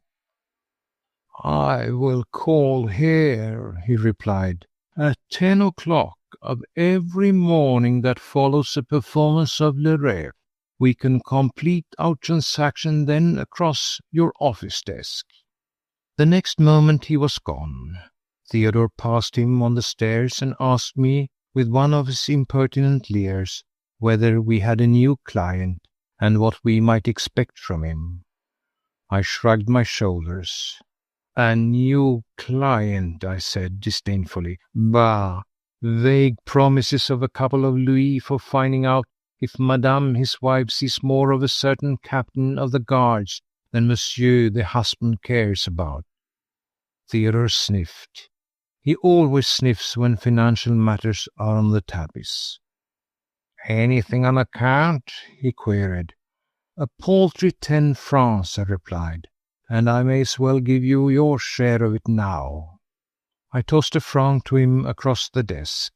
By the terms of my contract with him, you understand, he was entitled to 10% of every profit accruing from the business in lieu of wages. But in this instance, do you not think that I was justified in looking on 1 franc now, and perhaps 20 when the transaction was completed, as a more than just honorarium for his share in it? Was I not taking all the risks in this delicate business? Would it be fair for me to give him 100 francs for sitting quietly in the office or sipping absinthe at the neighboring bar, whilst I risked New Orleans, not to speak of the gallows? He gave me a strange look as he picked up the silver franc, spat on it for luck, bit it with his great yellow teeth to ascertain if it were counterfeit or genuine, and finally slipped it into his pocket and shuffled out of the office, whistling through his teeth. An abominable, low, deceitful creature, that Theodore. You will see anon, but I won't anticipate. The next performance of Le Rêve was announced for the following evening, and I started on my campaign. As you may imagine, it did not prove an easy matter. To obtain access through the stage door to the back of the theatre was one thing. A franc to the doorkeeper had done the trick. To mingle with the scene shifters, to talk with the supers, to take off my hat with every form of deep respect to the principals had been equally simple. I had even succeeded in placing a bouquet on the dressing table of the great tragedienne on my second visit to the theatre. A dressing-room door had been left ajar during that memorable fourth act, which was to see the consummation of my labours. I had the bouquet in my hand, having brought it expressly for that purpose. I pushed open the door and found myself face to face with a young, though somewhat forbidding damsel, who peremptorily demanded what my business might be. In order to minimize the risk of subsequent trouble, I had assumed the disguise of a middle-aged English, red side whiskers, florid complexion, a ginger-colored wig plastered rigidly over the ears towards the temples, high stock collar, nankeen pantaloons, a patch over one eye and an eyeglass fixed in the other. My own sainted mother would never have known me. With becoming diffidence I explained in broken French that my deep though respectful admiration of Mademoiselle Mars had prompted me to lay a florid tribute at her feet. I desired nothing more. The damsel eyed me coldly, though at the moment I was looking quite my best, diffident yet courteous, a perfect gentleman of the old regime. Then she took the bouquet from me and put it down on the dressing-table. I fancied that she smiled not unkindly, and I ventured to pass the time of day. She replied not altogether disapprovingly. She sat down by the dressing-table and took up some needlework, which she had obviously thrown aside on my arrival. Close by on the floor was a solid iron chest with huge ornamental hinges and a large escutcheon over the lock. It stood about a foot high and perhaps a couple of feet long. There was nothing else in the room that suggested a receptacle for jewellery. This, therefore, was obviously the safe which contained the bracelet. After the self-same second, my eyes alighted on a large and clumsy-looking key which lay upon the dressing-table, and my hand at once wandered instinctively to the pocket of my coat and closed convulsively on the duplicate one which the soi-disant Jean Duval had given me. I talked eloquently for a while. The damsel answered in monosyllables, but she sat unmoved at needlework, and after 10 minutes or so I was forced to beat a retreat. I returned to the charge at the next performance of Le Rêve, this time with a box of bonbons for the maid instead of the bouquet for the mistress. The damsel was quite amenable to a little conversation, quite willing that I should dally in her company. She munched the bonbons and coquetted a little with me, but she went on stolidly with her needlework, and I could see that nothing would move her out of that room, where she had obviously been left in charge. Then I bethought me of Theodore. I realized that I could not carry this affair through successfully without his help. So I gave him a further 5 francs, as I said to him it was out of my own savings, and I assured him that a certain Monsieur Jean Duval had promised me a couple of 100 francs when the business which he had entrusted to me was satisfactorily concluded. It was for this business, so I explained, that I required his help, and he seemed quite satisfied. His task was, of course, a very easy one. What a contrast to the risk I was about to run. 25 francs, my dear sir, just for knocking at the door of Mademoiselle Mars's dressing room during the 4th act, whilst I was engaged in conversation with the attractive guardian of the iron safe, and to say in well-assumed breathless tones, "Mademoiselle Mars has been taken suddenly unwell on the stage. Will her maid go to her at once?" It was some little distance from the dressing room to the wings, down a flight of ill-lighted stone stairs, which demanded cautious ascent and descent. Theodore had orders to obstruct the maid during her progress as much as he could, without rousing her suspicions.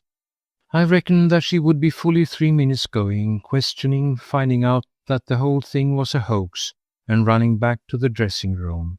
3 minutes in which to open the chest, extract the bracelet, and, incidentally, anything else of value there might be close to my hand. Well, I had thought of that eventuality too. One must think of everything, you know. That is where genius comes in. Then, if possible, relock the safe so that the maid on her return would find everything apparently in order and would not, perhaps, raise the alarm until I was safely out of the theatre.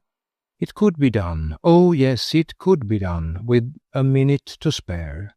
And tomorrow at 10 o'clock Monsieur Jean Duval would appear, and I would not part with the bracelet until 1,000 francs had passed from his pocket into mine. I must get Theodore out of the house, by the way, before the arrival of Monsieur Duval. 1,000 francs. I had not seen 1,000 francs all at once for years. What a dinner I would have tomorrow. There was a certain little restaurant in the Rue de Pipeau, where they concocted a cassoulet of goose liver and pork chops with haricot beans, which I only tell you that. How I got through the rest of that day I cannot tell you.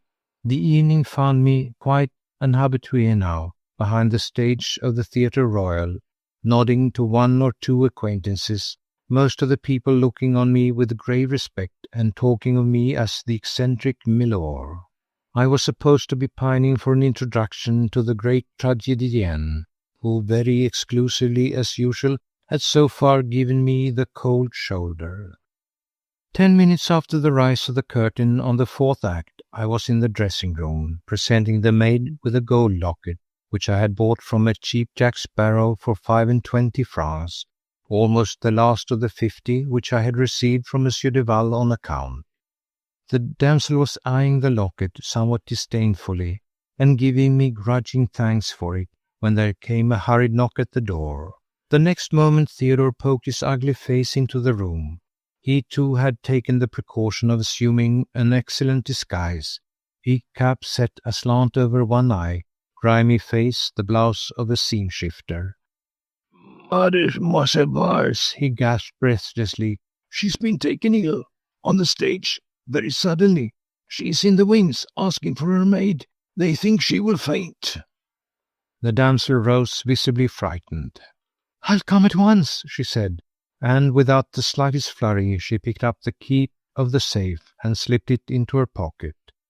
I fancied that she gave me a look as she did this. Oh, she was a pearl among abigails.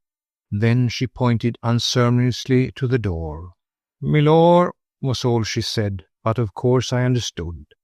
I had no idea that English milors could be thus treated by pert maidens. But what cared I for social amenities just then? My hand had closed of the duplicate key of the safe, and I walked out of the room in the wake of the damsel. Theodore had disappeared. Once in the passage, the girl started to run.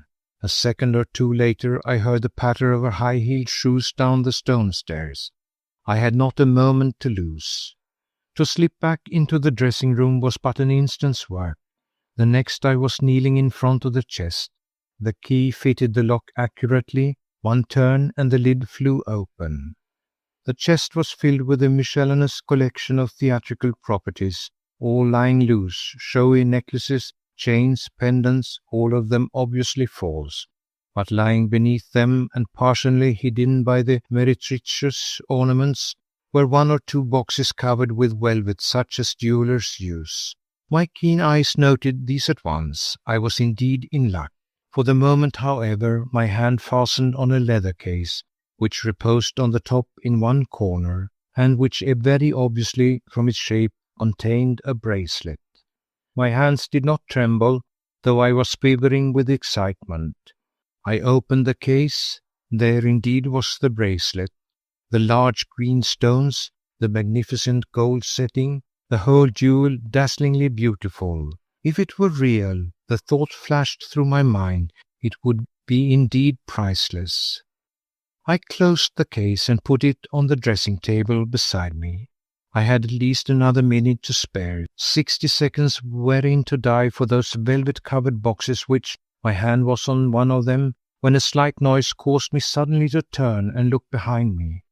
It all happened as quickly as a flash of lightning. I just saw a man disappearing through the door. One glance at the dressing table showed me the whole extent of my misfortune.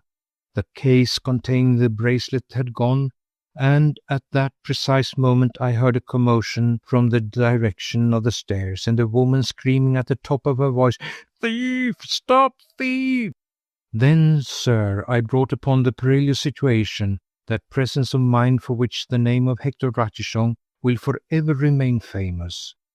Without a single flurried movement, I slipped one of the velvet-covered cases, which I still had in my hand, into the breast pocket of my coat. I closed down the lid of the iron chest and locked it with a duplicate key, and I went out of the room, closing the door behind me. The passage was dark. The damsel was running up the stairs with a couple of stage hands behind her. She was explaining to them volubly, and to the accompaniment of sundry half-hysterical little cries, the infamous hoax to which she had fallen a victim. You might think, sir, that there was I, caught like a rat in a trap, and with that velvet-covered case in my breast pocket by way of damning evidence against me.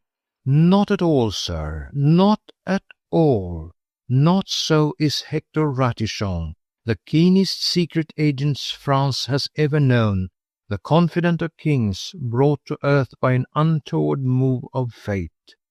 Even before the damsel and the stage hands had reached the top of the stairs and turned into the corridor, which was on my left, I had slipped round noiselessly to my right and found shelter in a narrow doorway, where I was screened by the surrounding darkness and by projection of the frame. While the three of them made straight for Mademoiselle's dressing-room, and spent some considerable time there in uttering varied ejaculations, when they found the place and the chest to all appearances untouched, I slipped out of my hiding-place, sped rapidly along the corridor, and was soon halfway down the stairs. Here my habitual composure in the face of danger stood me in good stead. It enabled me to walk composedly and not too hurriedly through the crowd behind the scenes, supers, scene-shifters, principals, none of whom seemed to be aware as yet of the hoax practiced on Mademoiselle Marcy's maid. And I reckon that I was out of the stage door exactly 5 minutes after Theodore had called the damsel away. But I was minus the bracelet, and in my mind there was the firm conviction that traitor Theodore had played me one of his abominable tricks. As I said, The whole thing had occurred as quickly as a flash of lightning, but even so, my keen, experienced eyes had retained the impression of a peaked cap and the corner of a blue blouse as they disappeared through the dressing-room door. Tact, wariness, and strength were all required, you must admit, in order to deal with the present delicate situation. I was speeding along the Rue de Richelieu on my way to my office. My intention was to spend the night there, where I had a chair bedstead on which I had oft before slept soundly after a day's hard work. And anyhow it was too late to go to my lodgings at Passy at this hour. Moreover, Theodore slept in the antechamber of the office, and I was more firmly convinced than ever that it was he who had stolen the bracelet. Blackleg, thief, traitor, I mused. But thou hast not done with Hector Ratichon yet. In the meanwhile I bethought me of the velvet-covered box in my breast pocket, and of the ginger-coloured hair and whiskers that I was still wearing, and which might prove an unpleasant piece de conviction, in case the police were after the stolen bracelet.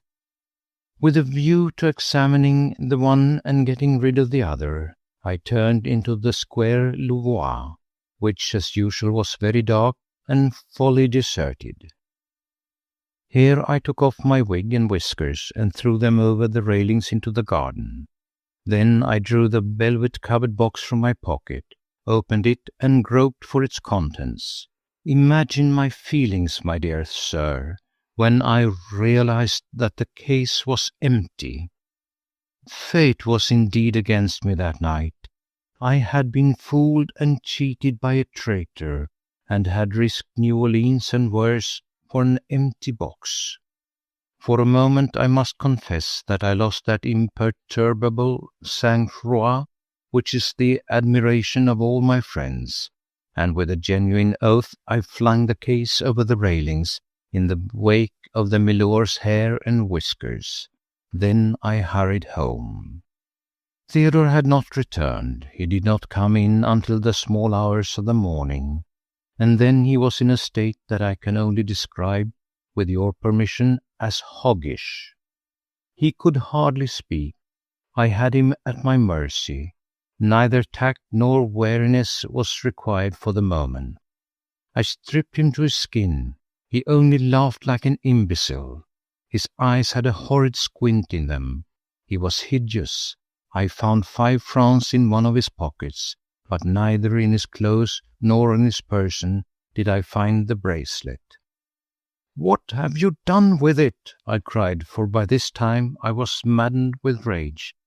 "I don't know what you are talking about," he stammered thickly, as he tottered towards his bed. "Give me back my 5 francs, you thief!" The brutish creature finally blurted out ere he fell into a hog-like sleep. Desperate evils need desperate remedies. I spent the rest of the night thinking hard. By the time that dawn was breaking, my mind was made up. Theodore's stertorous breathing assured me that he was still insentient.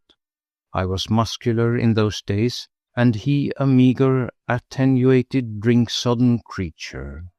I lifted him out of his bed in the antechamber and carried him into mine in the office.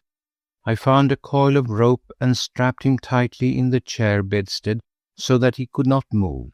I tied a scarf round his mouth so that he could not scream. Then at 6 o'clock, when the humbler eating-houses begin to take down their shutters, I went out. I had Theodore's 5 francs in my pocket, and I was desperately hungry. I spent 10 sous on a cup of coffee and a plate of fried onions and haricot beans, and 3 francs on a savoury pie, highly flavoured with garlic, and a quarter bottle of excellent cognac. I drank the coffee and ate the onions and the beans, and I took the pie and cognac home. I placed the table close to the chair bedstead, and on it I disposed the pie and the cognac in such a manner that the moment Theodore woke, his eyes were bound to alight on them. Then I waited.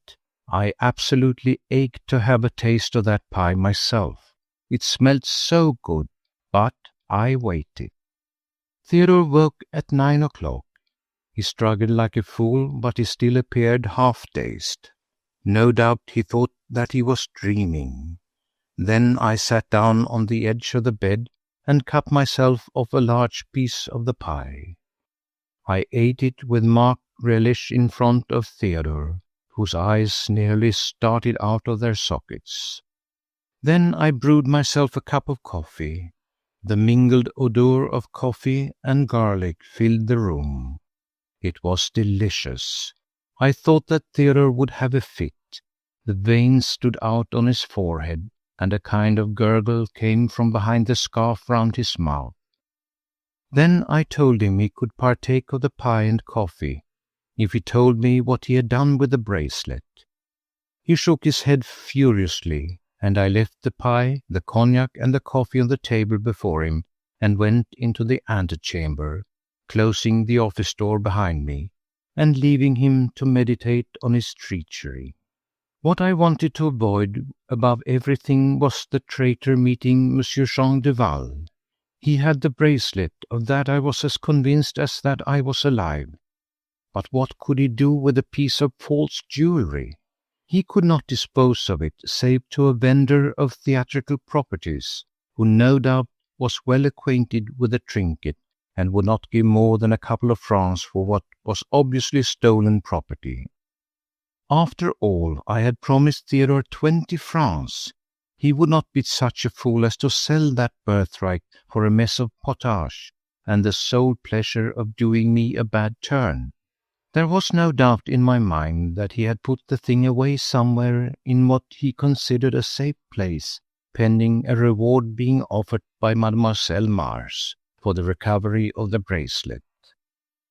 The more I thought of this, the more convinced I was that that was indeed his proposed plan of action. Oh, how I loathed the blackleg! And mine henceforth would be to dog his every footstep, and never let him out of my sight until I forced him to disgorge his ill-gotten booty. At 10 o'clock Monsieur Jean Duval arrived, as was his wont, supercilious and brisk as usual. I was just explaining to him that I hoped to have excellent news for him after the next performance of Le Rêve, when there was a peremptory ring at the bell. I went to open the door, and there stood a police inspector in uniform with a sheaf of papers in his hands. Now, I am not over fond of our Paris police. They poke their noses in where they are least wanted. Their incompetence favours the machinations of rouge and frustrates the innocent ambitions of the just. However, in this instance, the inspector looked amiable enough, though his manner, I must say, was as usual unpleasantly curt. "Here, Ratichon," he said, "there has been an impudent theft of a valuable bracelet out of Mademoiselle Mars's dressing-room at the Theatre Royal last night. You and your maid frequent all sorts of places of ill fame. You may hear something of the affair." I chose to ignore the insult, and the inspector detached a paper from the sheaf which he had held and threw it across the table to me. "There is a reward of 2,500 francs, he said, "for the recovery of the bracelet. You will find on that paper an accurate description of the jewel. It contains the celebrated Maroni emerald presented to the ex-emperor by the Sultan and given by him to Mademoiselle Mars." Whereupon he turned unceremoniously on his heel and went, leaving me face to face with the man who had so shamefully tried to swindle me. I turned, and resting my elbow on the table and my chin in my hand, I looked mutely on the soi-disant Jean Duval, and equally mutely pointed with an accusing finger to the description of the famous bracelet, which he had declared to me was merely strass and base metal. But he had the impudence to turn on me before I could utter a syllable. "Where is the bracelet?" he demanded. "You consummate liar, you! Where is it? You stole it last night. What have you done with it?" "I extracted at your request," I replied. with as much dignity as I could command, "a piece of theatrical jewellery, which you stated to me to be worthless, out of an iron chest, the key of which you placed in my hands. Enough of this rubbish," he broke in roughly. "You have the bracelet. Give it me now, or—" He broke off and looked somewhat alarmed in the direction of the office door, from the other side of which there had just come a loud crash, followed by a loud, if unintelligible, vituperation. What had happened I could not guess. All that I could do was to carry off the situation as boldly as I dared. "You shall have the bracelet, sir," I said in my most suave manner. "You shall have it, but not unless you will pay me 3,000 francs for it. I can get 2,500 by taking it straight to Mademoiselle Mars." "And be taken up by the police for stealing it," he retorted. "How will you explain its being in your possession?" I did not blanch. "That is my affair," I replied. "Will you give me 3,000 francs for it? It is worth 60,000 francs to a clever thief like you." "You hound!" he cried with a livid rage, and raised his cane as if he would strike me. "Aye, it was cleverly done, Monsieur Jean Duval, whoever you may be. I know that the gentleman thief is a modern product of the old regime, but I did not know that the fraternity could show such a fine specimen as yourself. Pay Hector Ratichon 1,000 francs for stealing a bracelet, for you worth 60.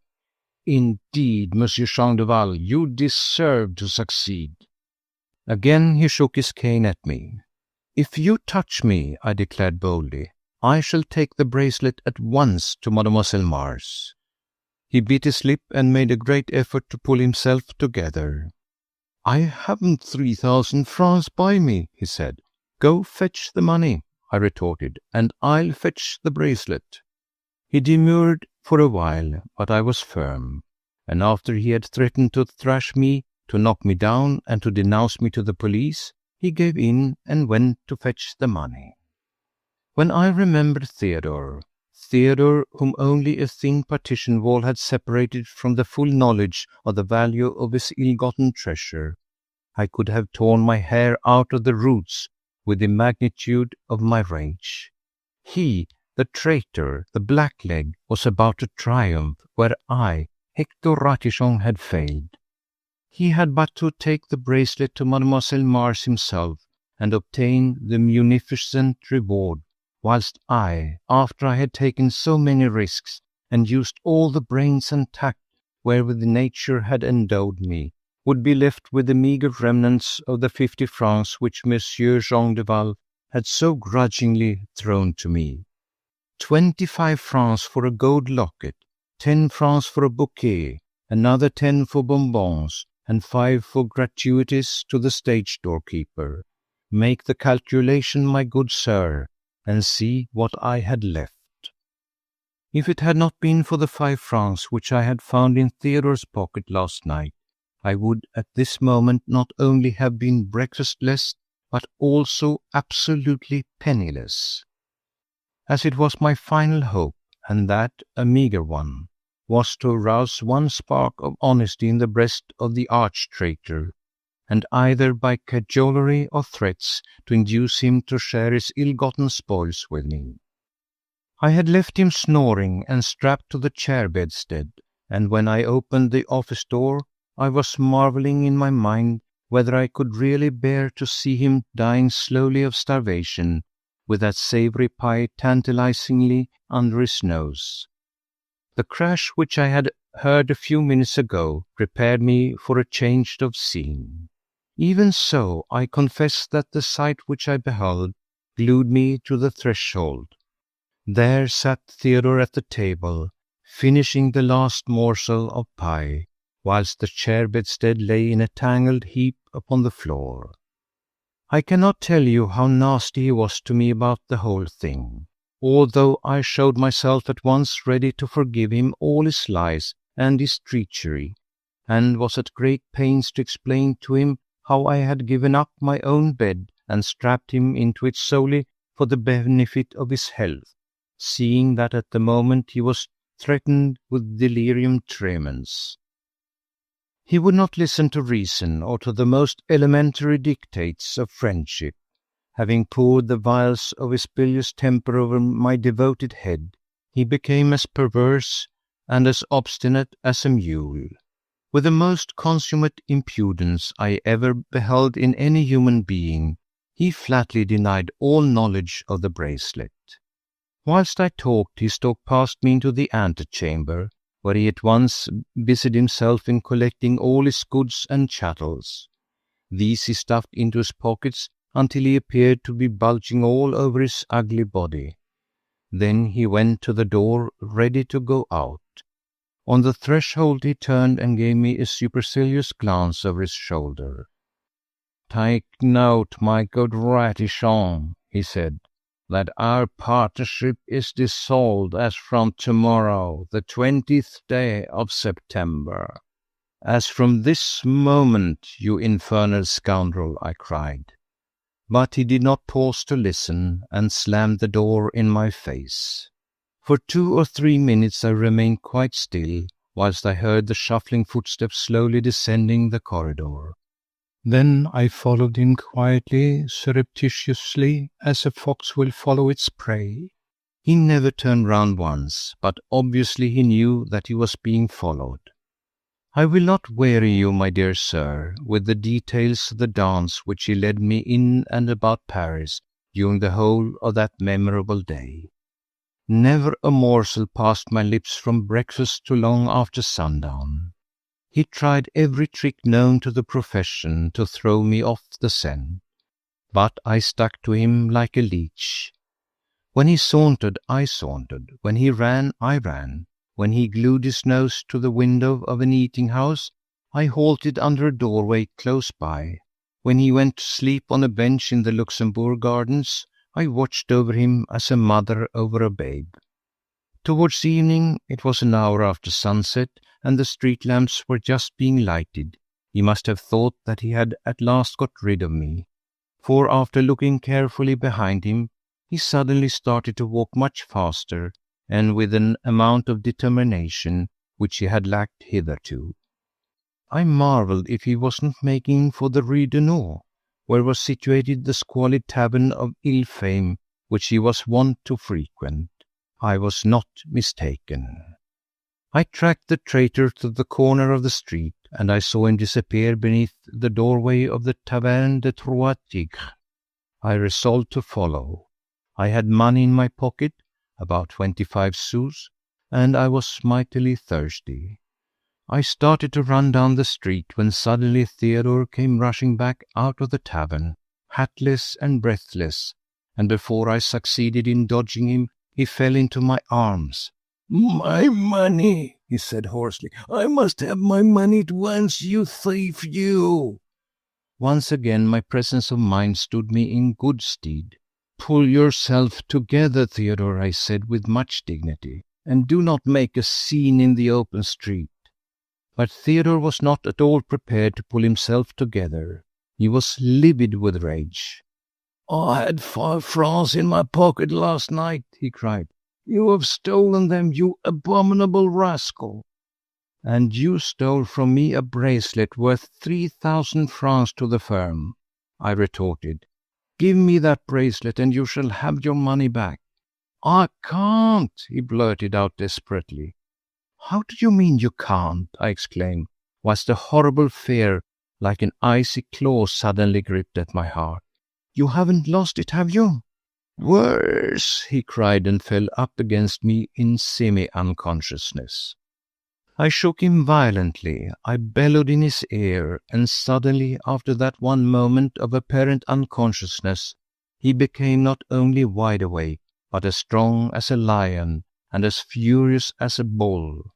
We closed in on one another.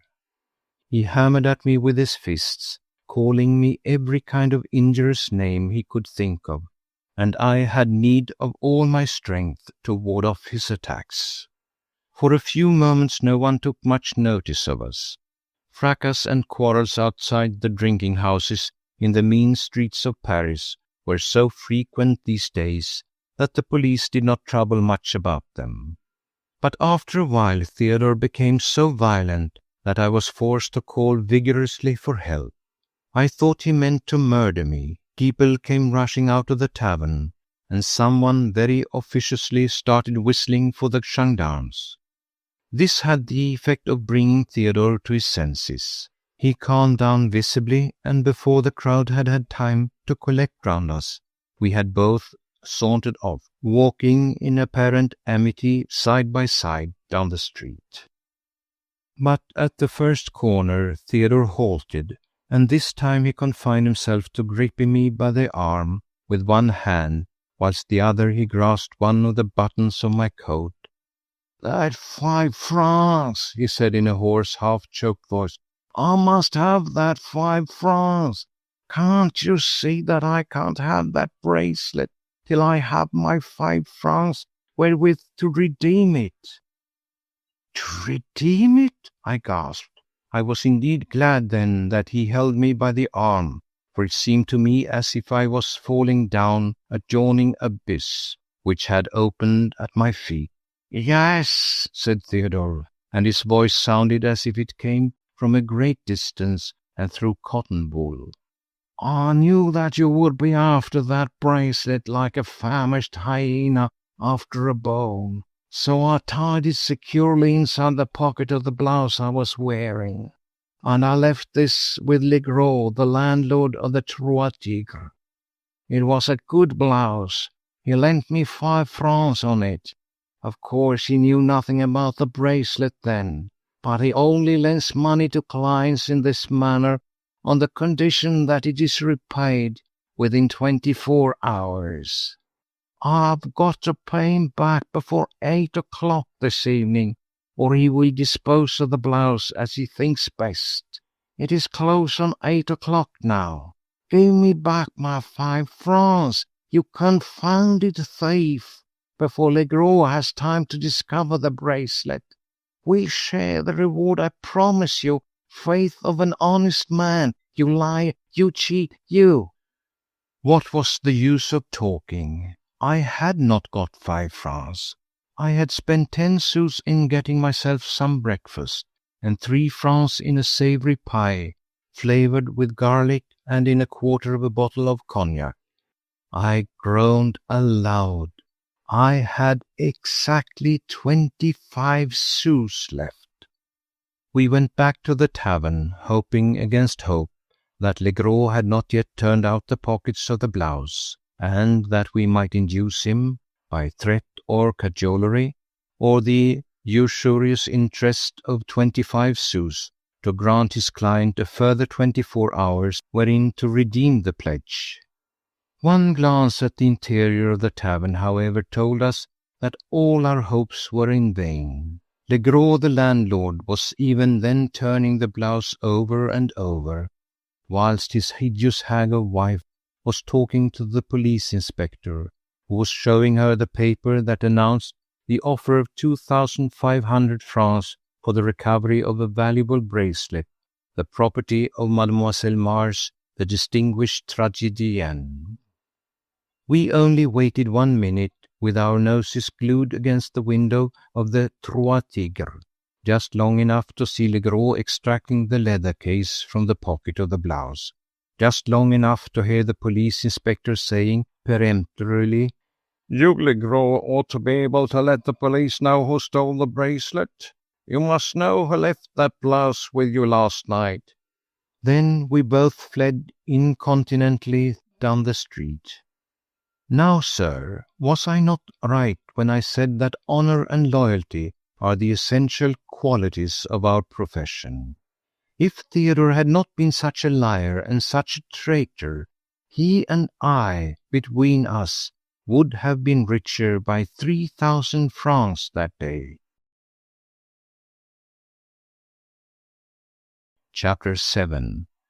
An Oversensitive Heart. No doubt, sir, that you have noticed during the course of our conversations that nature has endowed me with an oversensitive heart. I feel keenly, sir, very keenly. Blows dealt me by fate, or, as has been more often the case, by the cruel and treacherous hand of man, touch me on the raw. I suffer acutely. I am highly strung. I am one of those rare beings whom nature preordained for love and for happiness. I am an ideal family man. What? You did not know that I was married? Indeed, sir, I am. And though Madame Ratichon does not perhaps fulfill all my ideals of exquisite womanhood, nevertheless she has been an able and willing helpmate during these last years of comparative prosperity. Yes, you see me fairly prosperous now. My industry, my genius, if I may so express myself, found their reward at last. You will be the first to acknowledge, you, the confidant of my life's history, that reward was fully deserved. I worked for it, toiled and thought and struggled, up to the last, and had fate been just rather than grudging, I should have attained that ideal which would have filled my cup of happiness to the brim. But anyway, the episode connected with my marriage did mark the close of my professional career, and is therefore worthy of record. Since that day, sir, a happy one for me, a blissful one for Madame Ratichon, I have been able, thanks to the foresight of an all-wise Providence, to gratify my bucolic tastes. I live now, sir, amidst my flowers, with my dog and my canary and Madame Ratichon, smiling with kindly indulgence on the struggles and the blunders of my younger colleagues, oft consulted by them in matters that require special tact and discretion. I sit and dream now beneath the shade of a vine-clad arbor of those glorious days of long ago, when kings and emperors placed the destiny of their inheritance in my hands, when autocrats and dictators came to me for assistance and advice, and the name of Hector Ratichon stood for everything that was most astute and most discreet.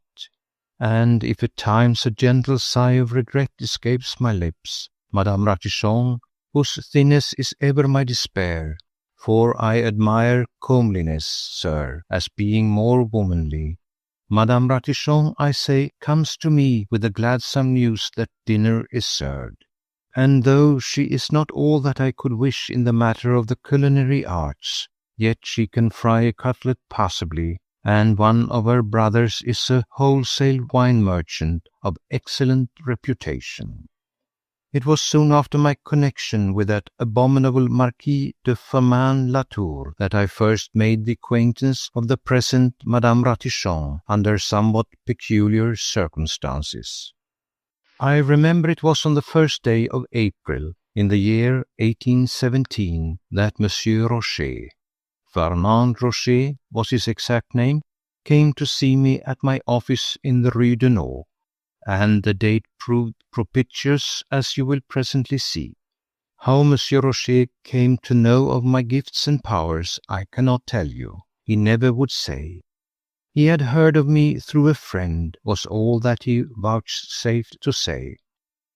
Theodore had shown him in. Ah, have I not mentioned the fact that I had forgiven Theodore his lies and his treachery, and taking him back to my bosom and to my board? My sensitive heart had again got the better of my prudence, and Theodore was installed once more in the antechamber of my apartments in the Rue de Nau, and was as heretofore sharing with me all the good things that I could afford. So there he was on duty on that fateful 1st of April, which was destined to be the turning point of my destiny, and he showed Monsieur de Rocher in. At once I knew my man, the type, I mean, immaculately dressed, scented and befrilled, haughty of manner and nonchalant of speech. Monsieur Rocher had the word adventurer writ all over his well-groomed person. He was young, good-looking, his nails were beautifully polished, his pantaloons fitted him without a wrinkle, these were of a soft putty shade, his coat was bottle green, and his hat of the latest modish shape. A perfect exquisite, in fact. and he came to the point without much preamble. Monsieur Ratichon, he said, I have heard of you through a friend who tells me that you are the most unscrupulous scoundrel he has ever come across. Sir, I began, rising from my seat in indignant protest at the coarse insult, but with an authoritative gesture he checked the flow of my indignation. No comedy, I pray you, sir, he said. We are not at the Theatre Molière, but I presume in an office where business is transacted both briefly and with discretion. At your service, monsieur, I replied. Then listen, will you, he went on curtly, and pray do not interrupt. Only speak in answer to a question from me. I bowed my head in silence. Thus must the proud suffer when they happen to be sparsely endowed with riches. You have no doubt heard of Mademoiselle Goldberg, Monsieur Rocher continued after a moment's pause, the lovely daughter of the rich usurer in the Rue de Médecins. I had heard of Mademoiselle Goldberg. Her beauty and her father's wealth were reported to be fabulous. I indicated my knowledge of the beautiful lady by a mute inclination of the head. I love Mademoiselle Goldberg, my client resumed, and I have reason for the belief that I'm not altogether indifferent to her. Glances, you understand, from the eyes as expressive as those of the exquisite Jewess speak more eloquently than words. He had forbidden me to speak, so I could only express concurrence in the sentiments which he expressed by a slight elevation of my left eyebrow. I am determined to win the affections of Mademoiselle Goldberg, Monsieur Rocher went on glibly, and equally I am determined to make her my wife. A very natural determination, I remarked involuntarily. My only trouble with regard to pressing my court is the fact that my lovely Leah is never allowed outside her father's house, save in his company or that of his sister, an old maid of dour mien and sour disposition, who acts the part of duenna with dog-like tenacity. Over and over again I have tried to approach the lady of my heart, only to be repelled or roughly rebuked for my insolence by her irascible old aunt. You are not the first lover, sir, I remarked dryly, who hath seen obstacles thus thrown in his way, and— One moment, Monsieur Ratichon, he broke in sharply. I have not finished. I will not attempt to describe my feelings to you. I have been writhing, yes, writhing in face of those obstacles of which you speak so lightly, and for a long time I have been cudgelling my brains as to the possible means whereby I might approach my divinity unchecked. Then one day I bethought me of you. Of me, sir? I ejaculated, sorely puzzled. Why of me? None of my friends, he replied nonchalantly, would care to undertake so scrubby a task as I would assign to you. I pray you to be more explicit, I retorted with unimpaired dignity. Once more he paused. Obviously he was a born mountebank, and he calculated all his effects to a nicety. You, Monsieur Ratichon, he said curtly at last, will have to take the duenna off my hands. I was beginning to understand, so I let him prattle on the while my busy brain was already at work, evolving the means to render this man service, which in its turn I expected to be amply repaid. Thus I cannot repeat exactly all that he said, for I was only listening with half an ear. But the substance of it all was this. I was to pose as the friend of Monsieur Fernand Rocher, and engaged the attention of Mademoiselle Goldberg senior, the while he paid his court to the lovely Leah. It was not a repellent task altogether, because Monsieur Rocher's suggestion opened a vista of pleasant parties at open-air cafes, with foaming tankards of beer on warm afternoons, the while the young people sipped syrups and fed on love. My newly found friend was pleased to admit that my personality and appearance would render my courtship of the elderly duenna a comparatively easy one. She would soon, he declared, fall a victim to my charms. After which the question of remuneration came in, and over this we did not altogether agree. Ultimately, I decided to accept an advance of 200 francs and a new suit of clothes, which I at once declared was indispensable under the circumstances, seeing that in my well-worn coat I might have the appearance of a fortune hunter in the eyes of the suspicious old dame. Within my mind I envisaged the possibility of touching Monsieur Rocher for a further 200 francs, if and when opportunity arose. The formal introduction took place on the boulevards one fine afternoon shortly after that Mademoiselle Leah was walking under the trees with her duenna when we, Monsieur Rocher and I, came face to face with them. My friend raised his hat, and I did likewise. Mademoiselle Leah blushed, and the ogre frowned. Sir, she was an ogre, bony and angular and hook-nosed, with thin lips that closed with a snap, and cold grey eyes that sent a shiver down your spine. Rocher introduced me to her, and I made myself exceedingly agreeable to her, while my friend succeeded in exchanging 2 or 3 whispered words with his inamorata. But we did not get very far that day. Mademoiselle Goldberg senior soon marched her lovely charge away. Ah, sir, she was lovely indeed, and in my heart I not only envied Rocher his good fortune, but I also felt how entirely unworthy he was of it. Nor did the beautiful Leah give me the impression of being quite so deeply struck with his charms as he would have had me believe. Indeed, it struck me during those few minutes that I stood dutifully talking to her duenna that the fair young Jewess cast more than one approving glance in my direction. Be that as it may, the progress of our respective courtships, now that the ice was broken, took on a more decided turn. At first it only amounted to meetings on the boulevards and a cursory greeting. But soon Mademoiselle Goldberg senior, delighted with my conversation, would deliberately turn to walk with me under the trees, the while Fernand Rocher followed by the side of his adored. A week later the ladies accepted my friend's offer to sit under the awning of the Café Bourbon and to sip syrups, whilst we indulged in tankards of foaming blondes. Within a fortnight, sir, I may say it without boasting, I had Mademoiselle Goldberg senior in the hollow of my hand. On the boulevards, as soon as she caught sight of me, her dour face would be wreathed in smiles.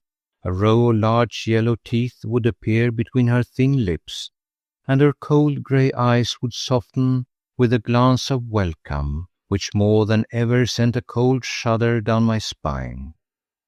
While we four were together, either promenading or sitting at open-air cafes in the cool of the evening, the old duenna had eyes and ears only for me, and if my friend Rocher did not get on with his own courtship as fast as he would have wished, the fault rested entirely with him, for he did not get on with his courtship, and that was a fact.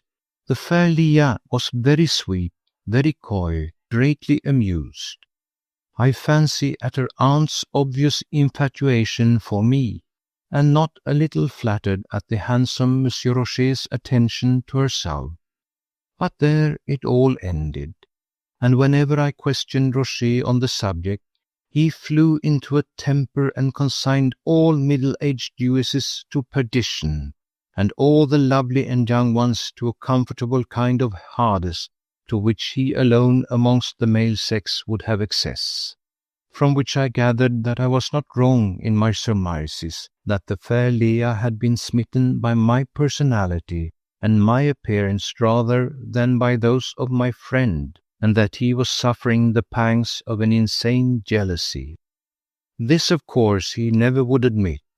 All that he told me one day was that Leah, with the characteristic timidity of her race, refused to marry him unless she could obtain her father's consent to the union. Old Goldberg, duly approached on the matter, flatly forbade his daughter to have anything further to do with that fortune hunter, that parasite, that beggarly pig-thank. Such, sir, were but a few complimentary epithets which he hurled with great volubility at his daughter's absent suitor. It was from Mademoiselle Goldberg senior that my friend and I had the details of that stormy interview between father and daughter, after which she declared that interviews between the lovers would necessarily become very difficult of arrangement. From which you will gather that the worthy soul, though she was as ugly as sin, was by this time on the side of the angels. Indeed, she was more than that. She professed herself willing to aid and abet them in every way she could. This Rocher confided to me, together with his assurance that he was determined to take his fate into his own hands, and, since the beautiful Leah would not come to him of her own accord, to carry her off by force.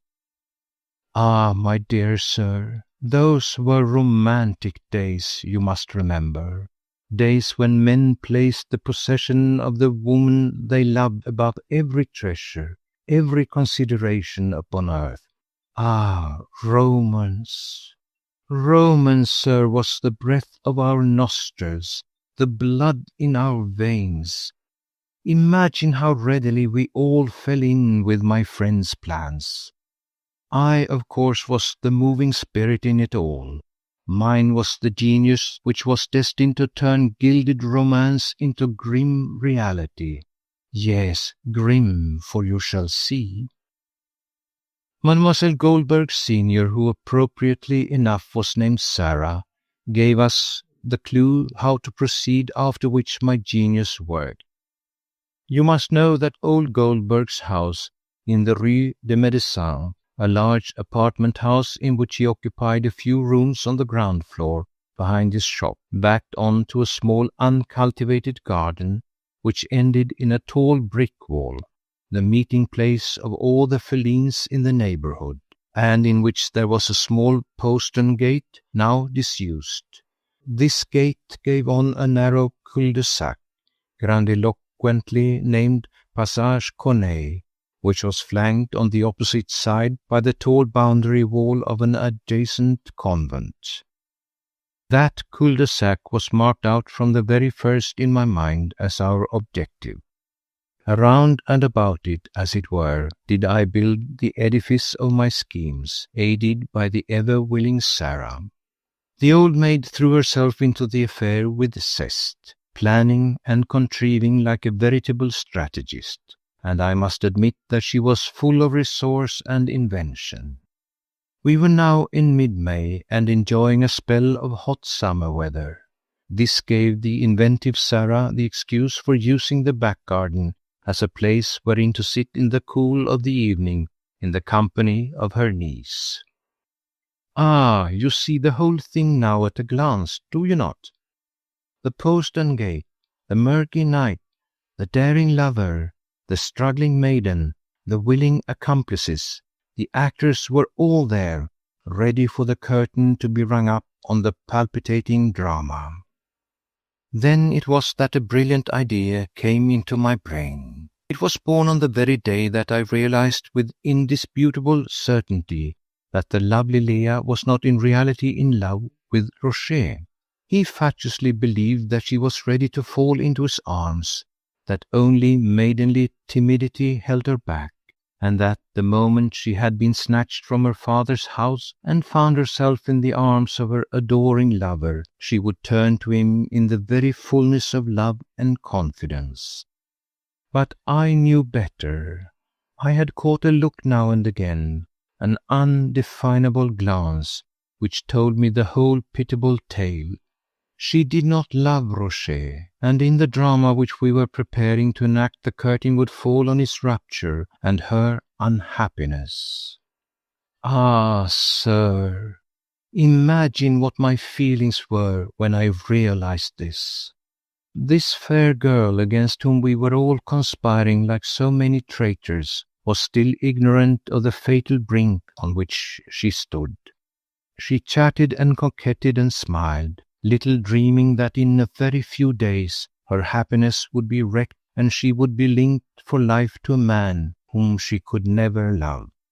Roger's idea, of course, was primarily to get hold of her fortune. I had already ascertained for him through the ever-willing Sarah that this fortune came from Leah's grandfather, who had left a sum of 200,000 francs on trust for her children, she to enjoy the income for her life. There certainly was a clause in the will whereby the girl would forfeit that fortune if she married without her father's consent, but according to Roger's plan, this could scarcely be withheld once she had been taken forcibly away from home, held in durance and with a reputation hopelessly compromised. She could then pose as an injured victim, throw herself at her father's feet and beg him to give that consent without which she would forever remain an outcast of society, a pariah amongst her kind.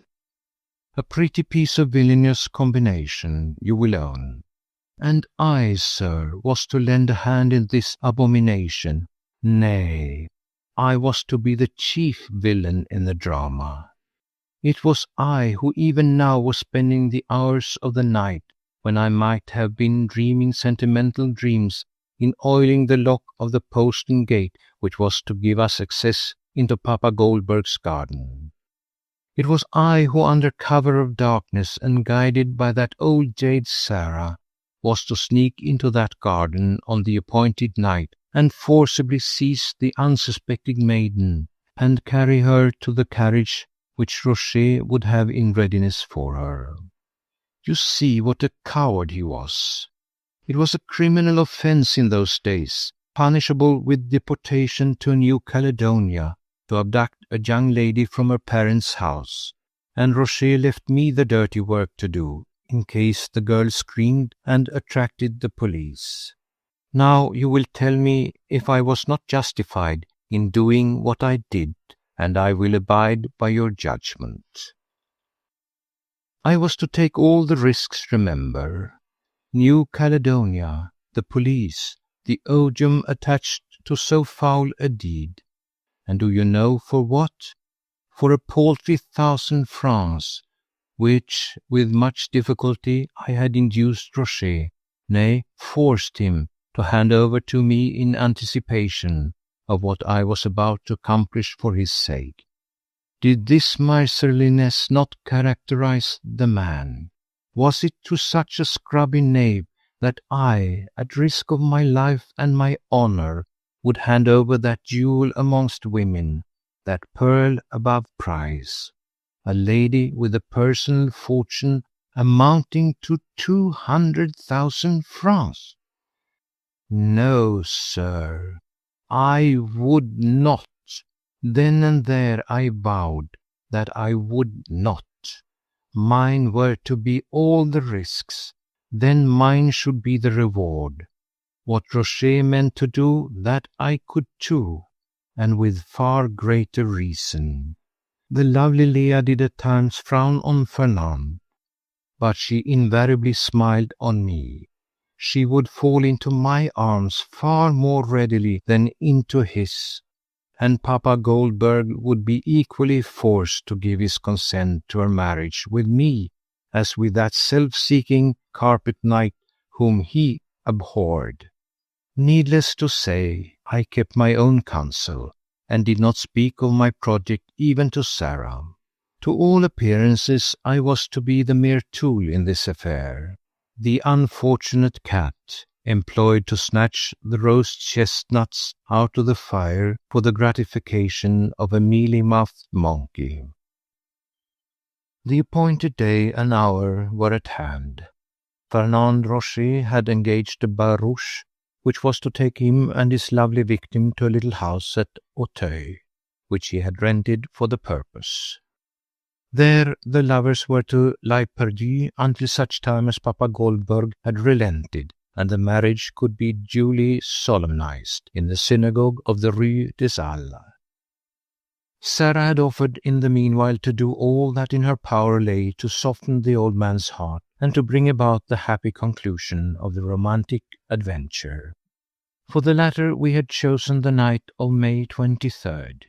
It was a moonless night, and the passage Corneille, from where I was to operate, was most usefully dark.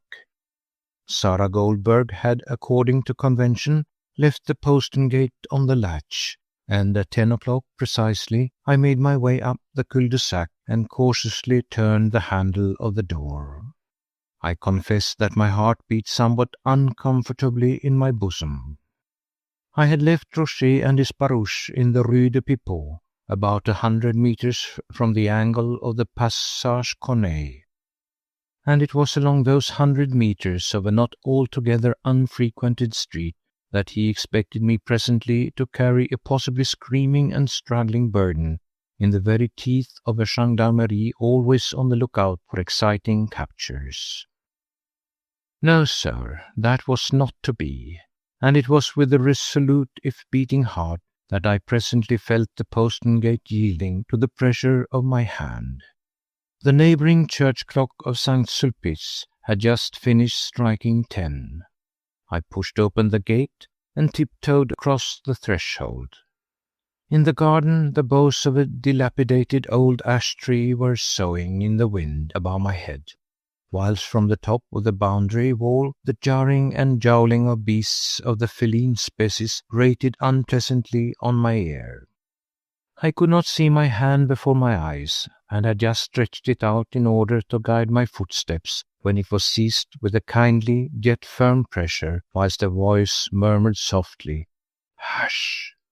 "Who is it?" I whispered in response. "It is I, Sarah," the voice replied. "Everything is all right, but Leah is unsuspecting. I am sure that if she suspected anything, she would not set foot outside the door." "What shall we do?" I asked.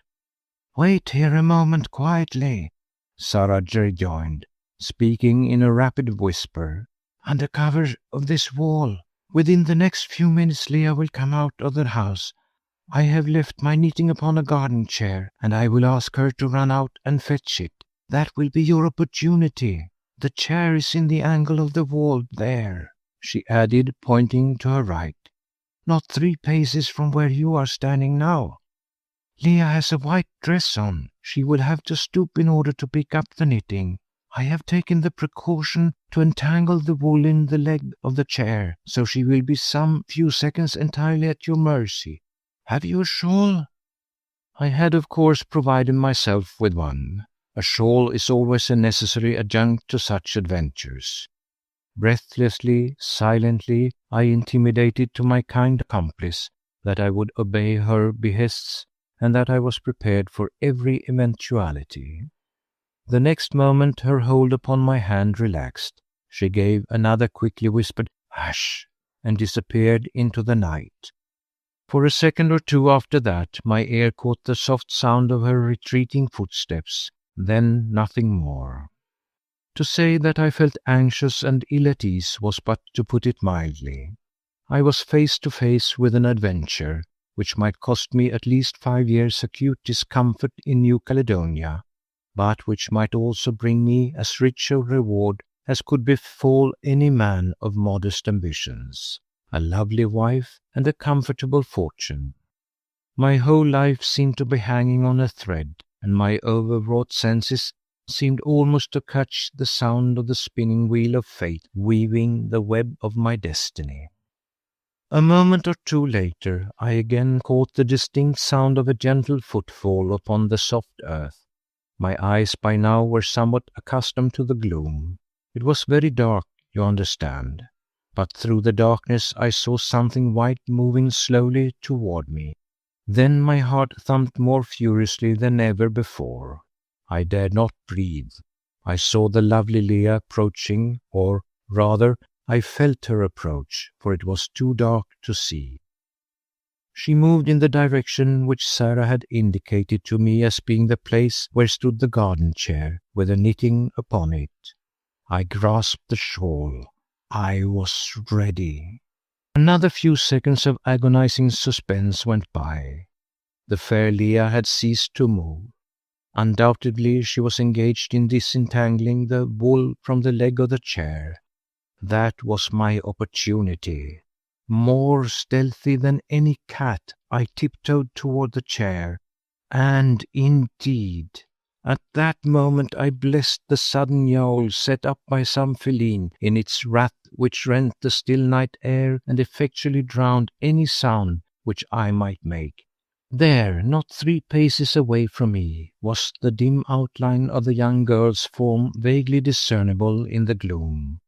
A white mass, almost motionless, against a background of inky blackness. With a quick intaking of my breath, I sprang forward, the shawl outspread in my hand, and with a quick dexterous gesture I threw it over her head, and the next second had her, faintly struggling in my arms. She was as light as a feather, and I was as strong as a giant. Think of it, sir. There was I, alone in the darkness, holding in my arms, together with the lovely form, a fortune of 200,000 francs. Of that fool Fernand Rocher I did not trouble to think. He had a barouche waiting up the Rue de Pipeau, 100 meters from the corner of the Passage Corneille, but I had a chaise and a pair of horses waiting down that same street, and that now was my objective. Yes, sir, I had arranged the whole thing, but I had done it for mine own advantage, not for that of the miserly friend who had been too great a coward to risk his own skin for the sake of his beloved. The guerdon was mine, and I was determined this time that no traitor or ingrate should filch me from the reward of my labours. With the 1,000 francs which Rocher had given me for my services, I had engaged the chaise and horses, paid the coachman lavishly, and secured a cosy little apartment for my future wife in a pleasant hostelry I knew of at Suresnes. I had taken the precaution to leave the wicket gate on the latch. With my foot I pushed it open, and keeping well under the cover of the tall convent wall, I ran swiftly to the corner of the Rue de Pipeau. Here I paused a moment. Through the silence of the night my ear caught the faint sound of horses snorting and harness jingling in the distance, both sides from where I stood. But of gendarmes or passers-by there was no sign. Gathering up the full measure of my courage and holding my precious burden closer to my heart, I ran quickly down the street. Within the next few seconds I had the seemingly inanimate maiden safely deposited in the inside of the barouche, and myself sitting by her side. The driver cracked his whip, and whilst I, happy but exhausted, was mopping my streaming forehead, the chaise rattled gaily along the uneven pavements of the great city in the direction of Suresnes. What that fool Rocher was doing I could not definitely ascertain. I looked through the vasistas of the coach, but could see nothing in pursuit of us. Then I turned my full attention to my lovely companion. It was pitch dark inside the carriage, you understand. Only from time to time, as we drove past an overhanging street lanthorn, I caught a glimpse of that priceless bundle beside me, which lay there so still and so snug, still wrapped up in the shawl. With cautious, loving fingers I undid its folds. Under cover of the darkness, the sweet and modest creature, released of her bonds, turned for an instant to me, and for a few, very few, happy seconds I held her in my arms. "Have no fear, fair one," I murmured in her ear. "It is I, Hector Ratichon, who adores you and who cannot live without you. Forgive me for this seeming violence, which was prompted by an undying passion, and remember that to me you are as sacred as a divinity until the happy hour when I can proclaim you to the world as my beloved wife." I pressed her against my heart, and my lips imprinted a delicate kiss upon her forehead, after which, with chaste decorum, she once more turned away from me, covered her face and head with a shawl, and drew back into the remote corner of the carriage, where she remained silent and absorbed, no doubt in the contemplation of her happiness. I respected her silence, and I too fell to meditating upon my good fortune. Here was I, sir, within sight of a haven, wherein I could live through the twilight of my days in comfort and in peace. A beautiful young wife, a modest fortune. I had never in my wildest dreams envisaged a fate more fair. The little house at Chantilly which I coveted, the plot of garden, the espalier peaches, all would be mine now. It seemed indeed too good to be true. The very next moment I was rudely awakened from those golden dreams by a loud clatter, and stern voices shouting the ominous word, "Halt!" The carriage drew up with such a jerk that I was flung off my seat against the front window, and my nose seriously bruised. A faint cry of terror came from the precious bundle beside me. "Have no fear, my beloved," I whispered hurriedly. "Your own Hector will protect you." Already the door of the carriage had been violently torn open. The next moment a gruff voice called out peremptorily, "By order of the Chief Commissary of Police." I was dumbfounded. In what manner had the Chief Commissary of Police been already apprised of this affair? The whole thing was, of course, a swift and vengeful blow dealt to me by that cowardly Rocher. But how, in the name of thunder, had he got to work so quickly? But, of course, there was no time now for reflection.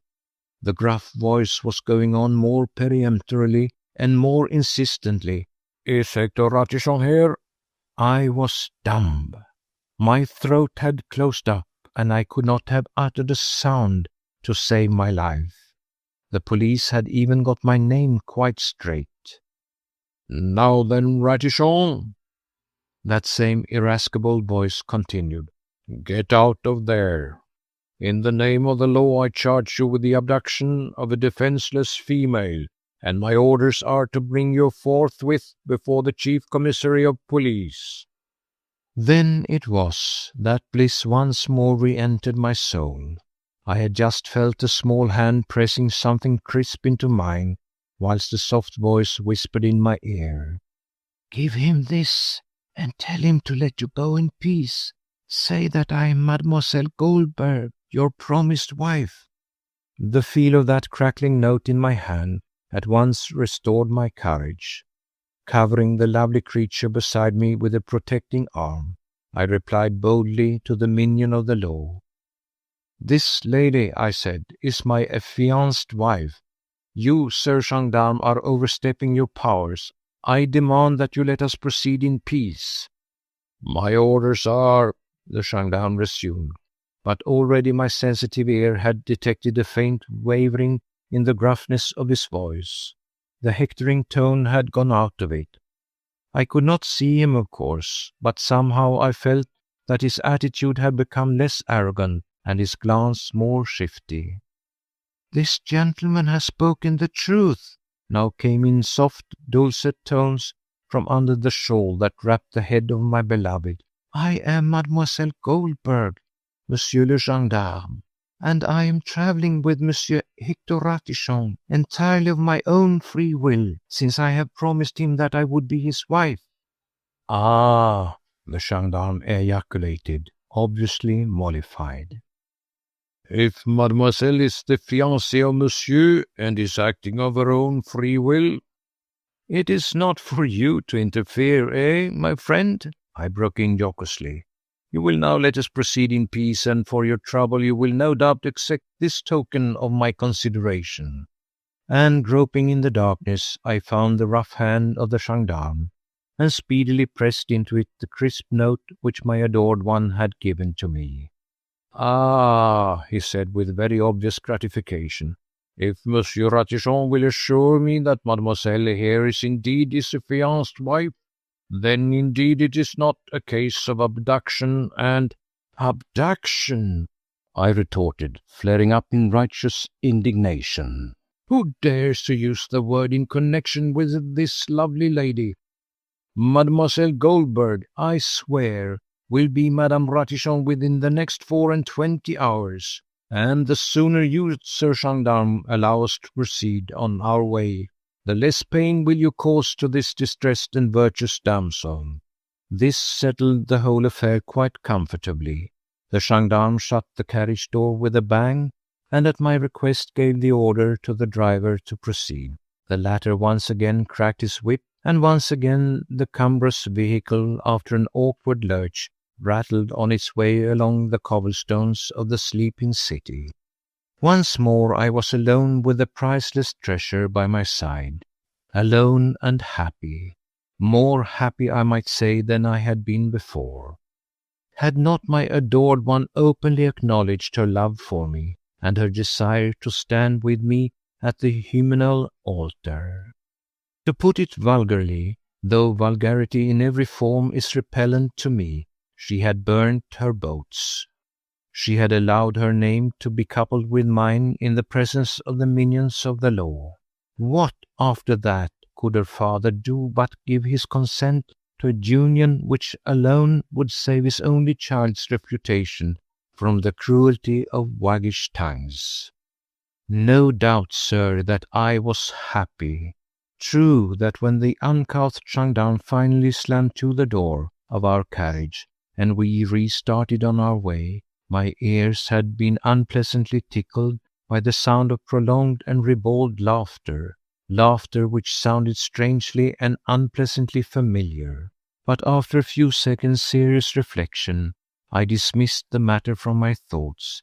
If, as indeed I gravely suspected, it was Fernand Rocher who had striven thus to put a spoke in the wheel of my good fortune, he would certainly not have laughed when I drove triumphantly away with my conquered bride by my side.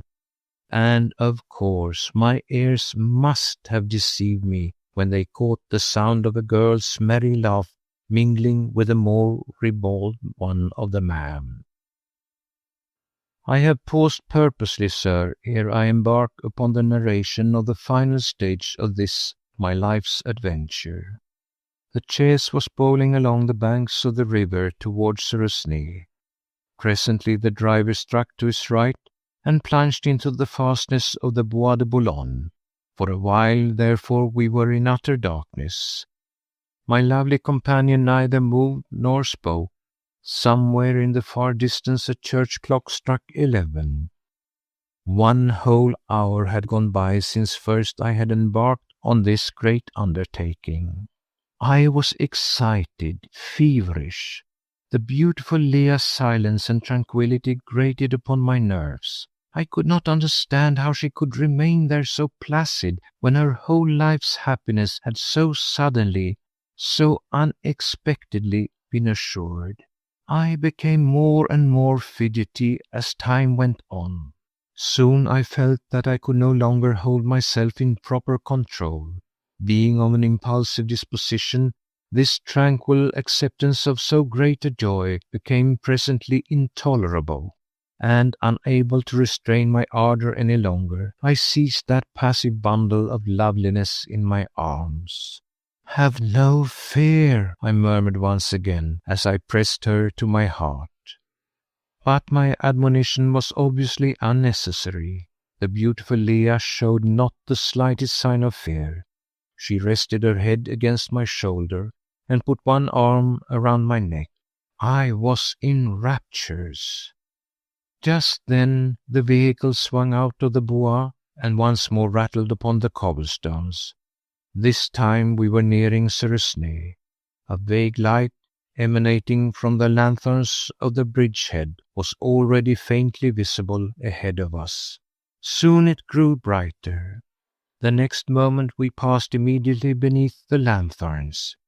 The interior of the carriage was flooded with light.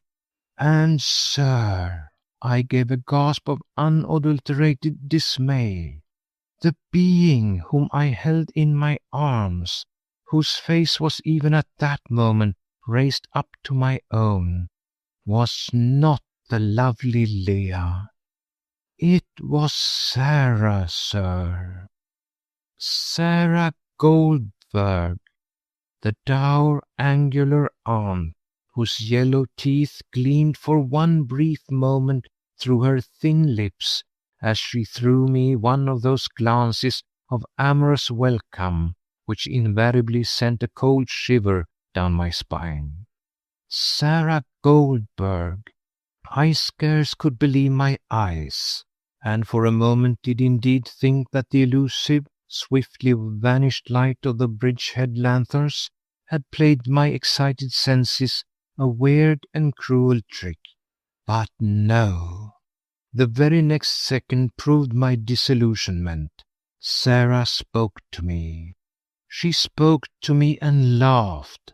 Ah, she was happy, sir. Happy in that she had completely and irrevocably tricked me. That traitor, Fernand Rocher, was up to the neck in the plot which had saddled me forever with an ugly elderly wife of dour mien and no fortune, while he and the lovely Leah were spinning the threads of perfect love at the other end of Paris, and laughing their fill at my discomfiture. Think, sir, what I suffered during those few brief minutes while the coach lurched through the narrow streets of Suresnes, and I had perforce to listen to the protestations of undying love from this unprepossessing female. That love, she vowed, was her excuse, and everything she asserted was fair in love and war. She knew that after Rocher had attained his heart's desire and carried off the lady of his choice, which he had successfully done half an hour before I myself made my way up the Passage Corneille, I would pass out of her life forever. This she could not endure.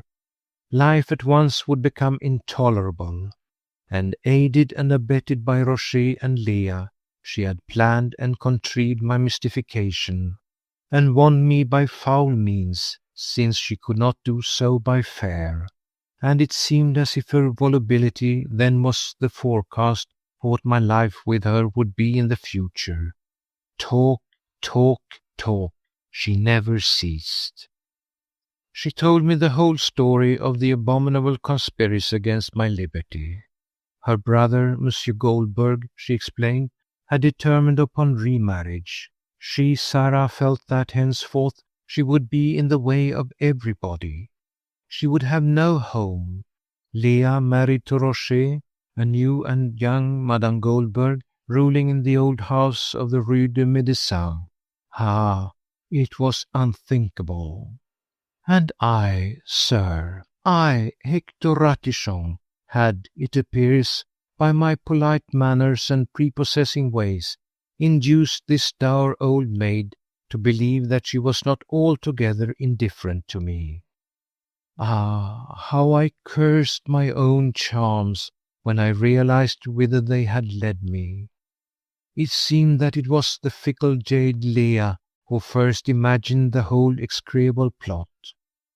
Rocher was to entrust me with the task of carrying off his beloved, and thus I would be tricked in the darkness into abducting Mademoiselle Goldberg senior from her home. Then some friends of Rocher arranged to play the comedy of false gendarmes, and again I was tricked into acknowledging Sarah as my affianced wife before independent witnesses.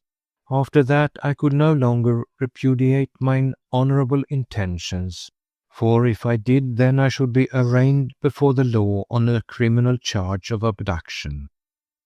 In this comedy of false gendarmes, Rocher himself and the heartless Leah had joined with zest and laughed over my discomfiture, whilst the friends who played their roles to such perfection had a paltry 100 francs each as the price of this infamous trick.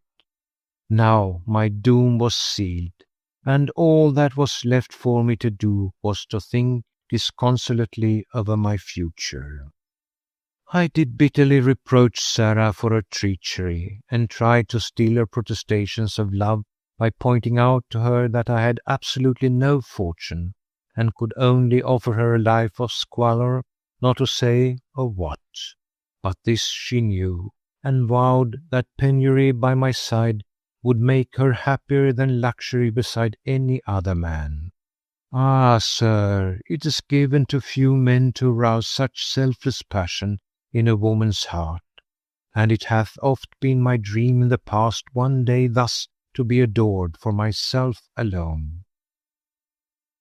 But for the moment I was too deeply angered to listen placidly to Sarah's vows of undying affection. My nerves were irritated by her fulsome adulation. Indeed, I could not bear the sight of her, nor yet the sound of her voice. You may imagine how thankful I was when the chaise came at last to halt outside the humble little hostelry where I had engaged the room which I had so fondly hoped would have been occupied by the lovely and fickle Leah. I bundled Mademoiselle Goldberg senior into the house, and here again I had to endure galling mortification in the shape of sidelong glances cast at me and my future bride by the landlord of the hostelry and his ill-bred daughter. When I engaged the room, I had very foolishly told them that it would be occupied by a lovely lady who had consented to be my wife, and that she would remain here in happy seclusion until such time as all arrangements for our wedding were complete. The humiliation of these vulgar people's irony seemed like the last straw which overweighed my forbearance. The room and pension I had already paid 2 days in advance, so I had nothing more to say either to the ribald landlord or to Mademoiselle Goldberg senior.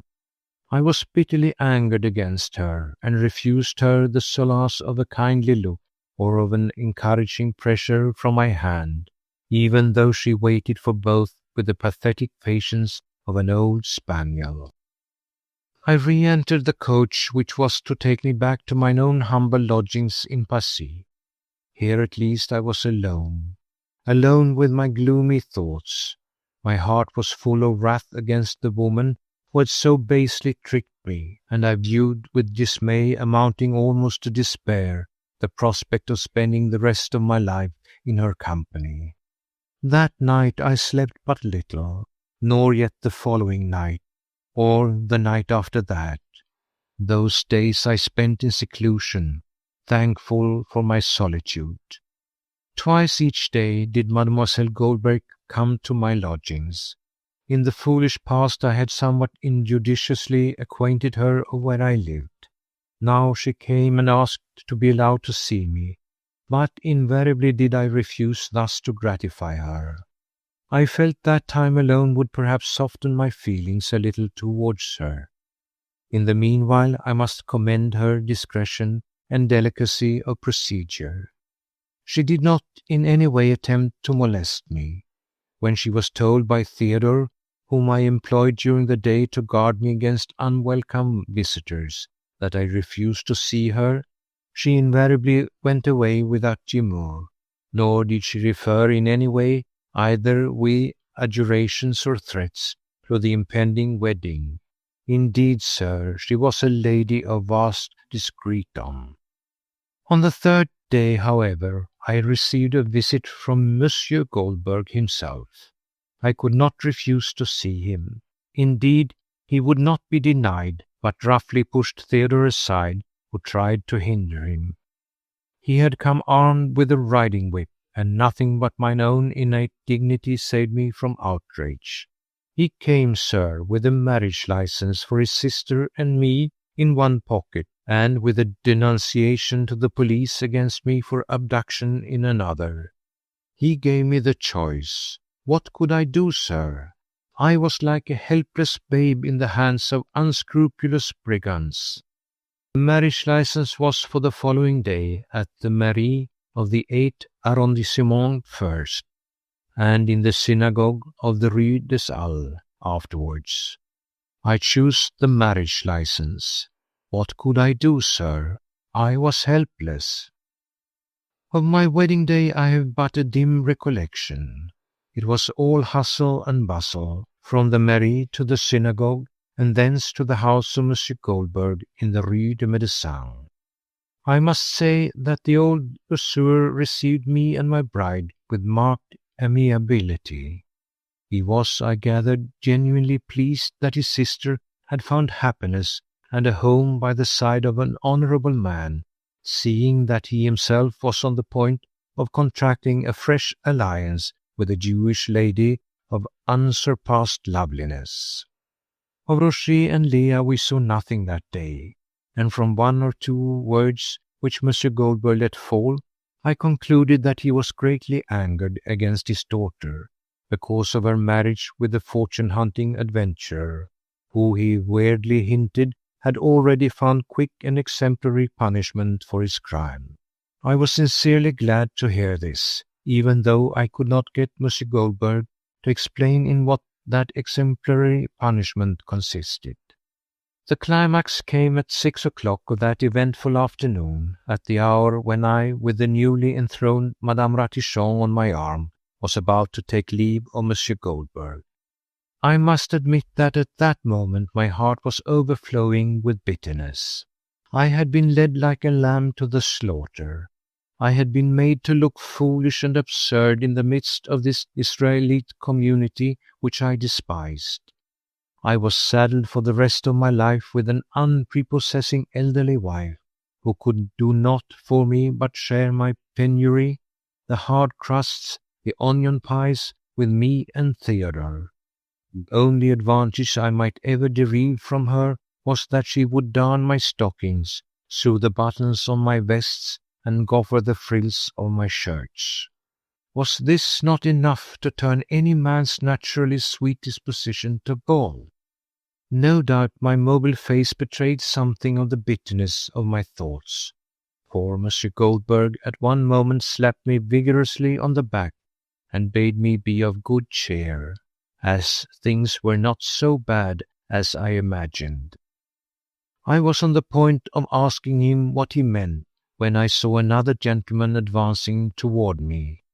His face, which was sallow and oily, bore a kind of obsequious smile. His clothes were of rusty black, and his features were markedly Jewish in character. He had some law papers under his arm, and was perpetually rubbing his thin, bony hands together, if he were for ever washing them. Monsieur Hector Ratichon, he said anxiously, it is with much gratification that I bring you the joyful news. Joyful news to me? Ah, sir, the words struck at first with cruel irony upon mine ear, but not so a second later, for the Jewish gentleman went on speaking, and what he said appeared to my reeling senses like songs of angels from paradise. At first I could not grasp his full meaning. A moment ago I had been in the depth of despair, and now, a whole vista of beatitude opened out before me. What the worthy Israelite said was that, by the terms of Grandpapa Goldberg's will, if Leah married without her father's consent, 1/2 of the fortune destined for her would revert to her aunt, Sarah Goldberg, now Madame Hector Ratichon. Can you wonder that I could scarce believe my ears? 1/2 that fortune meant that 100,000 francs would now become mine. Monsieur Goldberg had already made it very clear to his daughter and to Roger that he would never give his consent to their marriage, and as this was now consummated, they had already forfeited 1/2 of the grandfather's fortune in favor of my Sarah. That was the exemplary punishment which they were to suffer for their folly. But their folly, aye, and their treachery had become my joy. In this moment of heavenly rapture, I was speechless. But I turned to Sarah with loving arms outstretched, and the next instant she nestled against my heart like a joyful, if elderly bird. What is said of a people, sir, is also true of the individual. Happy he who hath no history. Since that never to be forgotten hour, my life has run its simple, uneventful course here in this quiet corner of our beautiful France, with my pony and my dog and my chickens, and Madame Ratichon to minister to my creature comforts. I bought this little property, sir, soon after my marriage, and my office in the Rue Denot knows me no more. You like the house, sir? Ah, yes. And the garden? After déjeuner you must see my prize chickens. Theodore will show them to you. You did not know Theodore was here? Well, yes, he lives with us. Madame Ratichon finds him useful about the house, and not being used to luxuries, he is on the whole pleasantly contented. Ah, here comes Madame Ratichon to tell us that the déjeuner is served. This way, sir, under the porch. After you. The end. End of the book Castles in the Air by Baroness Orczy, read by Lars Rolander. Thank you for listening.